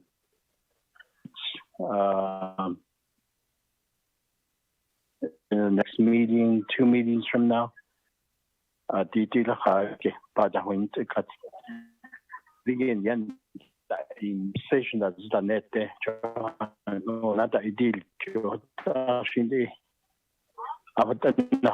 we will be doing our job at least to say that these appointments need to be filled. Okay, so Joe, I may have another question later, but for now, I'll leave it at that. Thank you, Chair. Thank you, Honorable Vice Chair. There is an amendment that was sent to us, emailed to us, Shananta, and if I could have Ms. Begay read that into like a motion for that, Amendment 1.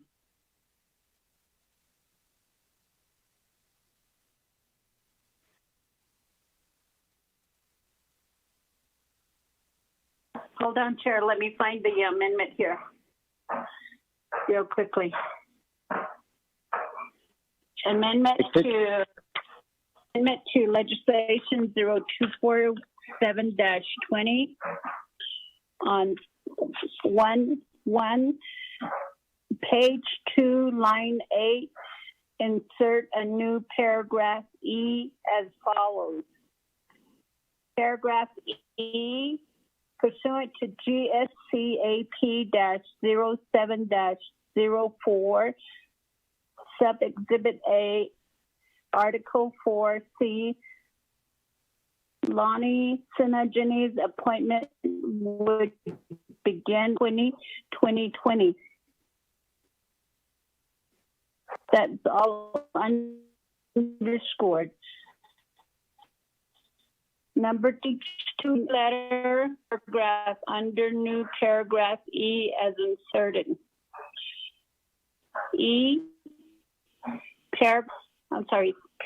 Three, paragraph 2, line 14, insert the words beginning on November 20, 2020 as follows.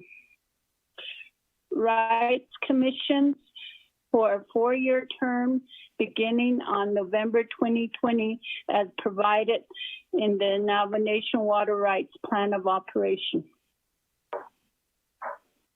You all receive copies of the proposed amendments, Mr. Chair. Thank you, Ms. Begay. Honorable members of RDC would like to have a motion and a second for Amendment 1.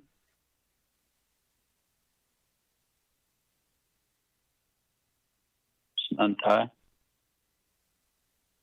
Motion, Daniels. Honorable Daniels, second by. I'll second, Chair. Honorable Walker. Any questions on Amendment 1? None. Honorable Freeland, how do you vote, sir? Honorable Stewart. Me. Kialam Begay.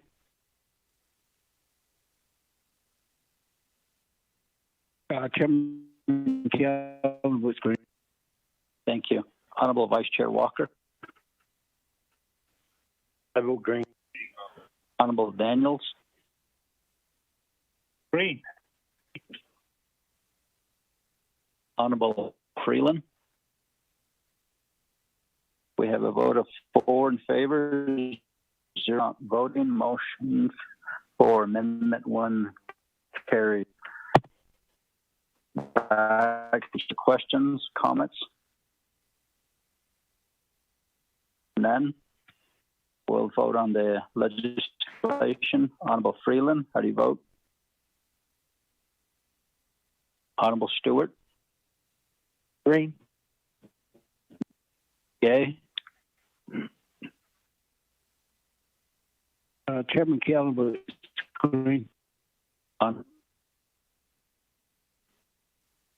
You vote green. Thank you. Daniels? I vote green too. Honorable Freeland? We have a vote of 4 in favor.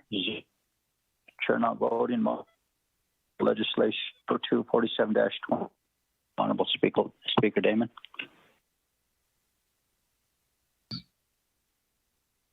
Thank you, members of the Resource and Development Committee. I thank you for the point for accepting the nomination. And I know Ms. Cindy, you her blessings and moving forward over the next from November 20th. Congratulations, Ms. Cindy.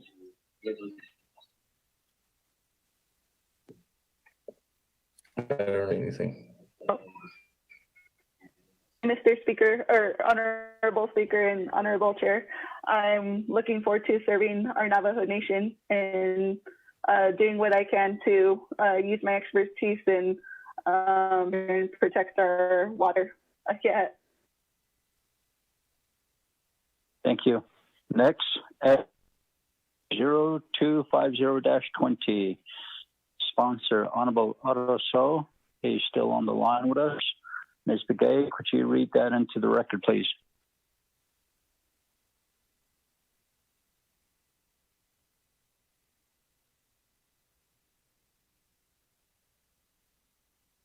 Mr. Chair, members of the committee, you have legislative summary sheet for tracking number 0250-20. The date on is October 7, 2020.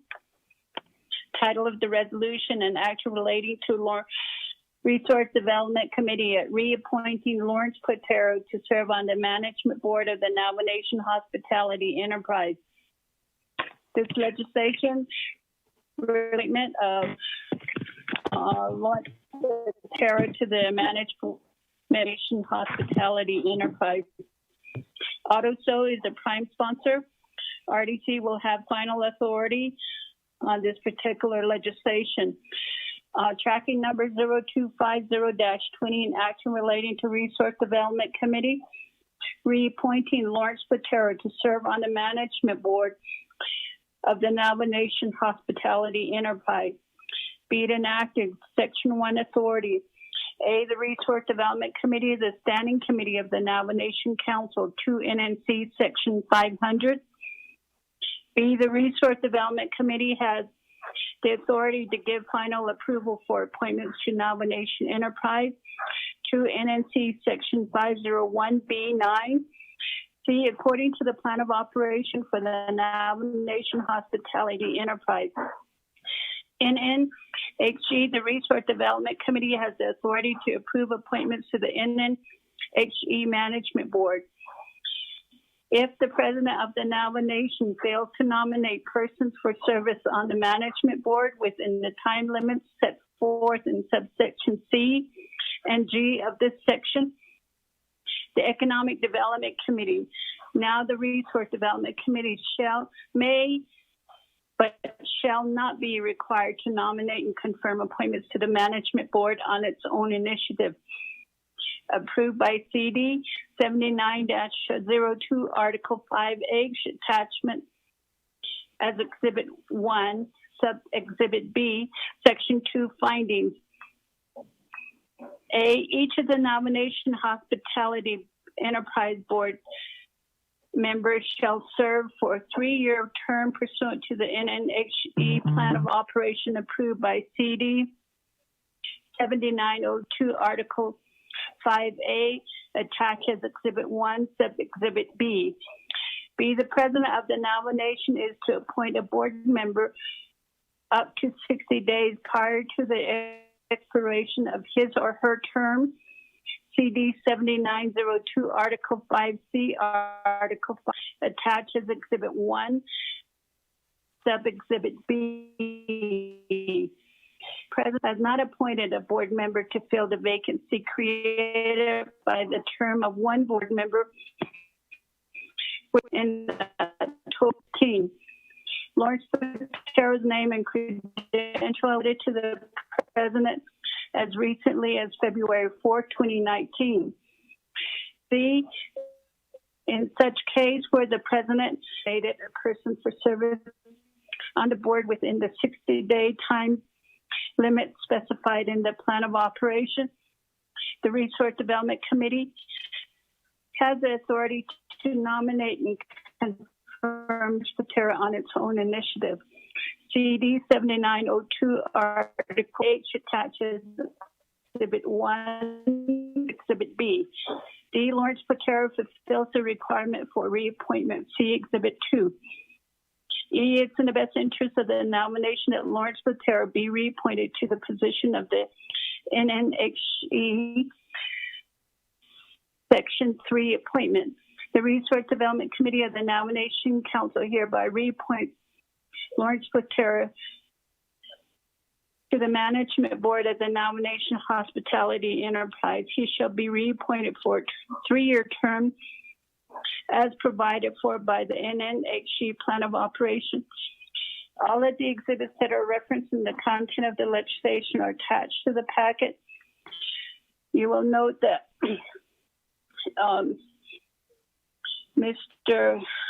Patero's letter of interest and his resume is attached to the packet. On page 26 of 26, the internet summary would show that the packet was posted on the council website on October 7, 2020. 5-day comment period ended on October 12, 2020. No comments received. Mr. Chair, members of the committee. Thank you very much, Ms. Begay, for reading the legislation and for the record. Honorable members of RDC, let's establish a motion and a second. Here, I'll make that motion. Honorable Walker, motion, second by Chair Kelly.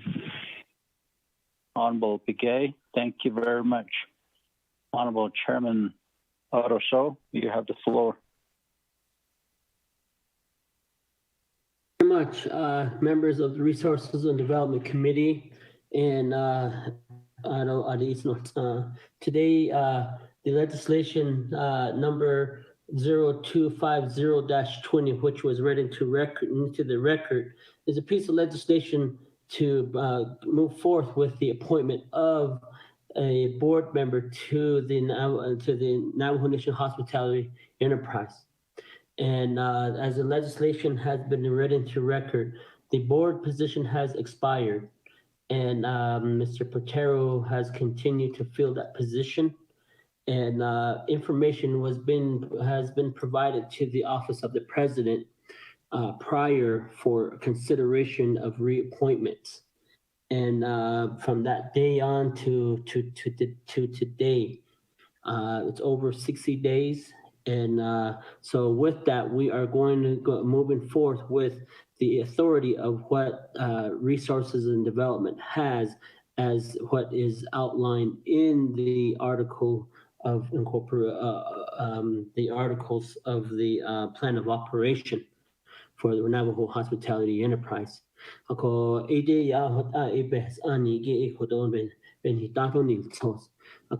just would like your support. Mr. Patero has been a board member,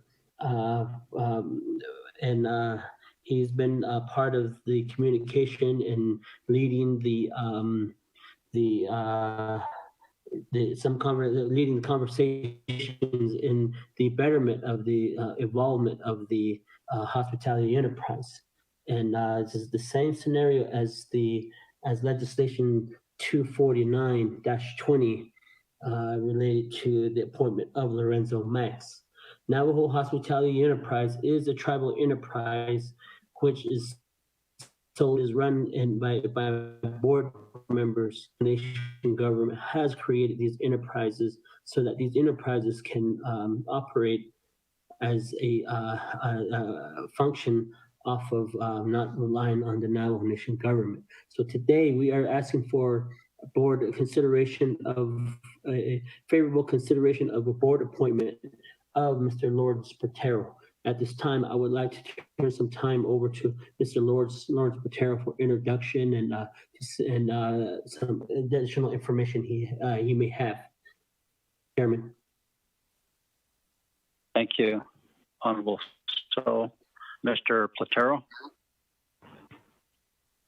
Thank you very much, Honorable Chairman Nez, members of the Resource Development Committee, Mr. Honorable Otoso, thank you for sponsoring this legislation. Before I get into talking about the enterprise and the appointment, I want to, first of all, express some appreciation and thanks to members of the council for your actions in appropriating funding for Navajo people. There are thousands of Navajos out there that are in need. We all know that. There are a lot of them in my own community that are in need. And I think it's well timed that they're here to be able to, with these funds. And I know very well that there's very little times that the council ever gets thanks or appreciation for the, so you have my thanks and my appreciation for the work that you do. I know you spent long hours at work and you have a lot of constituents to be able to provide service to. So keep up the work. And again, I give you thanks for all of the work you've done in that CARES money appropriation. In regards to the appointment today, I have had experience with the Navajo Nation Hospitality Enterprise, and I have had education in the way the operation of the enterprise runs. I also have been in the past with various areas of the enterprise, as far as from the beginning when we had the Navajo Nation Inn, was moved over to the Quality Inn as a franchise organization. I was a part of the purchase of the Page, which the enterprise made a $2 million profit off of that. So in all areas in that area. Today, I've been communicating with the enterprise, and the work that's being done there is expansion of the hotel right in Window Rock. The hotel expansion will be right in hotel office spaces. All enterprise has made forward and purchased the Navajo Land Inn. Here's are the Navajo Nation. Doing about this whole thing is the hospitality enterprise, all of its resources generation on tourism. And we all know what kind of period and time that we're with this COVID-19. It's hard to predict how long we are actually going to be wearing masks, staying 6 feet apart, to more than a group. It's but we are going through this, and we're now suffered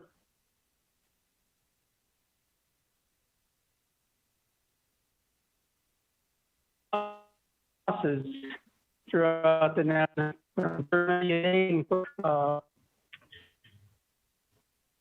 We're going to all wish shaking hands. Medal of appreciation for legislation.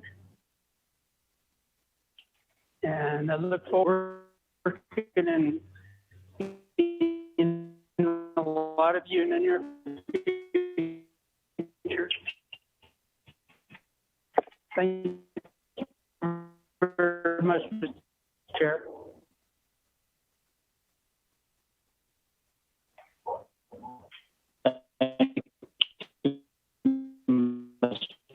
Carol. Honorable members of RDC, questions? Carol?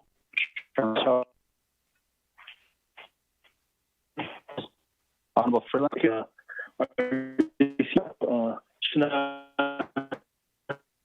To thank honorable delegate as well.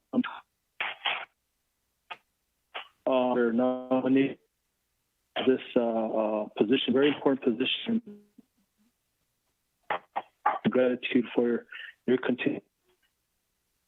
Chairman, thank you.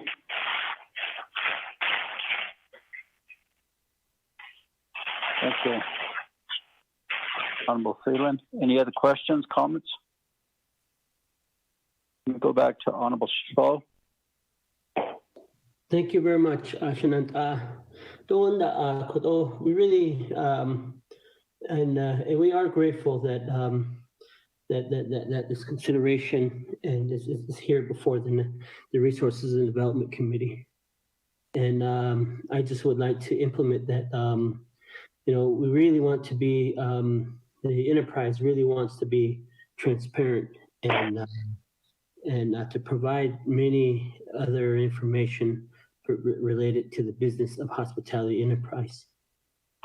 Just to let you know that the Navajo Hospitality Enterprise has really not ever asked for the money from the Navajo Nation in relating to the original startup costs. But I believe the startup costs had been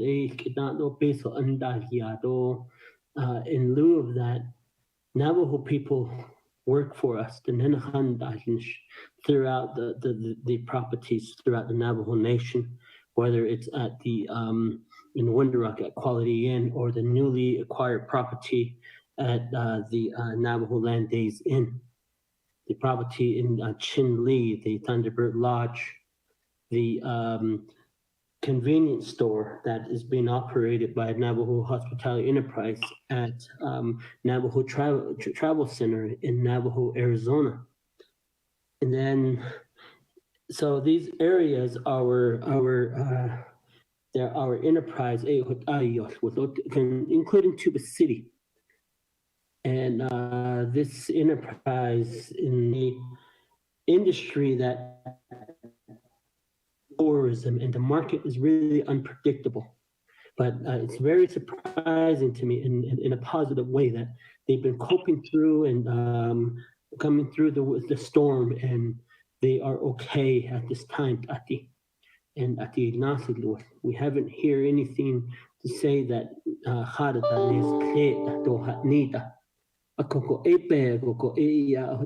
you have board members that are appointed to this, that are really governing and helping the enterprise succeed.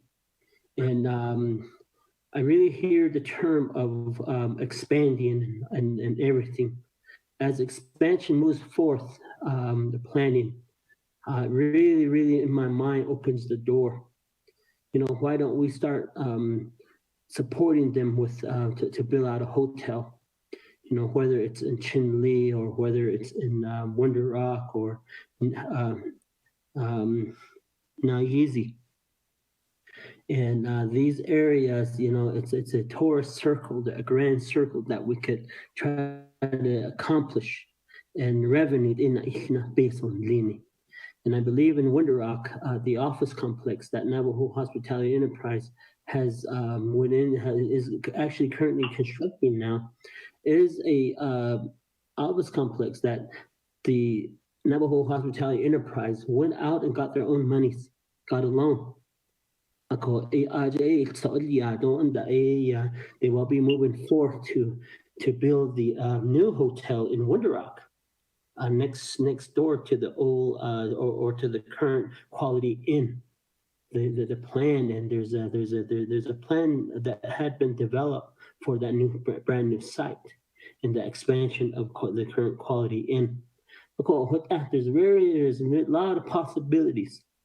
And Honorable Daniels earlier, about Dueling Lodge. That would have been something that we would have really looked into. But based on I believe the price tag on that at the time was 35 million. And I believe but if we see opportunities like that, I would urge the body of the Resource and Development Committee to come and support us, and maybe moving forward go before the Investment Committee to try to draw down a loan from the Investment Committee so that we can work on the expansion. I believe the expansion that's being proposed in Window Rock is going to cost about $14 million. That is the basic price tag of that site, and we are looking forward to try to look and acquire funds for those for that new expansion. It has I send word to the CEO that a conversation related to the operation and business to have the thorough communication with RDC on the progress of Navajo Nation Hospitality Enterprise. Just asking for your favorable consideration.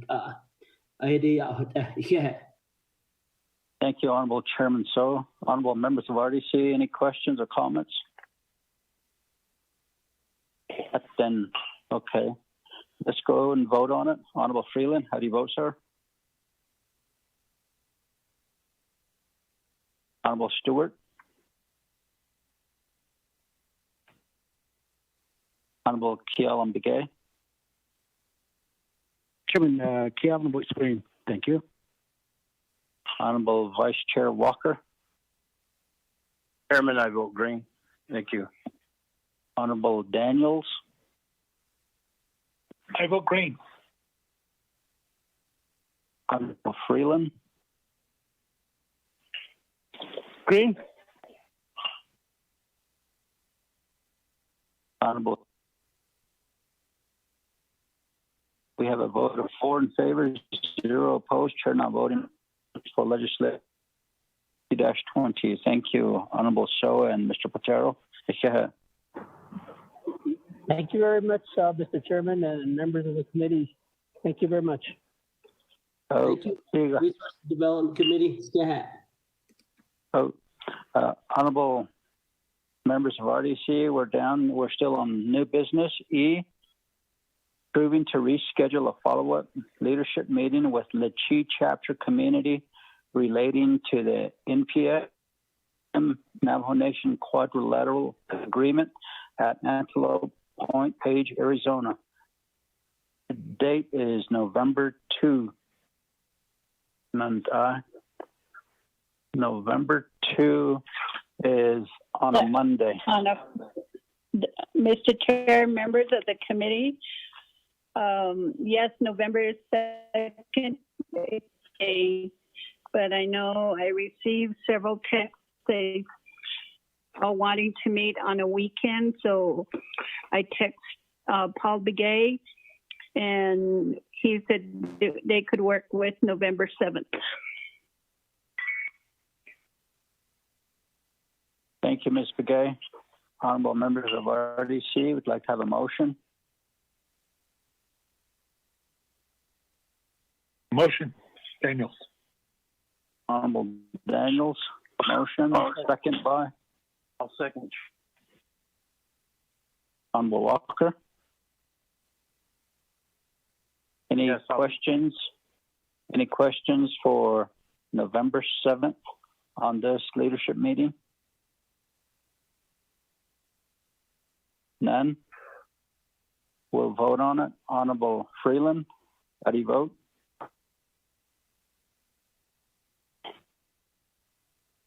Honorable Stewart? Honorable Kialam Begay? Chairman Kialam votes green. Honorable Vice Chair Walker? I vote green. Honorable Dan? Green. Honorable Freeland?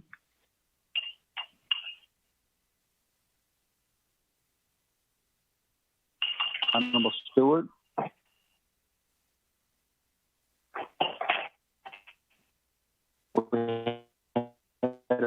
Favor, 0 opposed. Chair number 7 for that leadership meeting. Honorable members of RDC would like to the floor rules and add the leadership request for CAP 35-18 for a full review of the resolution for CSN projects and be invited to that. I'd like to have a motion to suspend the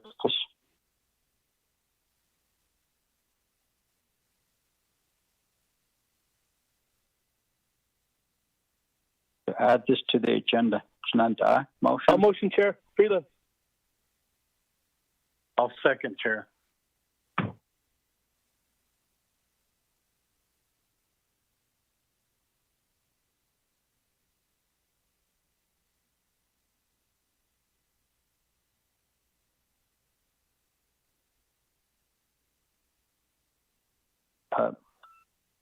We'll go ahead and vote on it. Honorable Freeland, how do you vote, sir? Green.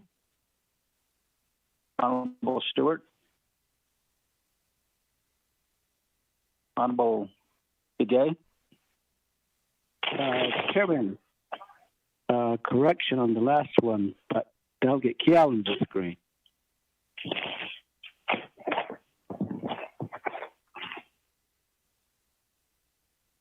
Okay. I got your vote on that one. This is to suspend the floor rules. Motion by Honorable Freeland and second by Honorable Walker. How do you vote, Honorable Begay? Delegate Kealan votes green. Thank you. Honorable Vice Chair Walker. I vote green. Honorable Daniels. Green. Honorable Stewart. We have a vote of 4 in favor, 0 opposed. Chair not voting. Will suspend the floor rules and add the leadership. So now we would like to have a motion for a leadership meeting request on CAP 35-18 for RDC to receive a full of the resolution for the CSN funds and all the proper documents that we would like to request. Motion? Chair, Honorable Walker and second by Honorable Freeland. Ms. Begay, what date do we have for this available?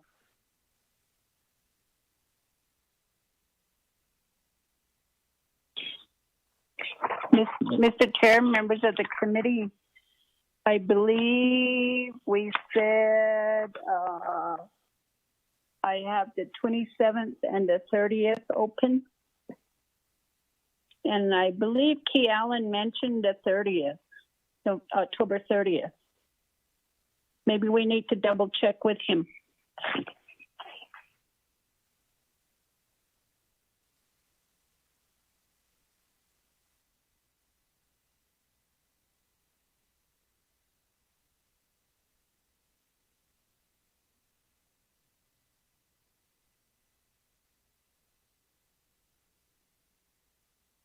Mr. Chair. Go ahead. Mr. Chair, I forgot that we are going to meet on the 30th? Payments Electric on the 30th. So what I have open now is October 27th, which will be on Tuesday after the fall session. We'll go with that Tuesday. I know the 30th is the rights of way work session that we requested. So we'll go with the 27th. Any questions? Good meeting. None. Honorable Freeland, how do you vote, sir? Green. Honorable Stewart.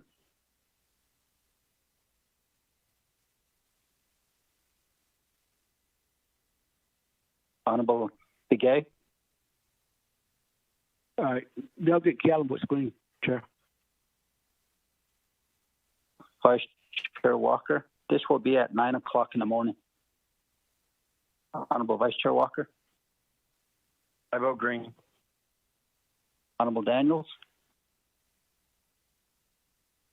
Green. Honorable Stewart. We have a vote of 4 in favor, 0 opposed. Chair not voting. Motion carries. Of the leadership meeting on the 27th at 9 a.m. Thank you, Nanda. I believe we're done with new business. We'll go back to reports at this time. We have with us from Resources Management Plan, Navajo Heritage and Cultural Presentation Department, and BIA representatives, Mr. Richard Begay and Regional Director of BIA, Bart Stevens. Mr. Begay, are you on the line? Yes, I am. Everybody, please mute your phones. Mr. Begay, you have the floor, sir. Hello. I need some guidance here, Mr. Chair. I did give a presentation on the 30th, and then the committee adjourned, but I did give a presentation, and I'm wondering if I need to summarize that presentation or just turn it over to the BIA and the BLM to give their presentations. Ms. Begay, could you advise? Mr. Chair, members of the committee, because of the time, the days passed from the time he presented to now, I would recommend that he does a brief summary of his presentation, because on September 30th, we were going to go to BLM. Maureen from FEMA was going to do her presentation, and we adjourned, or we got disconnected with our meeting. So he can do the brief summary. Chair, I will do that. I'll be as brief as possible. I do want to report, I had reported on 4 items. One is the RMPA, the Resources Management Plan amendment. And the second thing was the programmatic agreement. And the third thing was the ethnographic study, which the council approved. So those 3 things I do want to talk a little bit about. As you recalled, RMPA this is in progress. It's to amend the 19 Resources Management Plan, 2003, I think it is. I'm sorry, 2003 Resources. And the RMPA is going to amend that because of the changing conditions in oil and gas exploration in the Four Corners. And I'll leave it both to the BLM and the BIA to explain more about that. We did provide some comments in 2018 to the EIS that was developed for the RMPA. And again, the RMPA does affect trustee lands, and it also does affect individual Indian allotments. The RMPA covers about a little over 4 million acres for the BIA and trust lands, allotments, and so on. It's about 900,000 acres. The comments for the RMPA were due on September 25th. The HPD did not provide any comments, although the Navajo Nation has objected to the RMPA process. As I have shared before, President Nez issued a letter on May 15th, objected to the virtual meetings, and then, of course, the council has also objected to the virtual meetings and asked the process to be paused. The record of decision for the EIS will be June 4th to the BLM and the BIA to talk about. We have been involved in some coordination meetings since 2017. When I came on, we've had public meetings in Farmington, Aztec, Cuba, Gallup, and then at Naeezy chapter. And I believe the BIA will share a list of dates that we have where we've had meetings. There was also a virtual public meeting in May and also in August. Again, the several Navajo Nation Council delegates were on board and objected to the virtual processes. I think some of the issues that we had that I brought up was that some of the Latis and some of the Navajo residents out there want to go forward with the development and seem to support the RMPA, but again, others have objected because of the water quality issues, traffic lights, and so on. I don't know if the Navajo Nation has actually put forth an official position where it stands or even selected a preferred alternative in the EIS document, although there is a preferred alternative. And again, I'll leave that to the BIA and BLM to discuss. Again, the president has also objected to the whole process. And again, the council's resolution 229-20 also objected to the process as well. So I'll leave that there. The programmatic agreement is a document that will go along with EIS and in fact should be signed before the record of decision is made. We are now working on version 3, which was released in September 8th of this year. The comments were due, I don't recall when the comments were due. Again, I'll leave it to the BIA BLM to do that. Believe that the next program meeting for all of the interested parties is October 26th through the 27th. And it'll be a 2-day meeting, a virtual meeting to discuss the current version of the programmatic agreement. There are, if I can remember the numbers, there are about 23 other tribes who are interested or will be signatories invited to sign the programmatic agreement, and I believe there are 14 chapters who also will be signing that programmatic agreement, in addition to the Navajo Nation. So I'll leave that there, and again, I'll leave it to the BIA-BLM to talk a little bit more about that. The ethnographic study, September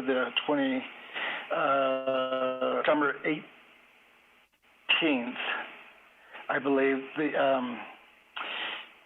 Navajo Nation Council accepted the budget that I had put forth with a proposal that was sent off to the Assistant Secretary of the Department of Interior. We were awarded $456.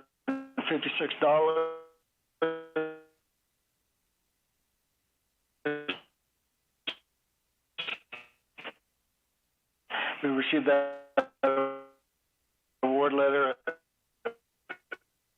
so I spend those dollars soon. Mr. Chair, and I'm happy to answer any questions, but I believe both the BLM and the BIA are on board as well. Thank you, Mr. Bouquet. Honorable members of RDC, I'd like to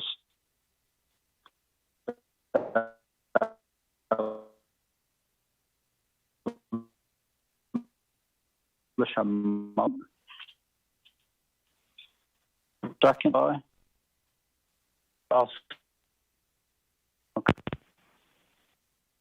for Mr. Bouquet.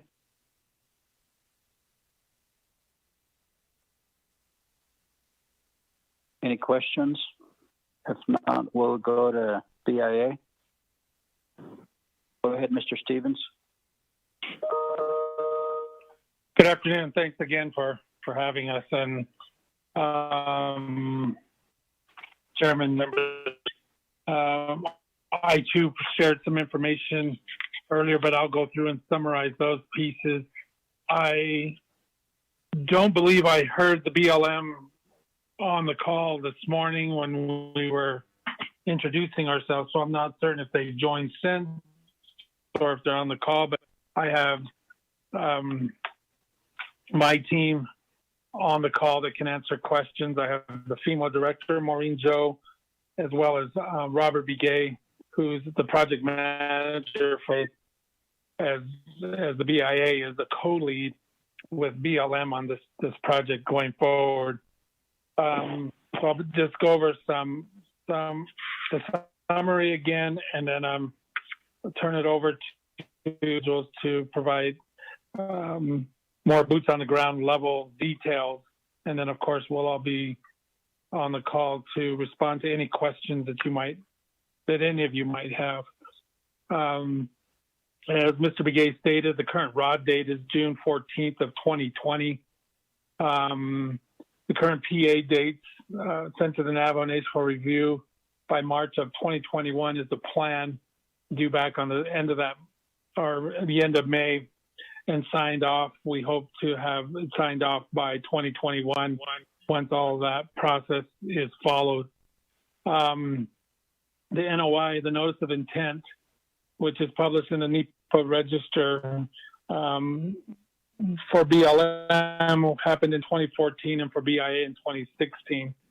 A lot of different activities have taken place, of which Mr. Begay also referenced, with our public scoping, which BLM did way back in 2014 with several meetings, and then over 90,000, or extended to 90, but about 1,800 comments were received. And then again in 2016 with 10 more public meetings, which added an additional 16,800 comments that were received through the public scoping meetings that took place. As also covered briefly by Mr. Begay, the public comment period was extended from the initial 90-day comment period by an additional 120 days. And this was done with Secretary Bernhardt's level, who ultimately has the authority over the direction this project is going in terms of timelines and timeframes that need to be met by both BLM and BIA, understanding that the direction we as federal entities take our direction from Secretary Bernhardt. We've received many official letters from tribes and environmental groups, from other interested parties and stakeholders, asking or opposing stating their opposition to these public meetings continuing during this pandemic. And we accept them all. We forward them to where they need to go, which is to central office. I forward them up through the Assistant Secretary of Indian Affairs, which then goes on to the department. And of course, responses or lack thereof are the department at Secretary Bernhardt's level, the secretary level. So the comment periods were extended for an additional. Bernhardt ended up being a total of 210 days for Mr. Begay reference. We had virtual public meetings to accept official public comments in May. We also had a broadcast on KNDN in August. Had a Navajo translator, as well as a lot of our staff that are fluent Navajo speakers, were able to share information, all created by BLM in English for language. And after that, in late August, open house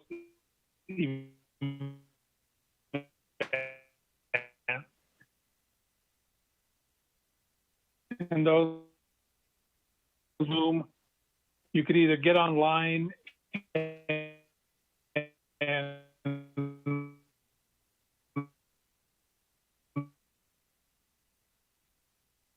participate in the Zoom call, or you could participate by phone.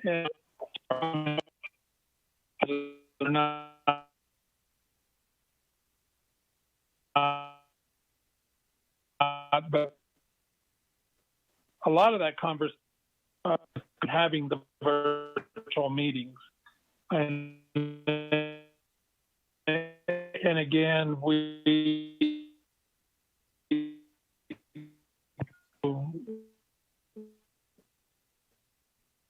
the plane and symbolic of the opposition during this time we're doing things meeting all and with that we made that I was expressing it again to meet you. So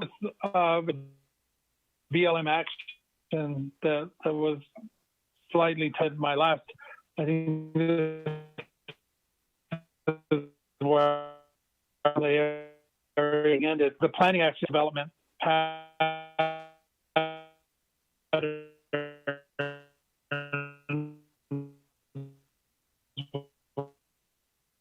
which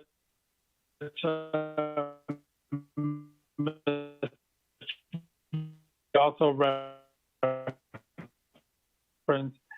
while providing multiple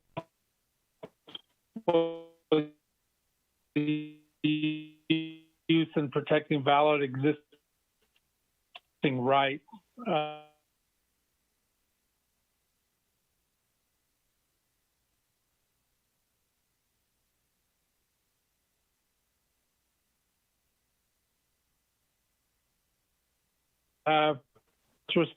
Process. The BIA will use these to guide the management of oil and gas trust resources owned by the Navajo Nation as well as the individual Indian allottees in response to the potential impacts that were slightly touched upon as well on the Navajo community due to the changing gas development patterns. There's different things happening as far as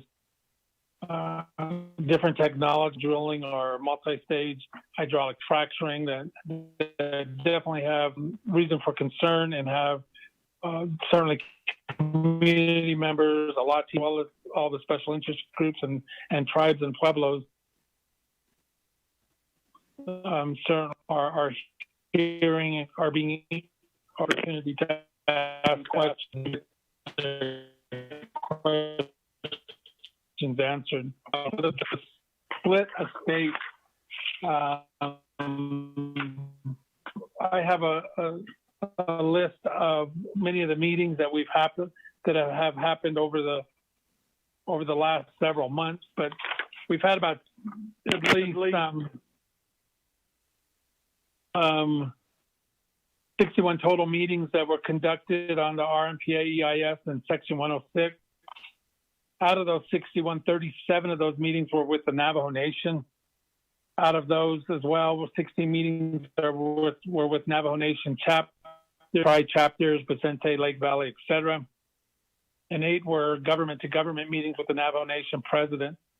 We participated in these meetings alongside with BLM that were also available to provide detailed answers and answer any questions during those different audiences that we spoke to. 28 of those meetings were Section 106 specifically. And out of those 28, 6 of those 106 meetings were directly with the Navajo Nation. We were able to set aside days specifically to meet just with the Navajo Nation and its departments to engage in. One thing that I'm appreciative of is that we've had several council delegates participate. We've had their assistants also participate. We had Historic Preservation Office were regularly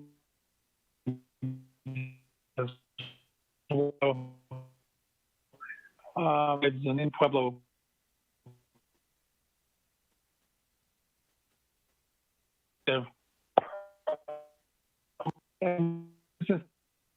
Secretaries appropriated by Congress $1 million the ethnographic study in Chaco. The Assistant Secretary of Indian Affairs was charged with managing,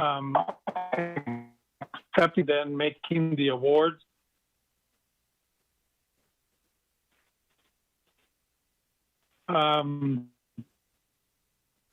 applications received, I believe, last month, as well as the Navajo Nation, and applying for the same. I shared before that I be able to fund all that were received, but the exact amount on the award letter sent it, they received that everything's going to work out. So the proposal was funded at 100%, and then the other proposal matched with those resources that Congress approved, that ethnographic study to be. So, Chairman Nez, that's my report out. I'd certainly like my manager to provide or have an opportunity that I may have left off, or a level of detail, as well as out of BMO. Again, it's your recognition to answer questions that anyone may have. Thank you, Mr. Stevens. Go ahead, Ms. Joe. Good afternoon, much for giving us an opportunity this afternoon to get a plan that's being collaborated by both the BLM and the BIA.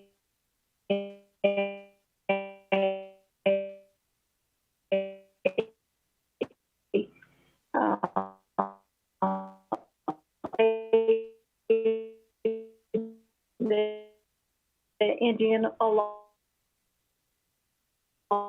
of it plays a significant.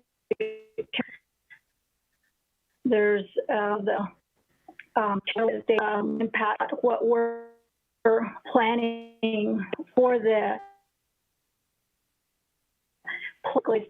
to ensuring that we apply stipulations and standardizing those stipulations for any new oil and gas leases in any tribal trust.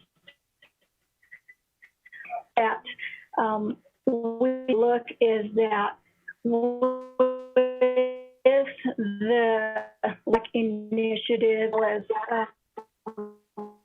the new probate law that was initiated,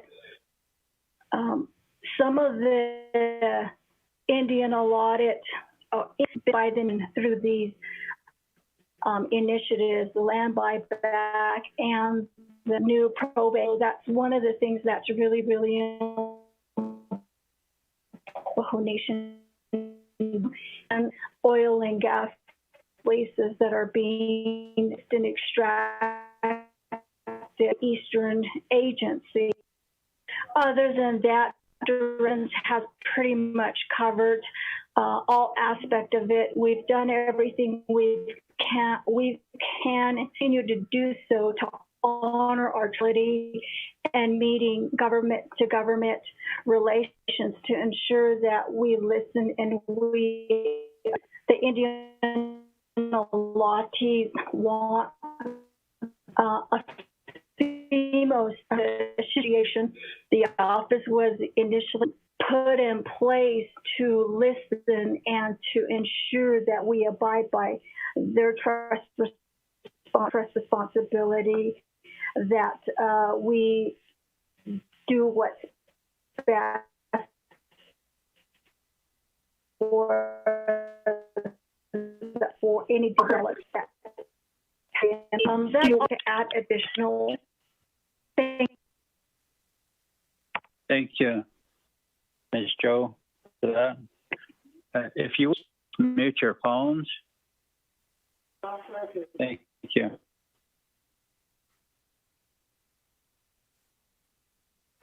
Next. Good afternoon. This is Robert.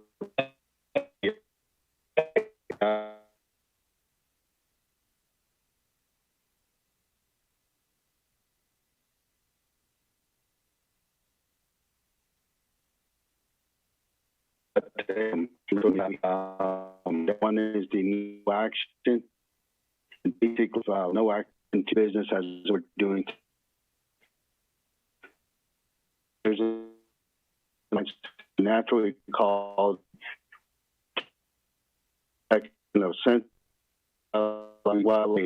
alternative B, preserve and protect the cultural and natural landscapes unique to the northern New Mexico. That's alternative B. Alternative C, which is also the preferred alternative, is really allow development to occur in harmony with the traditional socio-economic way life-winning area. That's called, again, that's the preferred alternative of alternative C. Alternative D is also maximum resources reduction, income up for Navajo Nation and tribal allottees, and minimize and mitigate impacts on the surrounding communities. Those are the 5 alternatives that we have looked at. Again, alternatives allow development to occur in harmony with historic, socioeconomic, and cultural lifeways of planning area. That is the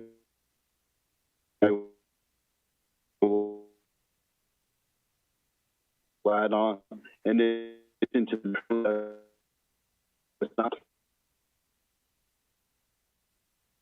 is really in that area.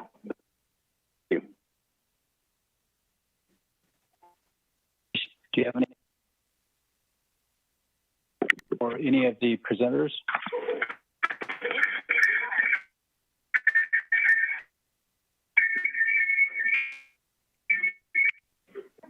Yes, Honorable Phelan. Thank you, Chairman. Resource Development Committee members, Mr. Begay, Director Stevens, and your staff. Thank you for the update. I really wanted to ask Mr. Begay, of course, committee. First of all,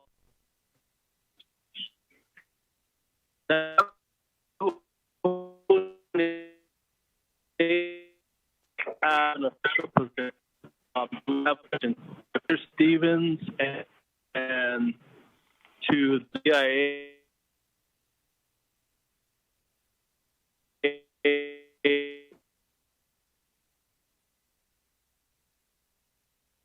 Has so it's the I guess, Chairman, I really we're missing, and that's the BIA.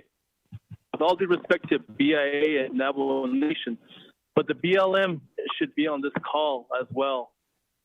They're the ones who are pushing our MPA. They're the ones who, are saying that, through Secretary Barnhart is when we can get it done. But, I think as a nation, we have our people and our voices need to be heard in this RMPA process. I know Chairman So did a legislation that we passed that was vetoed by the president. And I know there's a Navajo committee meeting tomorrow. I don't know if he's going to want to override the president or what. I don't know. But I think as a Navajo Nation, we need to have our input heard, our input as far as official position or, with the perspective also from the allottees. And, as the largest tribe in the United States of America,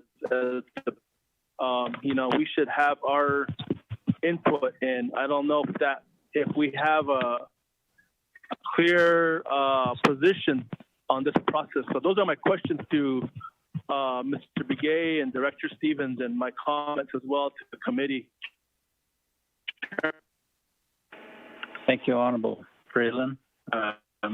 May you respond, please? Mr. Begay or Mr. Stevens? May not be the case. Good morning, or good afternoon again, Mr. Chair and Delegate Stevens. This is Rick Begay. As of today, I think what you're asking is whether or not the Navajo Nation has a position on the alternative. Can you clarify what position the Navajo Nation should have? Are you talking about the alternatives in the EIS or the whole process? If I can ask you to clarify that. Thanks. Honorable Freeland. Yeah, Chairman and Mr. Begay, an official position in the whole process. What is the Navajo Nation's official position? Do we have one? It could, the president could say one thing and the council could another. As the council, we are the governing body. Do we have an official position on this whole process? Do we support it? Do we not support it? What, I guess, is my question. Thank you. Mr. Okay, this is Richard, Mr. Chair. I don't think that we've actually had an official Navajo Nation position on the whole process, although the administration through DNR and other divisions, I believe, possibly with EPA and so on, have participated in the development of the EIS, providing comments and so on. So I guess you could say that we have supported the RMPA and the EIS, but to officially say we support the whole process, there has not been an official Navajo Nation position on the whole process, the process as a whole. There is a preferred alternative that Mr. Begay from BIA did express, and that's the BIA preferred alternative is C, and there is the BLM equivalent of that alternative, and that's also their preferred alternative. The Navajo Nation did not come out publicly as a nation to support it, but as supported the selection of the BIA and on the BLM side. But again, I have to stress there has not been an official Navajo Nation position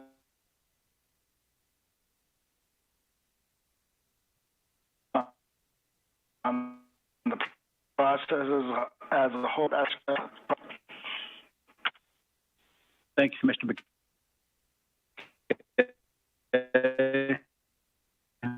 Freeland, have a follow-up question? I think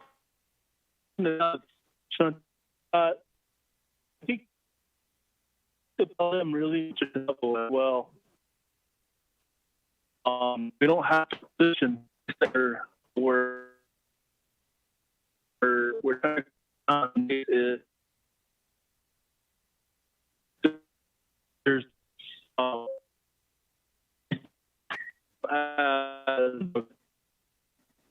the need to sit down and really discuss, I think, more thoroughly agreement at this point. But what do we need to do to get to that point of what do we need to do to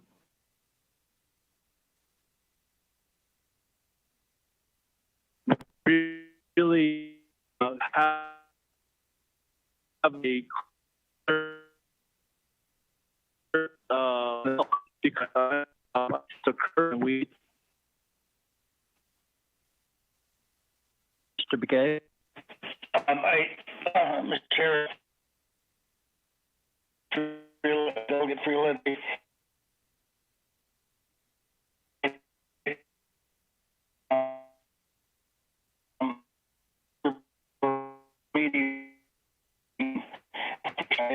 I'm just agreeing with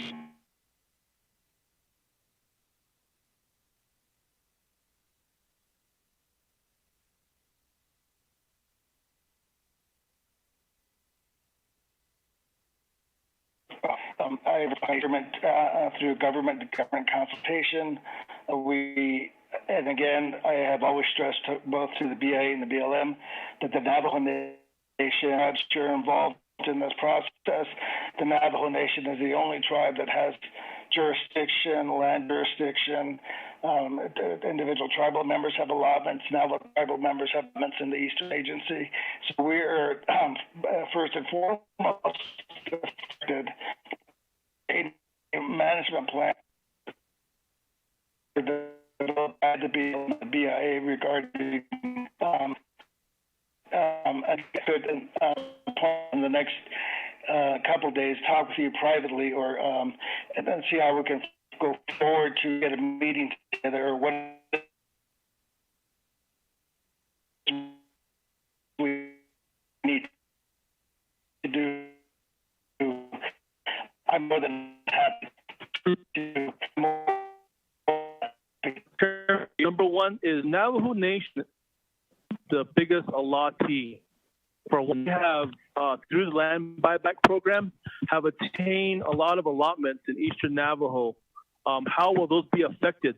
That's really a priority. I think we need to ensure what is the Navajo Nation got to lose or got to gain, I guess, from this RMPA.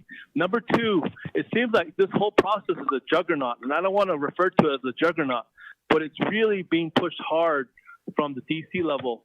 How do we slow down? How do we bring this juggernaut to a halt? Just until we define and we come up with a very strong position from the nation side, really figure out what is our position. You know, that's something I think we need to ask ourselves. And how do we incorporate our position into this whole process? But more importantly, the nation's position, but we also have to include our allottees as well. I just wanted to make those 2 points, Chairman. Thank you. Thank you, Honorable Freeland, for that.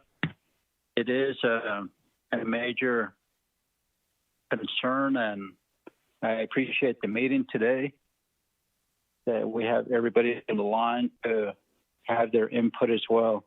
Any other questions or comments from RDC?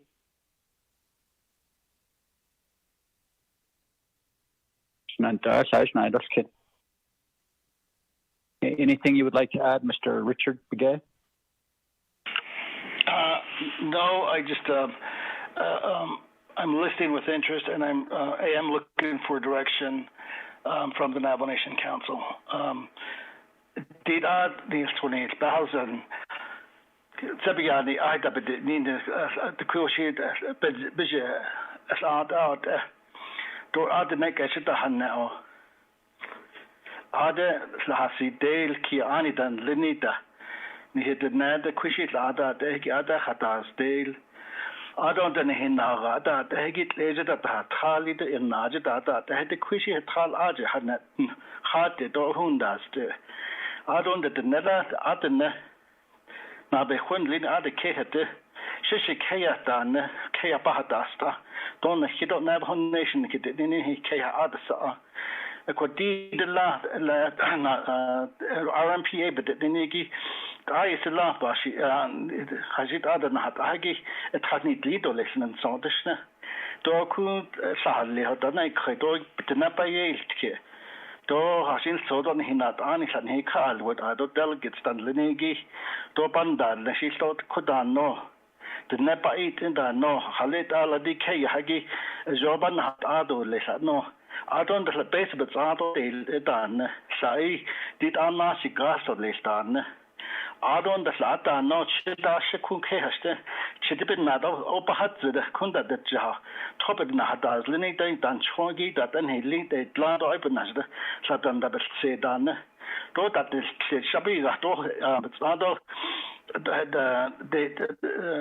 past the Hilgedi, Satoyo, House, maybe Rahil was up another done. I could Allah kneel it in the Hadis Benedi Holo Ade.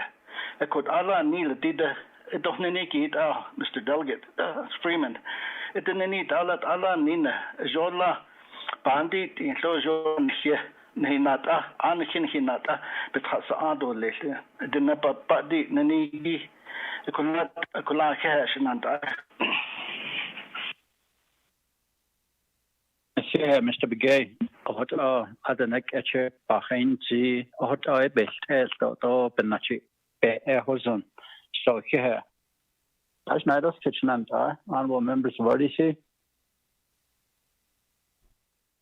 Mr. Stevens, anything you'd like to add?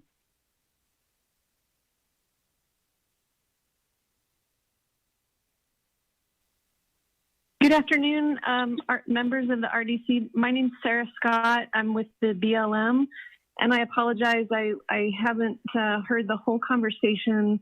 I've been in and out all day as best I could. I'm the project manager for the BLM side. Unfortunately, our line officers are unable to participate in the calls today, but I would be very glad to reschedule another time where they can be present and have these discussions with the RDC. That would be fine. Honorable Freeland. Yes, we need to do it as soon as possible, Shananta. The sooner the better. And I think internally with the nations to get together as well and organize and see what our position is. Okay. We will add that. Chairman, I wanted to say something if I can. Yes, we heard you, so go ahead. Okay, thank you. All right, Chairman. I just think we need to meet as soon as we can. I bring up the nation as an allotee as well because, we have the most. Honorable Freeland. Honorable Freeland. We're losing you. We're losing you, Honorable Freeland. BLM, could you restate your name again? Yes, sir. My name is Sarah Scott, and I'm the project manager for the RMPA, the BLM side. Appreciate it. Freeland, are you back on the line?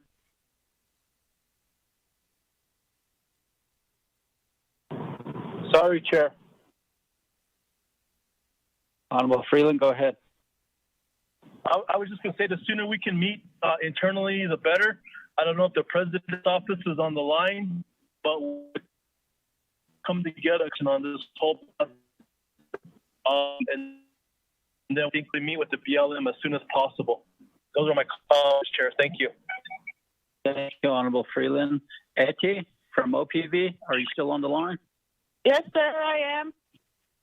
Thank you for staying on the line with us, and we'll all collaborate on this and make sure we have a position for our Navajo people.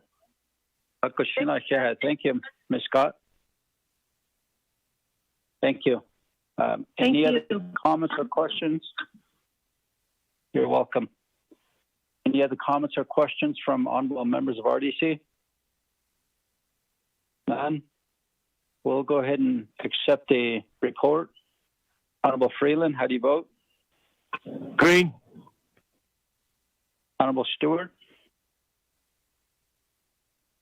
Honorable Begay?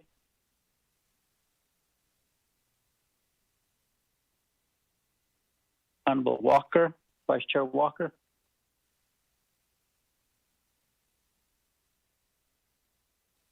Honorable Daniels?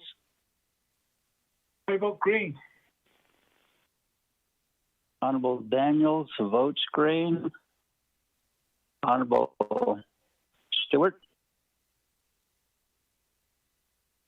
Honorable Callum Begay?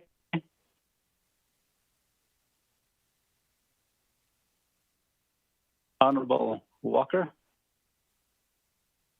I have to unmute.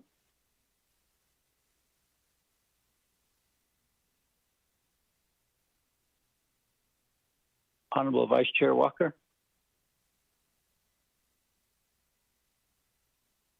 Honorable Begay? Honorable Stewart?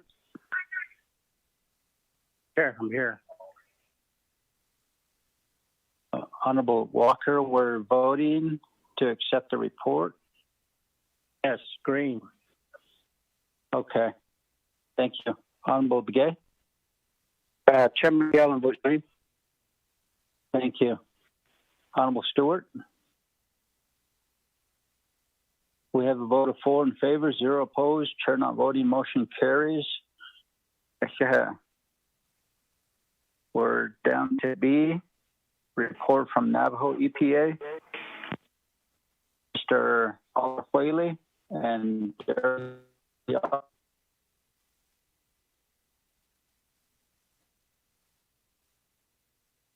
Whaley.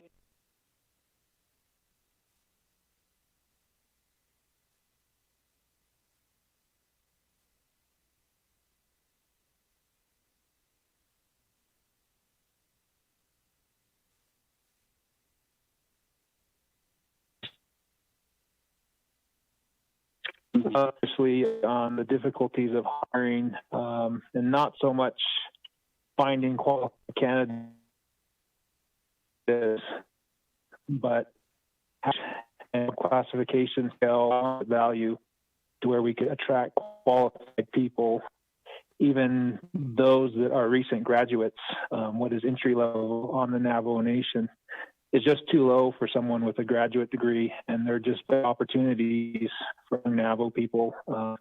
And so the way it works is either, we're held to a really low wage, and that's the best we can offer them, or we have to classify it at a higher classification, but then we tell them, you're not qualified to come back. And those that are qualified won't come for that wage. And so that's kind of been the issue. And what we did was we put a list of job positions that they needed, created and filled, and did some research on what we felt like was the market value for those positions, and asked, that we could somehow look at having some sort of carve out in terms of uranium work and allowing those types of jobs to be paid at a higher wage scale than what it is currently at Navajo. The reason being that, there is money available to do that and to support that and to pay those types of wages. The issue on DPMs, and they've done wage studies, I know, and all of our wages across the board are below market value, but we simply just don't have the money now, and then even more so with the closure of NGS to pay those wages. And so that's never been implemented. But because of that, we're kind of tied as well, even though it's the opposite for this particular program addressing uranium cleanup, because there are funds available to do that. But in response to that, rather than, get some help, what we got was a legislative concern asking us to develop a plan on how we were going to address qualifications and wage scale adjustments, which again is really beyond my purview. I don't have the authority to do that. But we went ahead and put together an outline of what we're at least doing right now in confines of current policies and with the current wage scales in place. And we've done, exceptionally well, I think, in continuing to hire and be creative in how we've done it. And Daryl will kind of touch on that. But before I turn the time over to Daryl, I just do want to mention, since I have you here, the continuing resolution, in all honesty, has kind of been a kick in the nuts. This past week, we were actually out in Northern Navajo on the front lines dealing with some of the hemp-related issues out there. And, I was notified that several of my staff, including some out on site, we're going to be out of a job in a few months because of the way that was implemented, because it utilized the beginning FY20 budget instead of the end of year FY20 budget. And so changes in the budget throughout the year, weren't reflected and accounted for, which impacted certain job positions. So all of their jobs were never in jeopardy. They became in jeopardy, and we had to spend numerous amount of time doing budget revisions, trying to find money to at least get them to keep their jobs.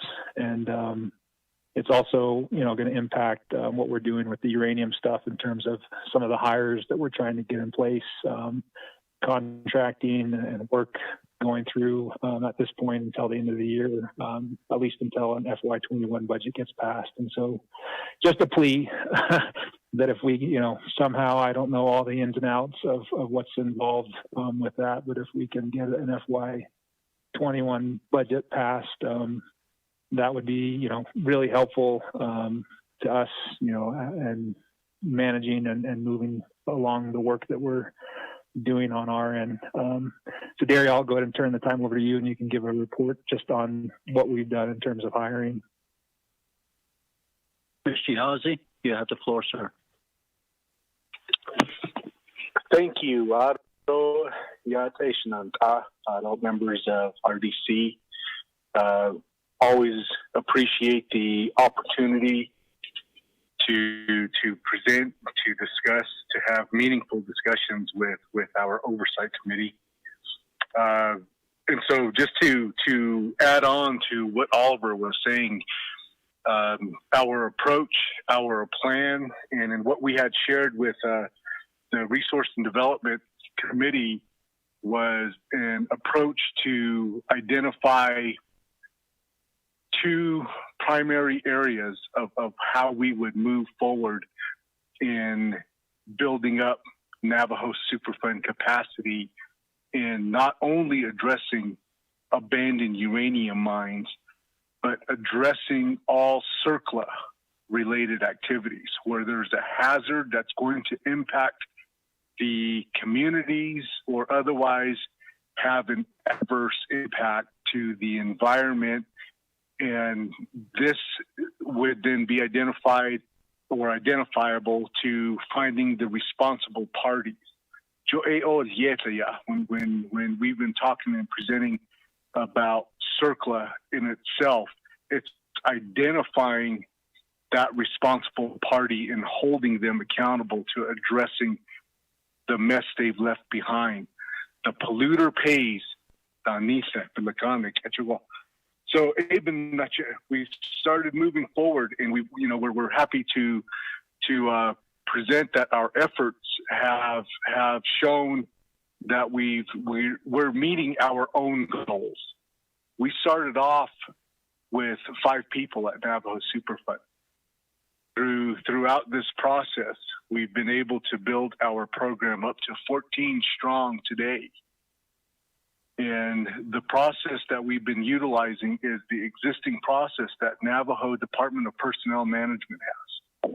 But it's a very high-level engaged effort from our part, where we go and we sit, we talk with them, we identify the positions that we're looking to have them classify, and then we start negotiating what those salaries look like. So we've been able to get comparable salaries for off Navajo Nation salaries.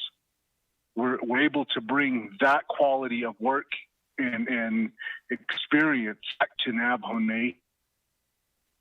Young people that we're hiring aren't wanting to go off Navajo. They're wanting to come back and use the education that they worked hard for, and then bring it back to Navajo and to these issues that are communities.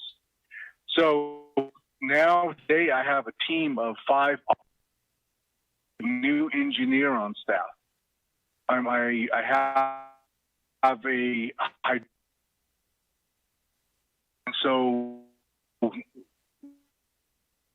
we've focused technical with that we've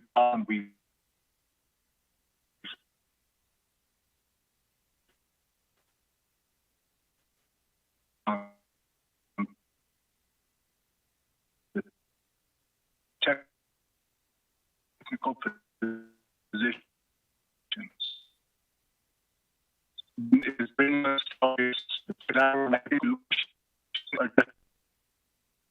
in attitude that given to us, and because of how we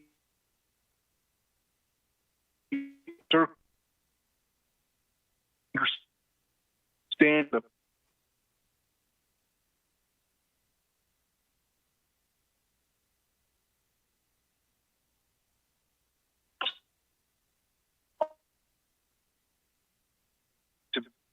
be needs to be managed accordingly. And so there were audit findings that kept them from moving forward.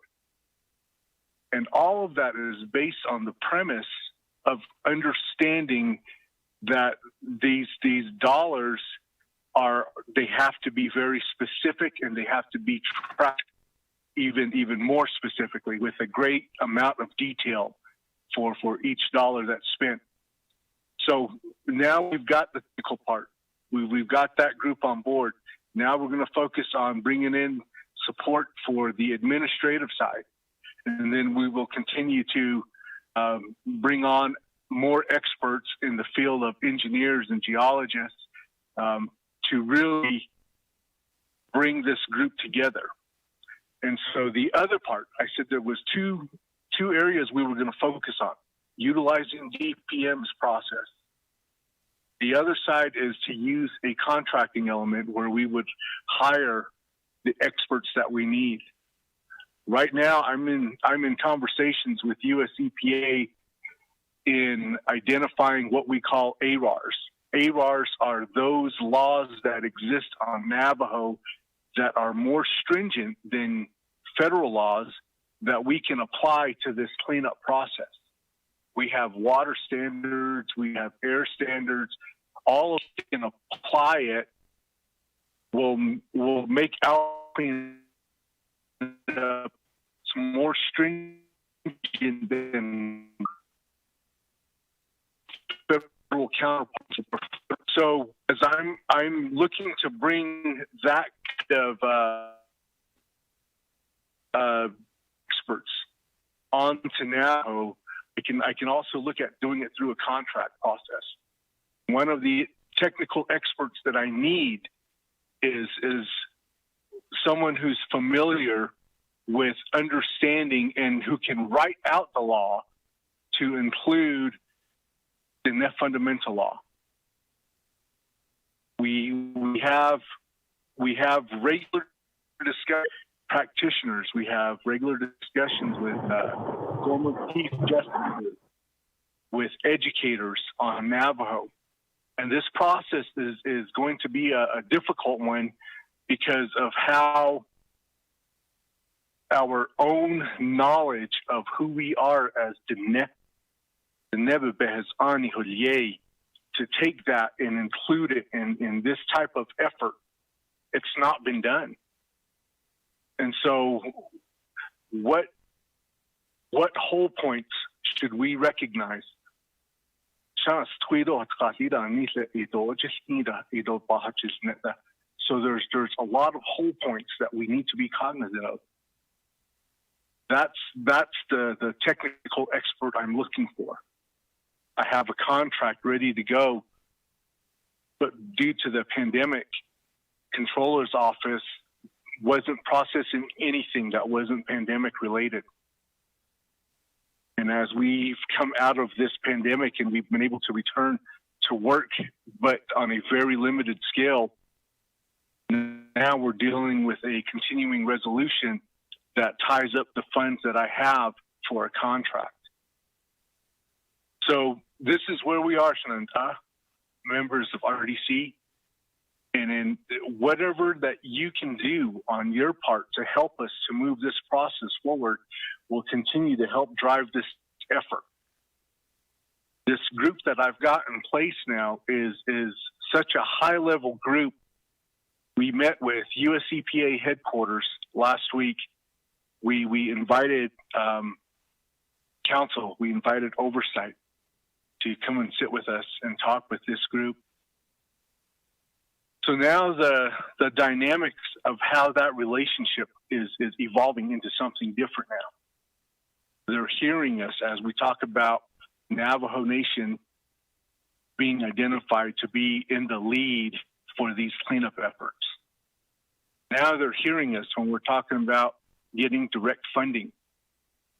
A lot of my leaders here, members of RDC, questioned why US EPA hired and contracted Tetra Tech to do all of their assessment work. From Tetra Tech has this huge blemish on their record.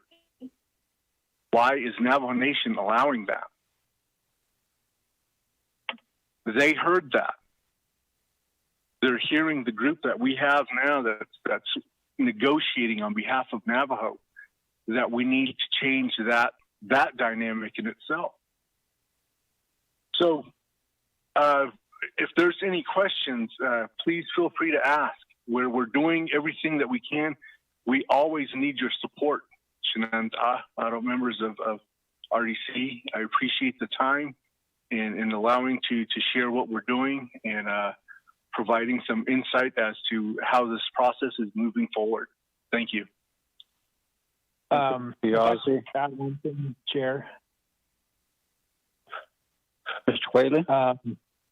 Thank you. I'm probably, a little bit more blunt, for better or worse, than Dario, and so we have a good balance. But I know he mentioned with some of these new hires that we got them, about market wage, and we got them as close to market wage as we could. But the reality is you take an engineer, a Navajo engineer that's entry level just from college, depending on where they go and what sector, but an environmental engineer, they'll make close to 90,000, 80 to 90,000 as an environmental engineer. If they go work for Chevron or a big energy corporation, they'll make six figures.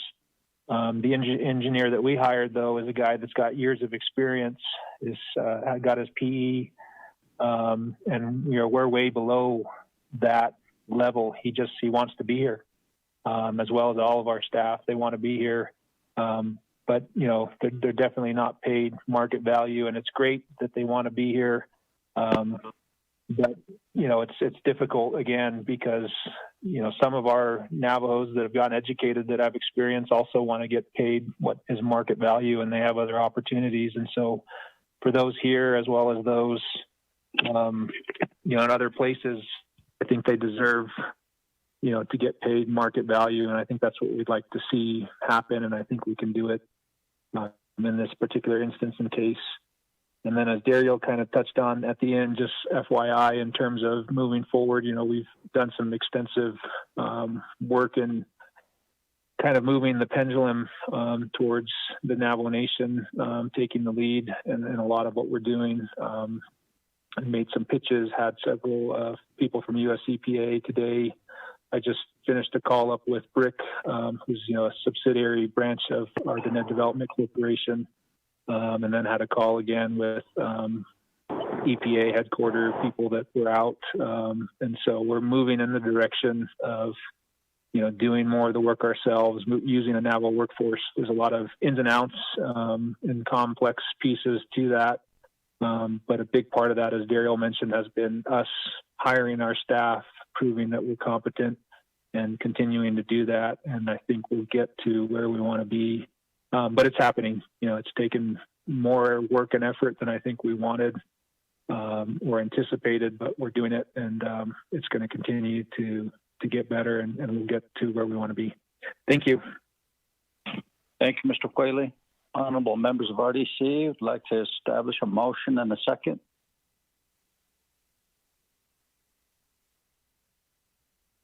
Motion, this is Daniels. Honorable Daniels, second by Freeland. Honorable Freeland. Any questions?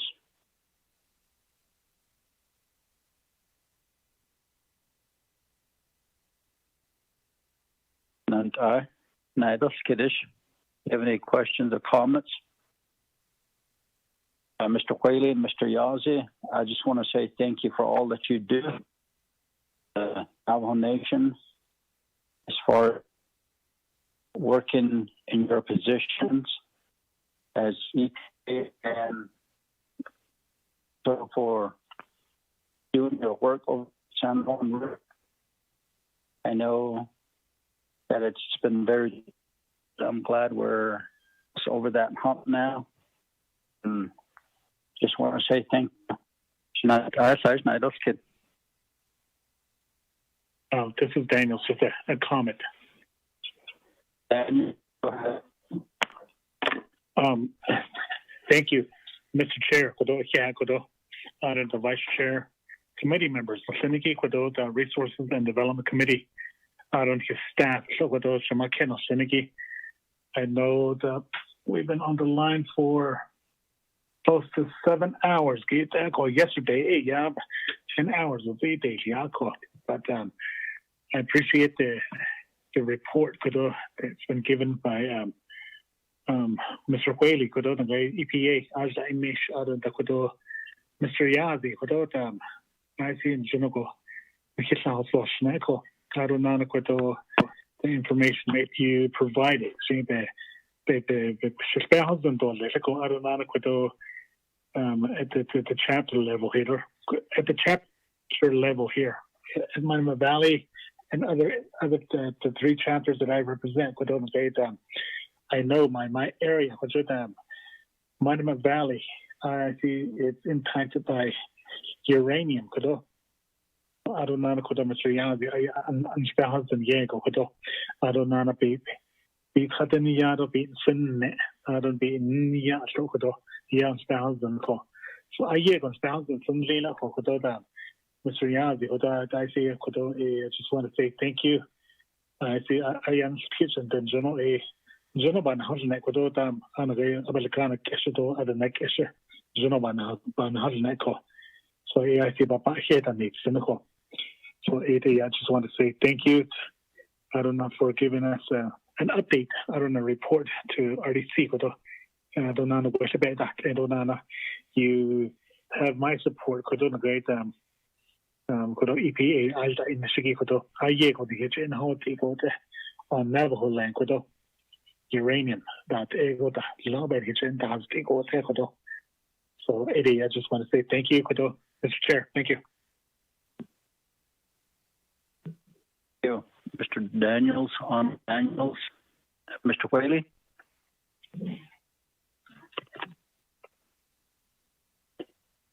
Thank you, Chair. Again, just appreciate you guys. Appreciate your support, and that's one thing that we have had is your support, and so very much appreciated, and we'll continue to do our best in these jobs. And then again, if there are issues, concerns, share them with us because we're always trying to get better. But we appreciate your support. Thank you. Thank you, Mr. Whaley. Mr. Vardy, any other questions? Yes, sir, Chair. This is Daryl Yazi. I just want to say thank you. Anytime you guys want to sit and discuss one-on-one with myself and with my staff, my door's always open. And I've reached out to all of you. I've sent emails out to arrange dates. Some of you were able to make time and host us, and I appreciate that. So that offer is always on the table, Shananta. Anytime that we can help you to get a better understanding of where the overall process is at, we're happy to do so. Thank you. Thank you, Mr. Yazzie. Honorable members of RDC, any other comments or questions? If not, we'll accept the report. Honorable Freeland, how do you vote, sir? Green. Honorable Stewart. Honorable Keelan Begay.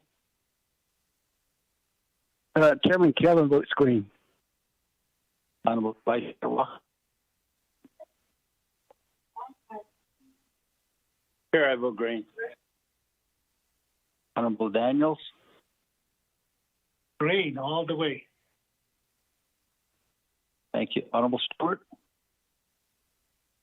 A vote of 4 in favor, 0 opposed, chair not voting. Motion is thank you, Mr. Whaley, Mr. Yazzie.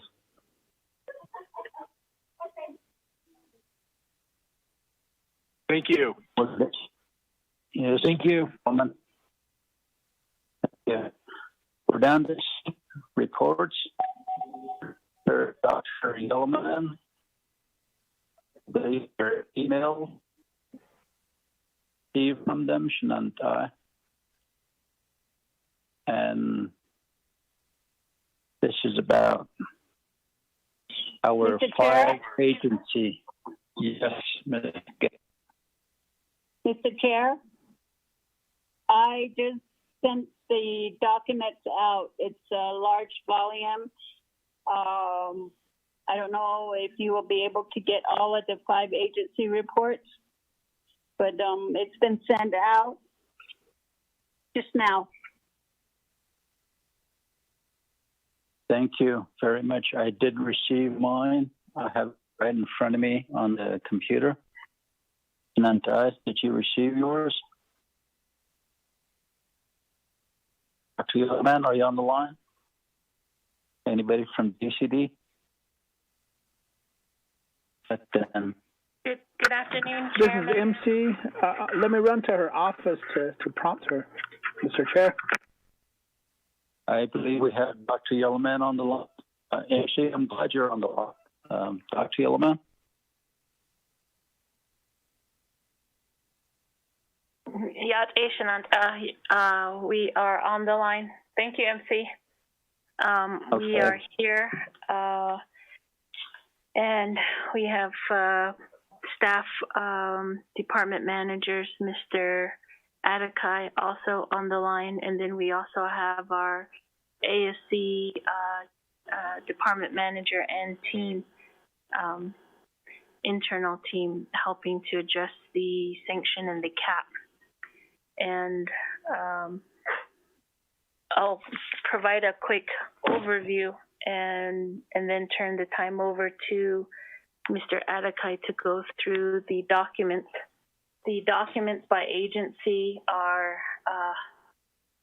quite lengthy, and they are large attachments.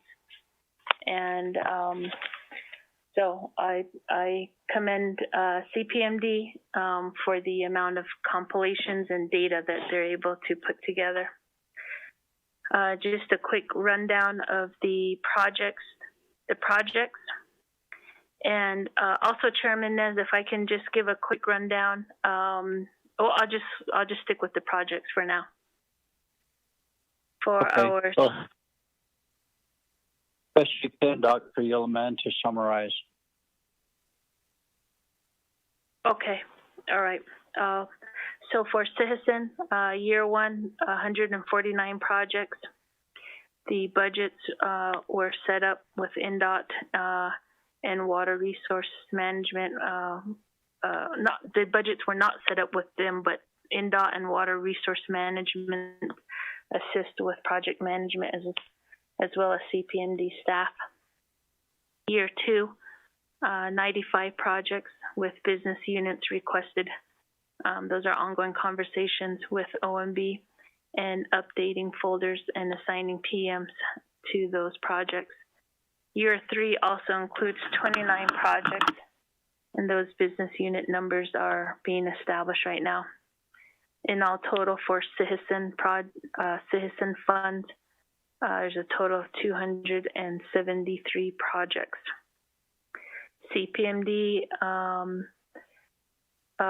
minus the height of the pandemic, CPMD were hosting Citizen updates, and then post returning back after August, they have resumed providing those updates.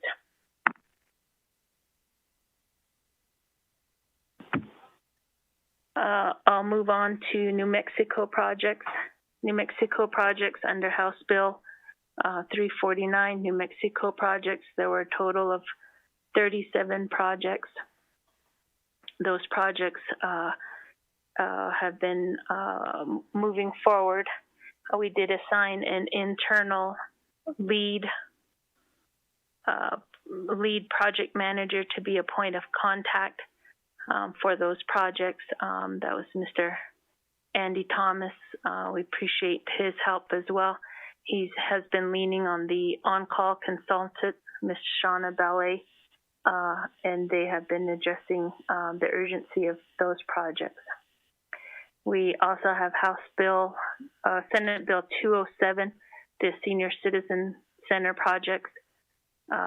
We working closely with NDOH and working to move on those projects as well. We did report to IAD last month and had our New Mexico recon meeting. I'll continue. And the total amount for 2020 New Mexico projects is $32.8 million. We also have some special projects. Those are IHS CARES water projects, the 59 transitional watering points, the 49 permanent watering points in the amount of $4 million. And then we have the Navajo Nation CARES Act funds, which I'll get to here in a second. We also have our staff that we have returned back to work August 17th. Prior to August 17th, from March 13th to August 17th, we have had staff dedicate a significant amount of time to support to the Health Command Center. And we have assisted chapters in burials and distribution of goods to the 110 chapters during the pandemic. So we reopened at a 30% capacity August 17th. 30% of our staff, or 30% to building capacity for our own safety, that allows us to have about 17 people on our floor. Because of the workload of CPMD, I've requested that CPMD staff all be on this floor with the other departments staggering. We're still trying to work that out, but for the safety of some of our staff and the vulnerabilities of some of our staff, we do still have to maintain a occupancy rate. For the CARES Act funds under 47-20, we were allocated $3.5 million for the bathroom addition, and then for the 67-20, we were allocated roughly around $75 million for the power line projects.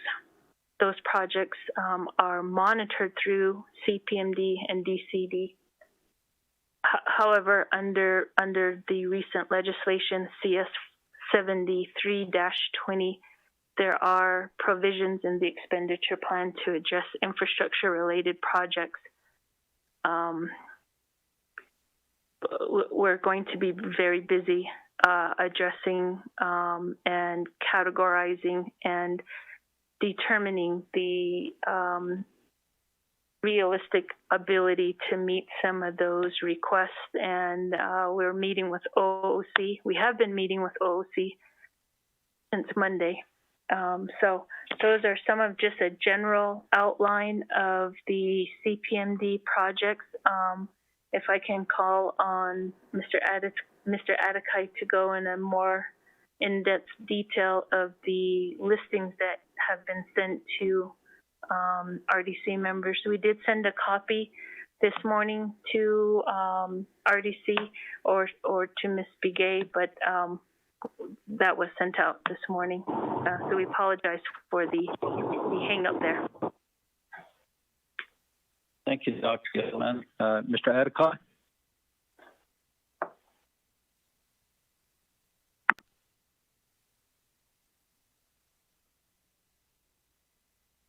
Mr. Adekai?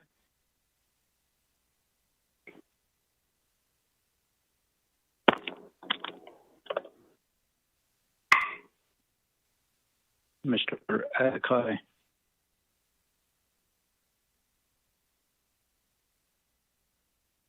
Honorable members of RDC, I'd like to establish a motion. Second.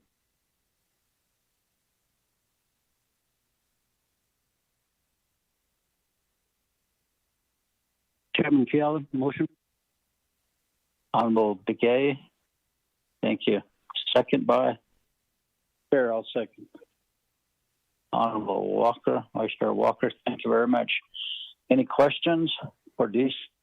Dr. Yellowman?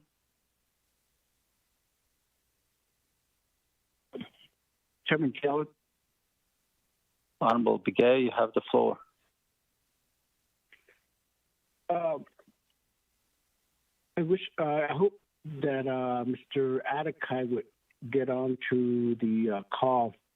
Maybe that he'll probably answer some of the purpose of requesting this particular report from Division Community Development and CPMD. Shinale kodo nahasan naki kihatole. Although I sent you an email from the Chinle delegates LDA. Maybe provide a written response because we have been, your office has been doing some weekly update project meetings for several months now. So to some extent, it's just that's what it is. I mean, like for example, the main one, Kodo Chairman, appreciate Chairman and the staff getting this onto the agenda. This is the main purpose was the email that was forwarded to me by Chinle LDA. But I think it was much important for not just only one chapter, but as a overall. I mean, this is a huge task. We know that.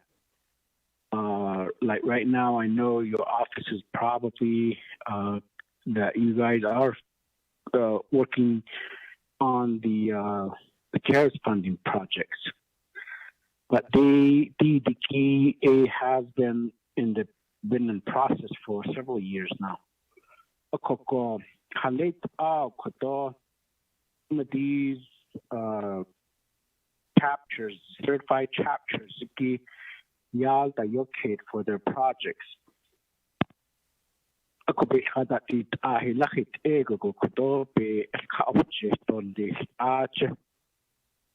So the email is self-explanatory. In these projects from the CPMD, this has been based on chapters if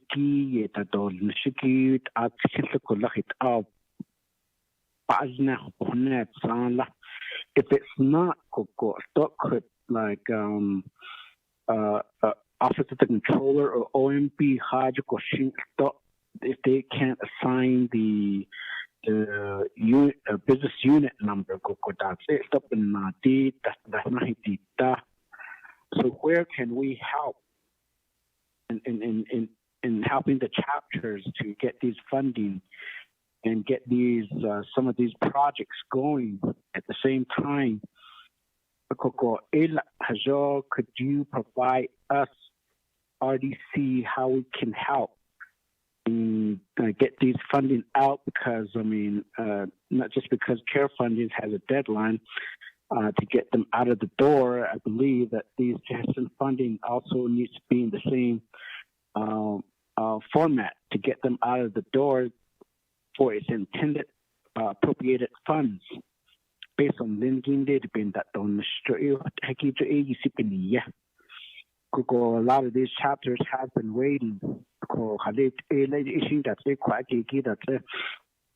specifically or maybe a request for a written response directly to the Chinle chapter. And also some of the chapters that are in similar situation, for example, for one of my chapters, Nazlini, is that they're certified and they're trying to get the fundings down to the chapter for a senior center project.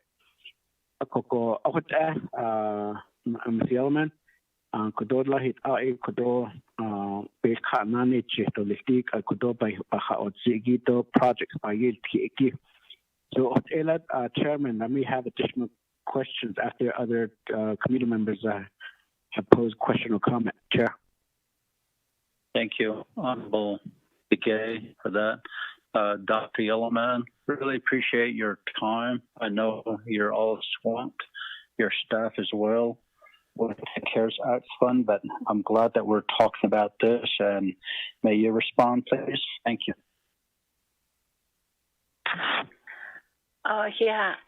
Chairman Nez, Adonana, Delegate Kealan Begay. I appreciate the inquiry and the concern. I did want to mention it 2 weekends ago during the Chinle Agency update. But just realistic and honestly speaking, well, let me go back further. The certified chapters have been, and the opportunity is still there. The certified chapters have been given the memo and the opportunity to take on oversight for their projects. And there is a listing of a number of chapters have accepted those responsibilities. And also a listing of the chapters have not, or maybe not responded, or still internally trying to conclude to that decision. So we support the certified chapters that take on oversight of those projects. And I mean, if we can work together and they want to do that, then we support that. There are some chapters, as I said, that have opted not to, and we have information on that as well. But there's still some internal things that we're addressing, and I mentioned this, I believe, the last RDC meeting. I mentioned the dire need for CPMD and DC to move towards an IDIQ process. And that's something we are prepared and ready to do right now. I've also shared with RDC and yourself our project management ratio. How many projects our project managers are handling. But more importantly, I think the infrastructure policy, it's really important that this is understood, because when we receive a legislation, or when we receive, even the citizen legislation coming on board, some things that were not put in place or needed to be refined are our contracting methods, and the amount of need and time needed to address the way in which we contract. Right now, our contracting method very time consuming and very difficult for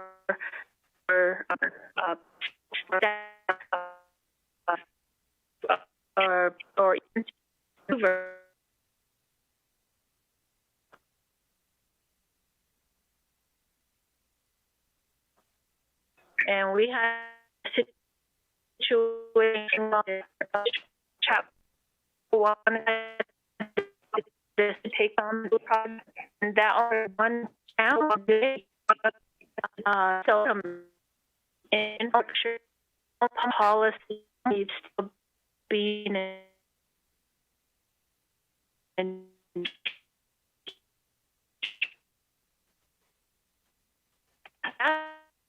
That's for me.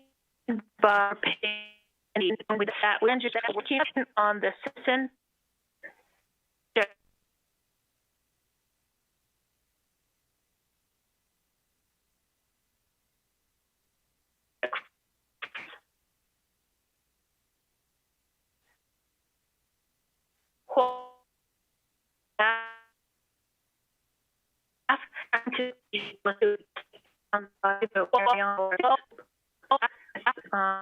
myself and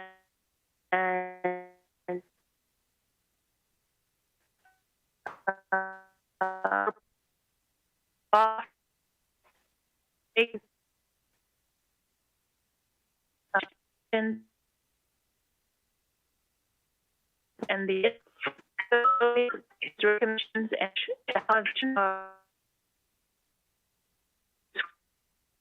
work on. If you're asking one, allow us to reconvene with that committee to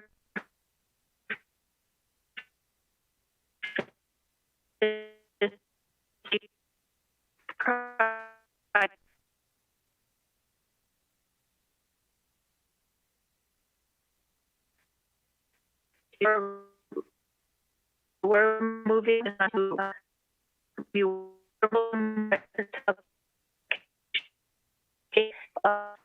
let me date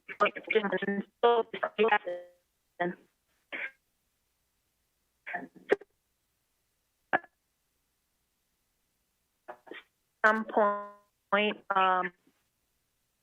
we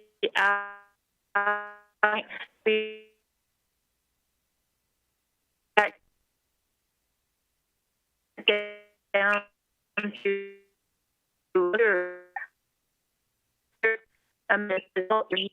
so that is thing that could just really helpful is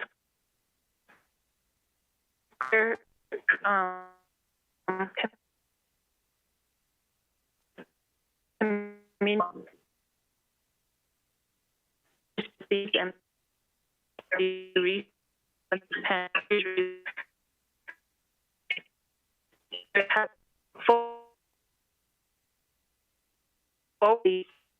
area bathroom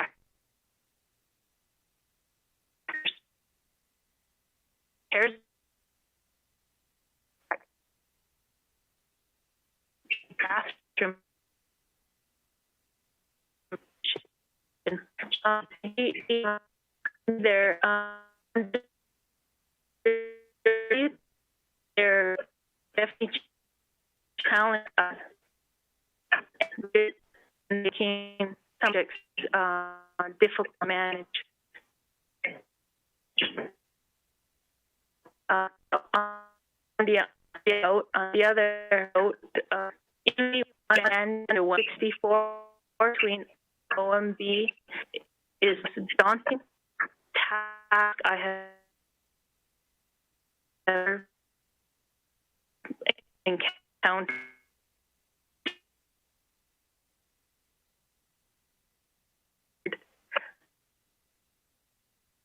Because we from very educated as to how, which I know that the one-stop shop has addressed some of the tracking systems that would apply to the art clearances and et cetera. But there's got to be a way to be more technologically advanced as far as some of these internal processes that we have. So, Delegate Begay, I hope that is sufficient. We can respond with a written email and provide clarification on the oversight. Thank you. Honorable Begay, do you have a follow-up question?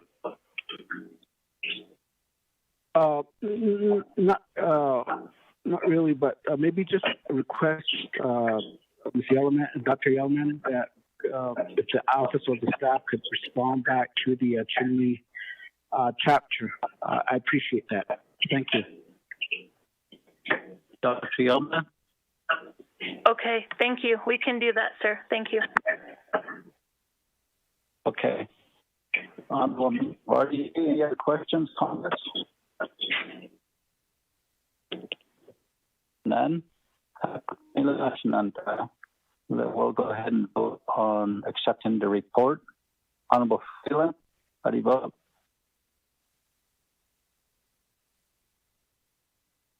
Honorable Stewart?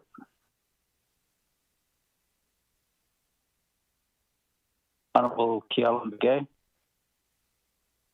Chairman Kealan votes green. Thank you. Honorable Vice Chair Walker?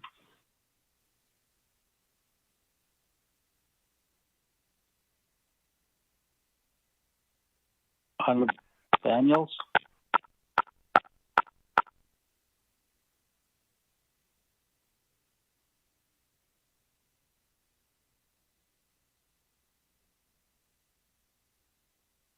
Honorable Freeland? Honorable Stewart? Honorable Vice Chair Walker? Honorable Daniels? Chairman, sorry, Freeland, green. Chair. Thank you. Yes. Green. Honorable Walker? Yes, green. Okay. Honorable Stewart? Honorable Daniels?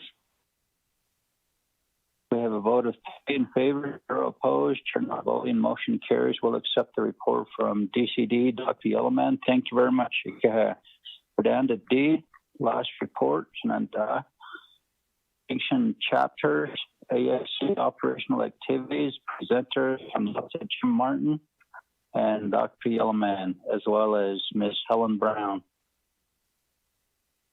Dr. Yellowman or Ms. Jim Martin?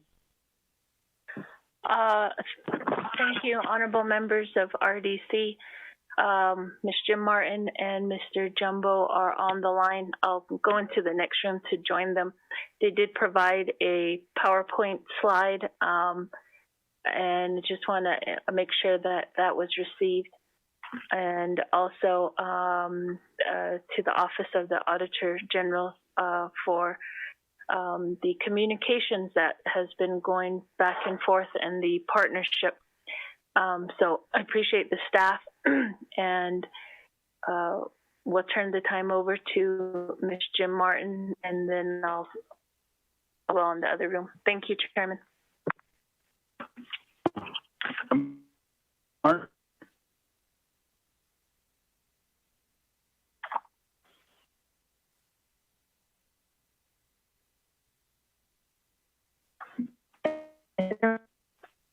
Yes. Yeah. This is Samlatsa JM, the ASC Department Manager. I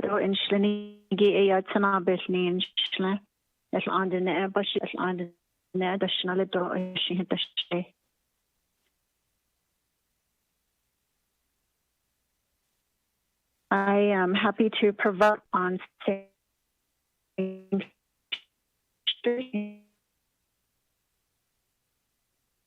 and I want to share with the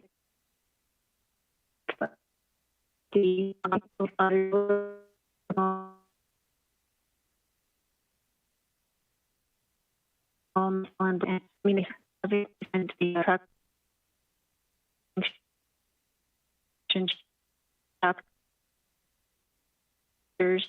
during this with the with share the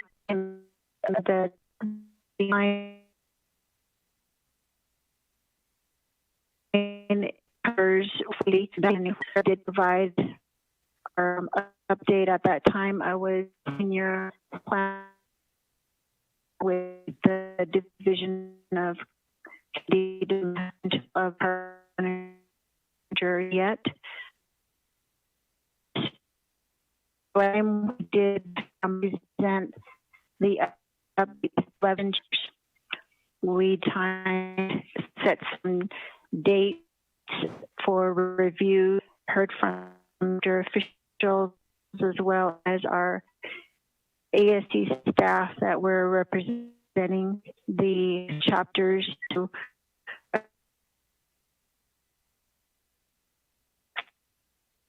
findings so that progress. We moved into the January to March time during time between March. We were get us to work on areas of very tedious task. It requires commitment. It requires work with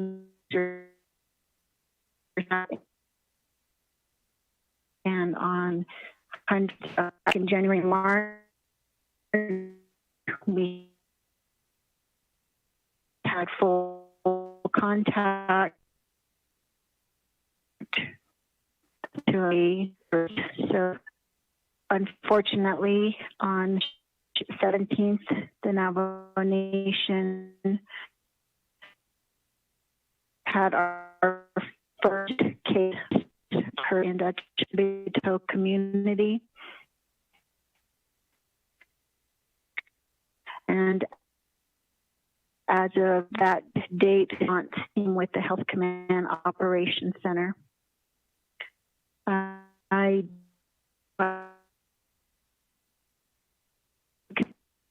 commend our ASC staff and working forward.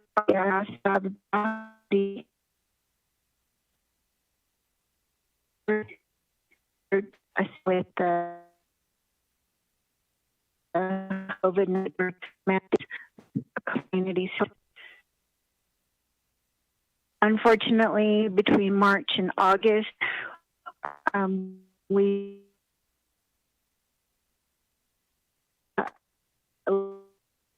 lose 5 months.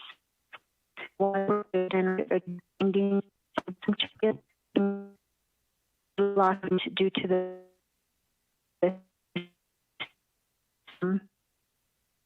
our nation government in our restrictions of 17. Any of our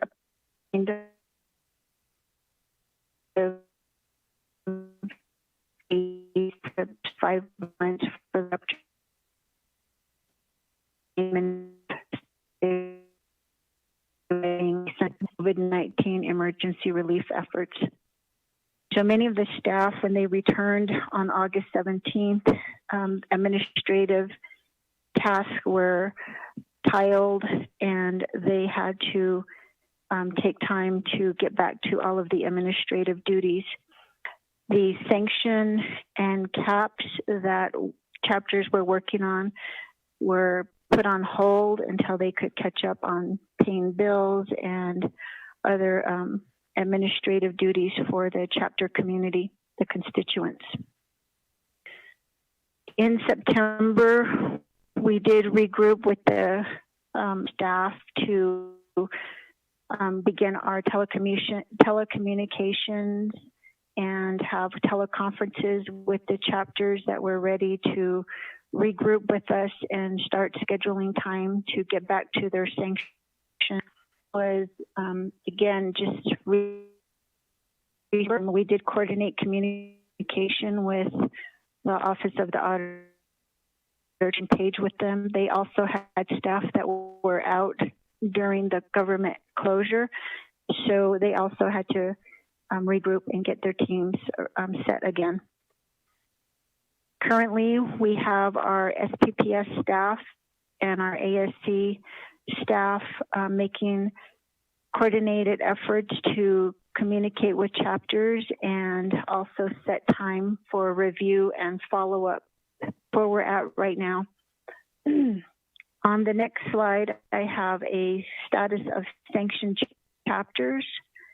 As I stated, we had 11 sanctioned chapters, and we were able to get one chapter out of sanction as of 2019 with a 5-month government closure.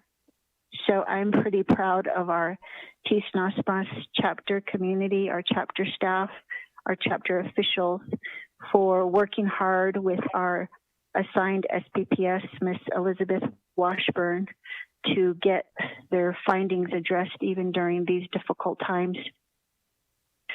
Our Tisnospas chapter is a success story, and we should really look at them as a guide as far as how they came together as a team to get their chapters out of sanction, to get their chapter out of sanction. It does require team effort, and I did want to highlight their success story in the presentation so that other chapters can reference it. Council delegates could also use it as a guide as to what helps a chapter get out of sanction, because those findings are time consuming and it does require a coordinated team effort between the chapter staff, the chapter officials, and with support and encouragement from the council delegates. On the next page, I wanted to share the points of contact for the sanction chapters, and that way you can reach out to them to get more details and specifics, and also coordinate individual meetings with our ASD points of contact if you'd like to get more information. The unfortunate thing is we did go down to 10 sanction chapters because Tisnospas made their 100% corrections. However, the Office of the Auditor General informed us that there is another chapter that is being recommended for sanction, and so we're back up to 11 again. And on that sheet, that would be the Hard Rock chapter, which is pending BNF approval.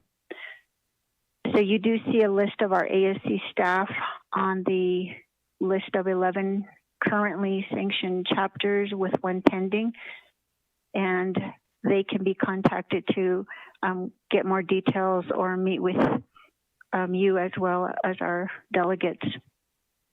I wanted to make a final point of clarification in our presentation that there is a difference between a sanctioned chapter and a CAP chapter.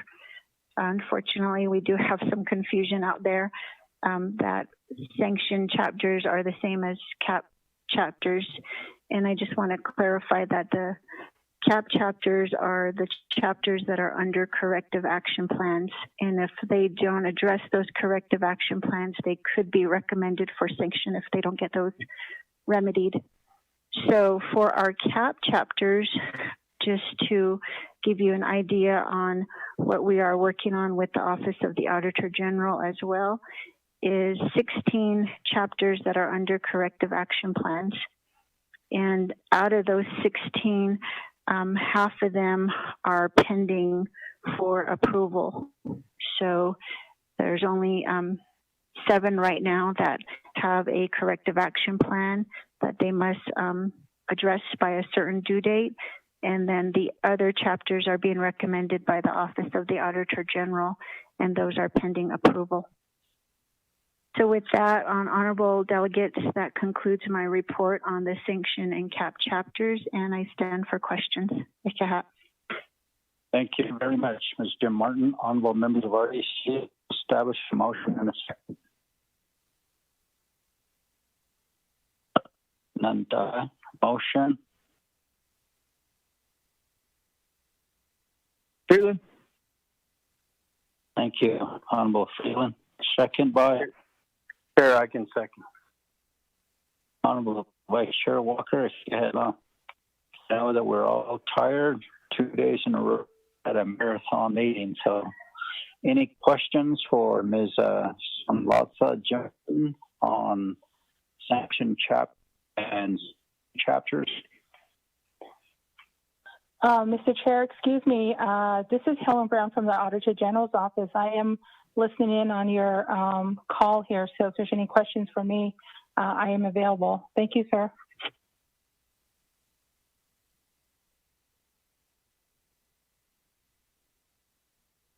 you provide a brief summary, Ms. Brown? Yes, thank you, Mr. Chair. I just want to add on to what Ms. Jim Martin had presented, maybe just a little bit more specific details on the sanction chapters. I know when we did our last presentation, the committee did ask us to prioritize these sanction revisits, and that is what we're doing to the best of our ability. So I just kind of want to give a little bit more details on some of the reviews that are currently ongoing. Sawmill chapter, we currently are going through the review at this time. I have a team that's assigned to that. They are what we call the fieldwork phase. They started that last week, and so that should take them maybe another week or so. So we're hoping to get that completed by the end of this month or the early part of November. The other chapter that we also are currently performing a review on is Rama Navajo chapter. I also have a team assigned to that. They are currently in the planning phase of that engagement. Hopefully they get into field work, and we have a goal again to complete that by the end of this month or the early part of November. We also have Loop chapter. This is a request that came in a couple of weeks ago. We went back and forth, and they finally said that they are ready for us to come back to do a revisit. So I do have an auditor assigned to that chapter. She's currently in the planning phase of that engagement. Again, that's our goal, to get that finished by the end of this month or the early part of November. So those are the three chapters that we're actively doing a review on. As Ms. Jim Martin indicated, that we did also do a review of Hard Rock chapter. This is their initial follow-up review. Unfortunately, not all of the corrective measures were implemented. We indicated in here that there's about 56% of their corrective action plan that was not implemented. So a number of the audit issues have not been resolved. So that's the reason why we are recommending sanctions for that chapter. I am in the process of looking for a sponsor. I'm hoping that their delegate can be of assistance. So once that's identified, we will proceed with the legislative process on that. We also performed a second follow-up review for White Cone chapter. That's on the list. We issued that report last month.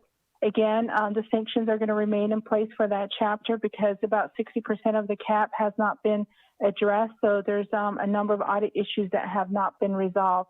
So that is still going to remain in sanction there. And then, of course, as Ms. Jim Martin indicated, that Tisnos Bus, we completed our review for that chapter, and they were fortunate enough to get their cap implemented, and we were able to lift those sanctions.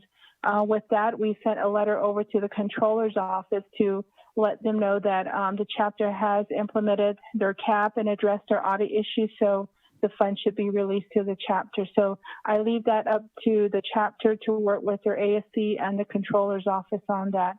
So that's just a little bit more details on some of the reviews that we're currently doing right now. And again, like I indicated, we are prioritizing these sanction revisits. We're basically waiting for the chapters to make these requests with the support of the ASC office, and that's how we determine if we're going to schedule these chapters. So I just want to share that with you. As for the information on the cap, a number of those are pending because right now, of course, the government closure and the COVID pandemic that Ms. Jim Martin spoke to, that also impacted our office. We weren't able to complete these audits or conduct any audits while the government was closed. That goes with the cap reviews. We weren't able to get our feedback back to the chapters on these CAP corrective action plans that they had submitted to our office. So that is what we're working on. Once we approve their corrective action plans, the chapters are required to get a supporting resolution from their constituents approving that corrective action plan. And once we get that, then we can proceed with the legislative process to get those caps approved by your committee as well as the Budget and Finance Committee. So that's the reason why they're indicated as pending. We are working diligently to catch up on all of that. But again, a new challenge that has been presented to our office is this whole the CARES Act fund spending that is being done by the chapter. We are being told that that is now their current priority.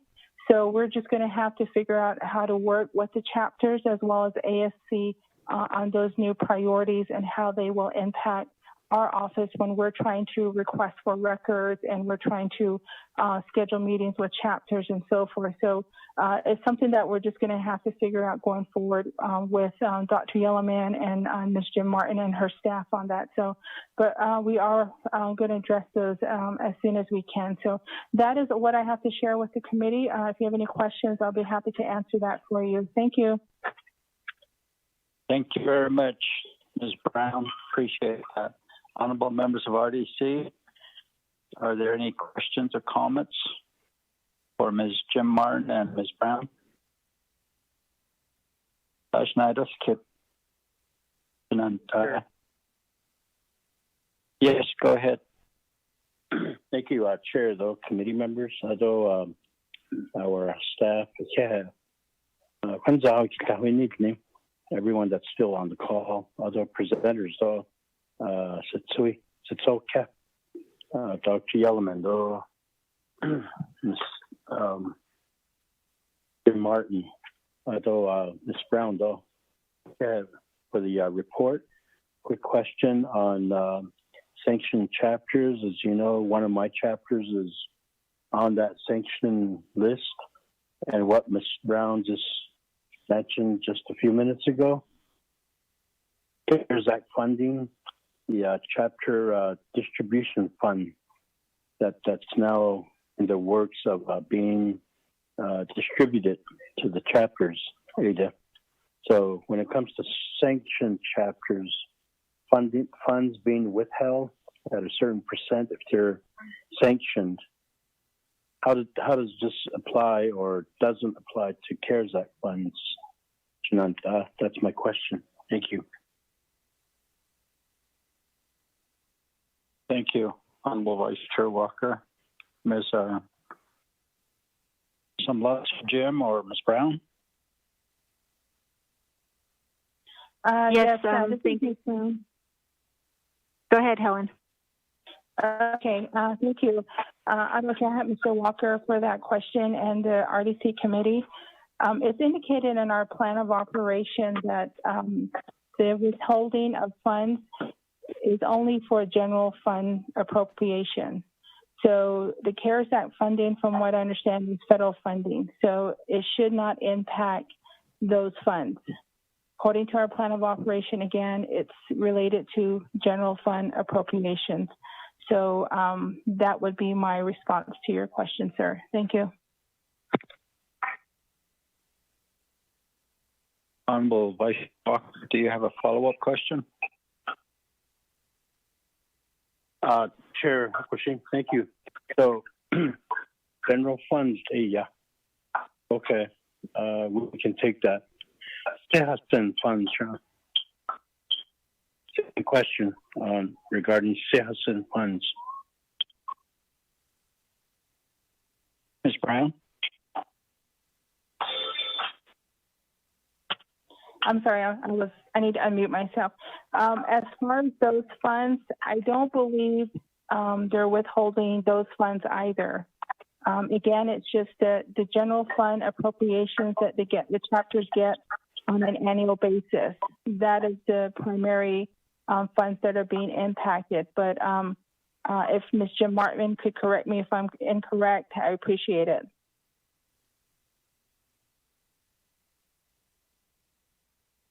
Thank you. This is Sanlatza. Yes, I agree with Ms. Brown, and we can confirm that with OOC.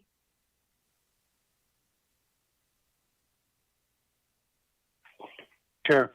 I appreciate the response. Though I'll make note of it here because I was told otherwise. Thank you.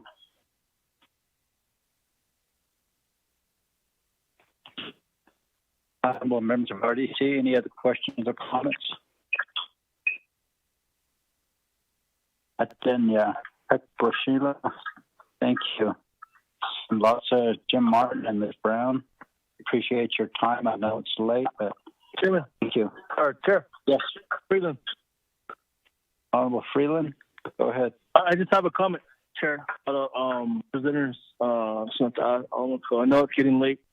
I just want to make a comment related to the sanction of chapters. You know, a lot of this occurred before, of course, before we were in, but even the current sitting officials as well. It happened before they came in as well, and now they're having to pay the price for others' actions and behaviors and attitudes and whatever. And I don't think that's really fair. And I just wanted to make that point, because a lot of these officials in the past or staff did something to jeopardize their chapters and the position of the chapters. But new officials or new staff came in, and now they're having to pay the price for past behaviors, and it's really unfair. I just wanted to make that point, Shanta, and I wish there was a way to correct it. I wish there was a way to make things right, but that's in the past. But I just wanted to make that point, Shanta, Chairman, and my colleagues. Eddie, thank you. Thank you, Honorable Freeland. Dr. Yeoman. You're up. Thank you, honorable members of RDC. Adonana Hihat, Chairman Nez. I just want to extend an appreciation to Mr. Martin and Ms. Brown, and also share that we rely heavily on the creation of the chapter unit. And there has been additional staff added to the chapter unit. And many chapters do rely and call on Mr. Rod Begay, and he has been very instrumental and critical in navigating all of the legislations during the pandemic. And I know he's busy, and I don't by any means mean to put additional work on his plate right now, but we may just need to address at some point or have a discussion on some of the impacts of the chapters during the pandemic and the ratifications or the transparencies related to the quorum and those discussions at a later date. But again, I just want to share that we rely heavily on the chapter unit, and it's within our short-term goal to continue to expand that unit. Thank you. Thank you, Dr. Yolan. If everybody would still keep muted, I would appreciate it. Any other questions, comments, honorable members of RDC? Okay. We'll go ahead and vote. Chair, I have a report. Honorable Begay. Who's this?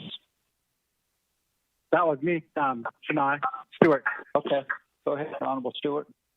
I just want to make a comment. Thank you to Ms. Brown for keeping in touch with Sawmill Chapter and going through their audit again. I know they're just anxiously awaiting now the final results on that one. I don't know if that was discussed earlier. And then also to DCD staff as well for the support and the advisement that the staff give myself and also other delegates as well, including the chapter staff, when they, especially during this pandemic, the short time we had to spend on funding certain projects or even looking at certain things a different way outside the box. Thank you for all of that support that you guys give us at the local level. That's all I want to say, Shania. Thank you. Thank you.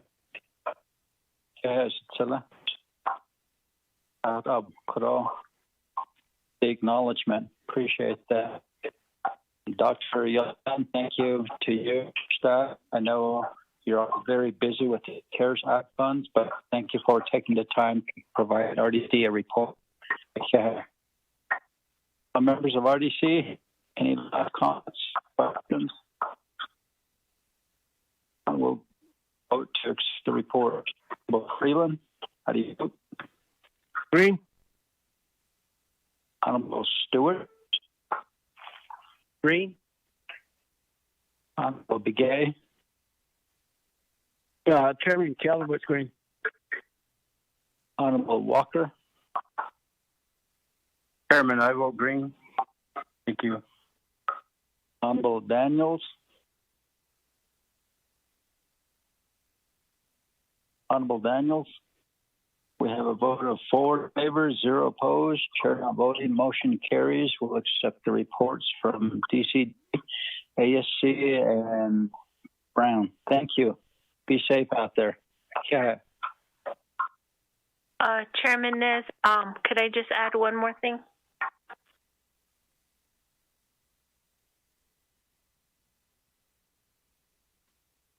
Go ahead, Dr. Yellowman. Okay, sorry, just one more thing. I encourage our staff to be responsive to emails and responsive to any incoming questions. And I try to rise and maintain my responsiveness as well. And there are times when delegates reach out to me regarding certain types of information that may be confidential. In the event that items or individuals or types of information is confidential, I try to maintain that DOJ or any of those ongoing investigations are rolling its course. So I just want to share that we remain responsive to any of the inquiries. But there are times when some items are being reviewed or going through a DOJ investigation. So I just want to share that with our oversight. And I do encourage our department managers and staff to be responsive to any of the inquiries from delegates and myself. So I just want to share that. Thank you, Chairman Nez. Thank you, Dr. Yellowman. In reference to Lakia and Begay's request, would that you do respond? And also my chapter had some questions, and I would like for you to respond as well, either you or Ms. Jim Martin. Thank you very much. Yeah. Okay, I did call. I called to the Upper Fruitland chapter, and I spoke to the individual in the email, and then I followed up with email with the 2 attachments. But Chairman, we'll continue to keep our communications going. Thank you. That's perfect. Thank you very much. Honorable members of RDC, any announcements? We're at the conclusion of our meeting. Chairman Freeland. Honorable Freeland. Thank you, Chairman Alashanta. I just wanted to let, I'm glad Dr. Yellowman and Samasta are on the line. I'm getting a lot of reports from my chapters and from other chapters in Eastern Navajo related to our people being abusive and threatening our chapter staff related to the hardship money. And it's really unfortunate to get these reports. And I got reports again today from one of my chapters, but our people are threatening our administrative staff with physical and physical threats and even saying that I'm going to damage your car, I'm going to bust your windshield, I know what car you drive. When you get reports like this, it's really troublesome. And our staff are doing their best, but yet we're finding where our staff are being put in these predicaments, and it's unfortunate to hear and to get reports of Shanantai. I just wanted to make the committee aware and Dr. Yellowman aware. I was at a chapter meeting yesterday, and the staff informed me of what was going on, and I don't know what to say. It's hard because everyone thinks that they're going to get their $1,500 at the chapter, and they're going to the chapter and making these verbal abuse and threats to our staff, and it's really concerning, Shanantai.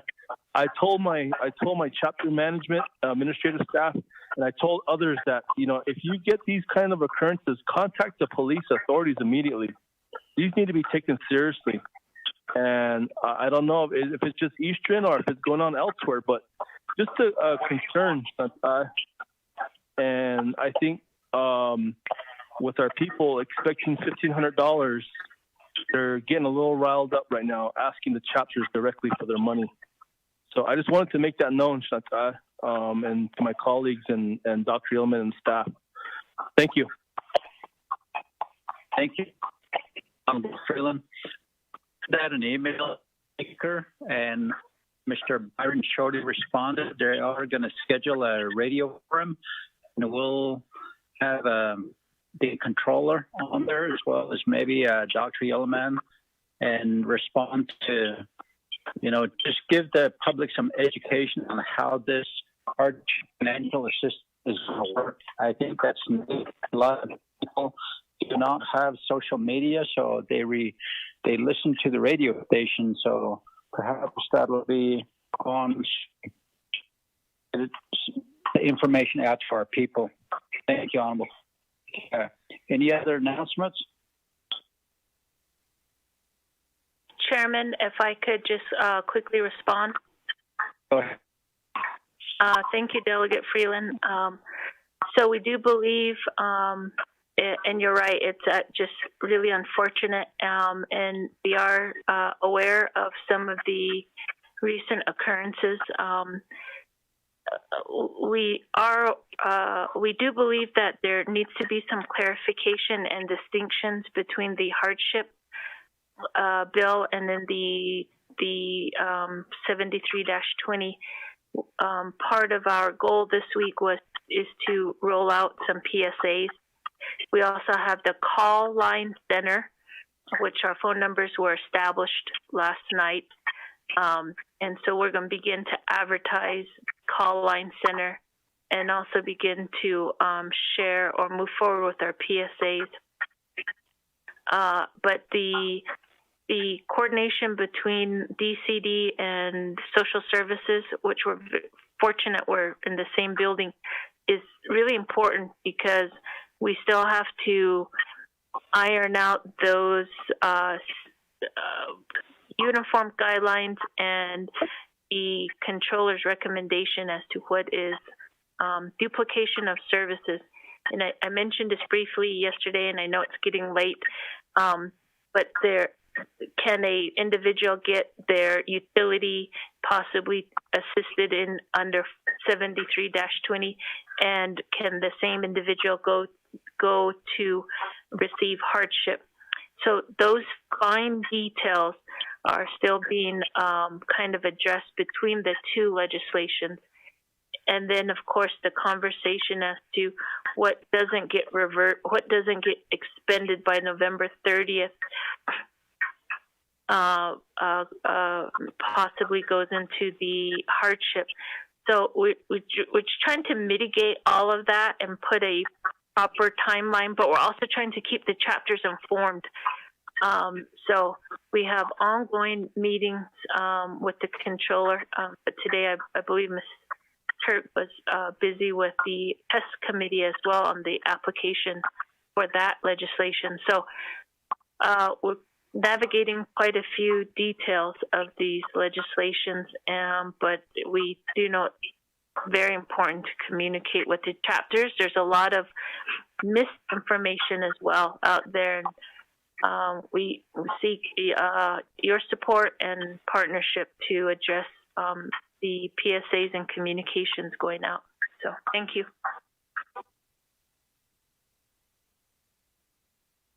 Thank you, Dr. Yellowman.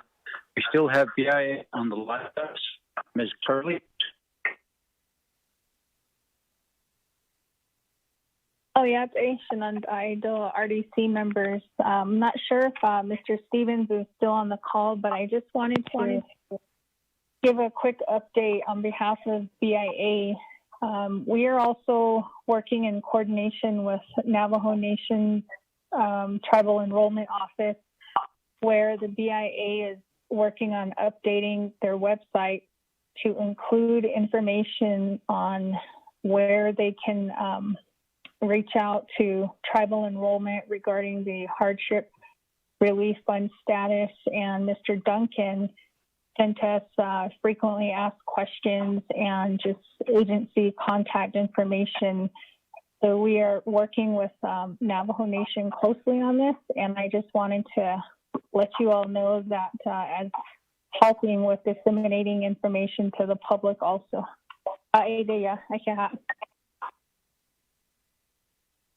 Thank you.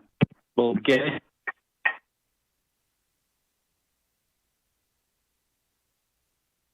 Chairman, Chairman Callan. Go ahead.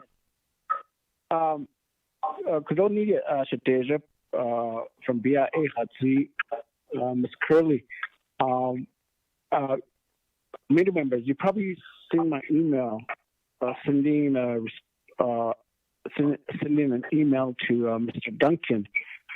What's the possibility of giving us data? How many of the total current enrollment are under the age of 18, and if any of the current census enrollment is over the age of 65? Could that be forward the data keep take at 327,000 plus Navajo are enrolled. I think that would help us determine how these hardship funding distribution can be considered. Chairman, I don't know if I need to make a formal request through the RDC to get that information, because I haven't received any response from Mr. Duncan on the email that I've CC'd the 24th Navajo Nation Council. Chairman? Thank you, Honorable Begay. Ms. Begay, are you still on the line? Yes, I am. How can we address this issue with Mr. Duncan?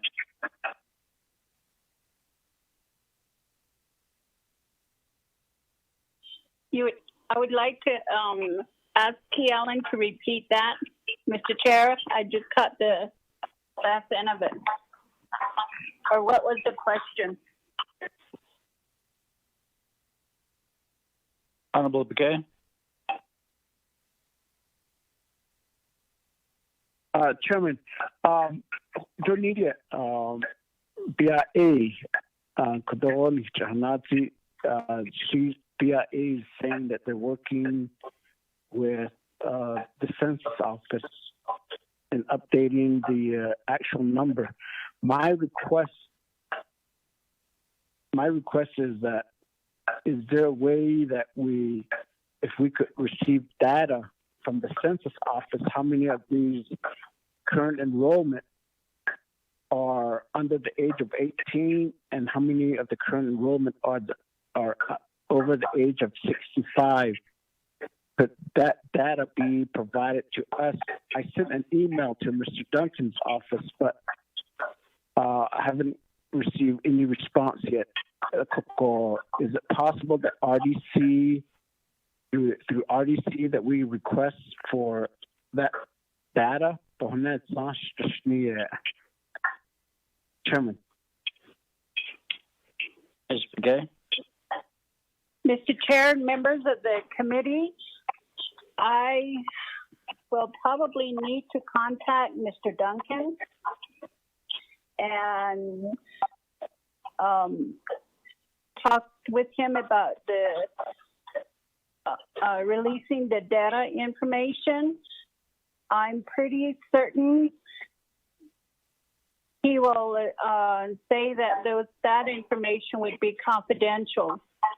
I know in the previous committee had requested information like such, and those informations were never released.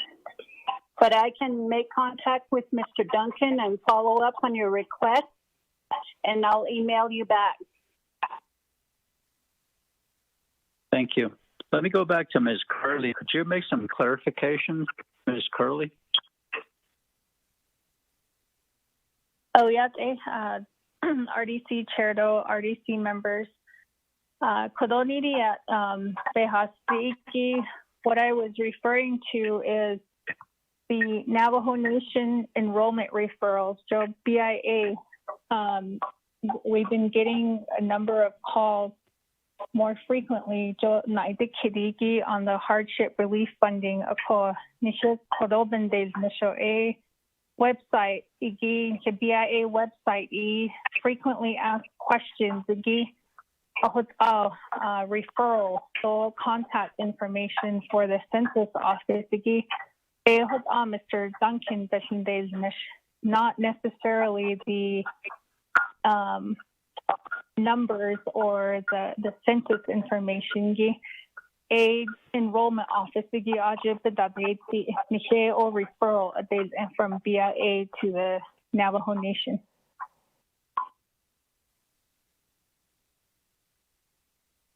Thank you, Ms. Carly. Any other comments, announcements? None. Motion to adjourn. Chair, motion. Honorable Walker, motion, second by. Thurston. I'll second. Yellen. Stewart. Stewart. Thank you. How do you vote? Honorable Freeland? Patrick. Green. Honorable Stewart? Green tonight. Honorable Begay? Honorable Begay's message, green. Honorable Vice Chair Walker? Chair, I vote green. Thank you. Honorable Daniels? Daniels? We have a vote of 4 in favor, 0 opposed, chair not voting. It is now 5:55 p.m. and we're adjourned, y'all. Thank you, everybody, for participating. Thank you, staff. Thank you, Chair. Thank you, Chair. Thank you, committee, staff, everyone. Thank you, Chair.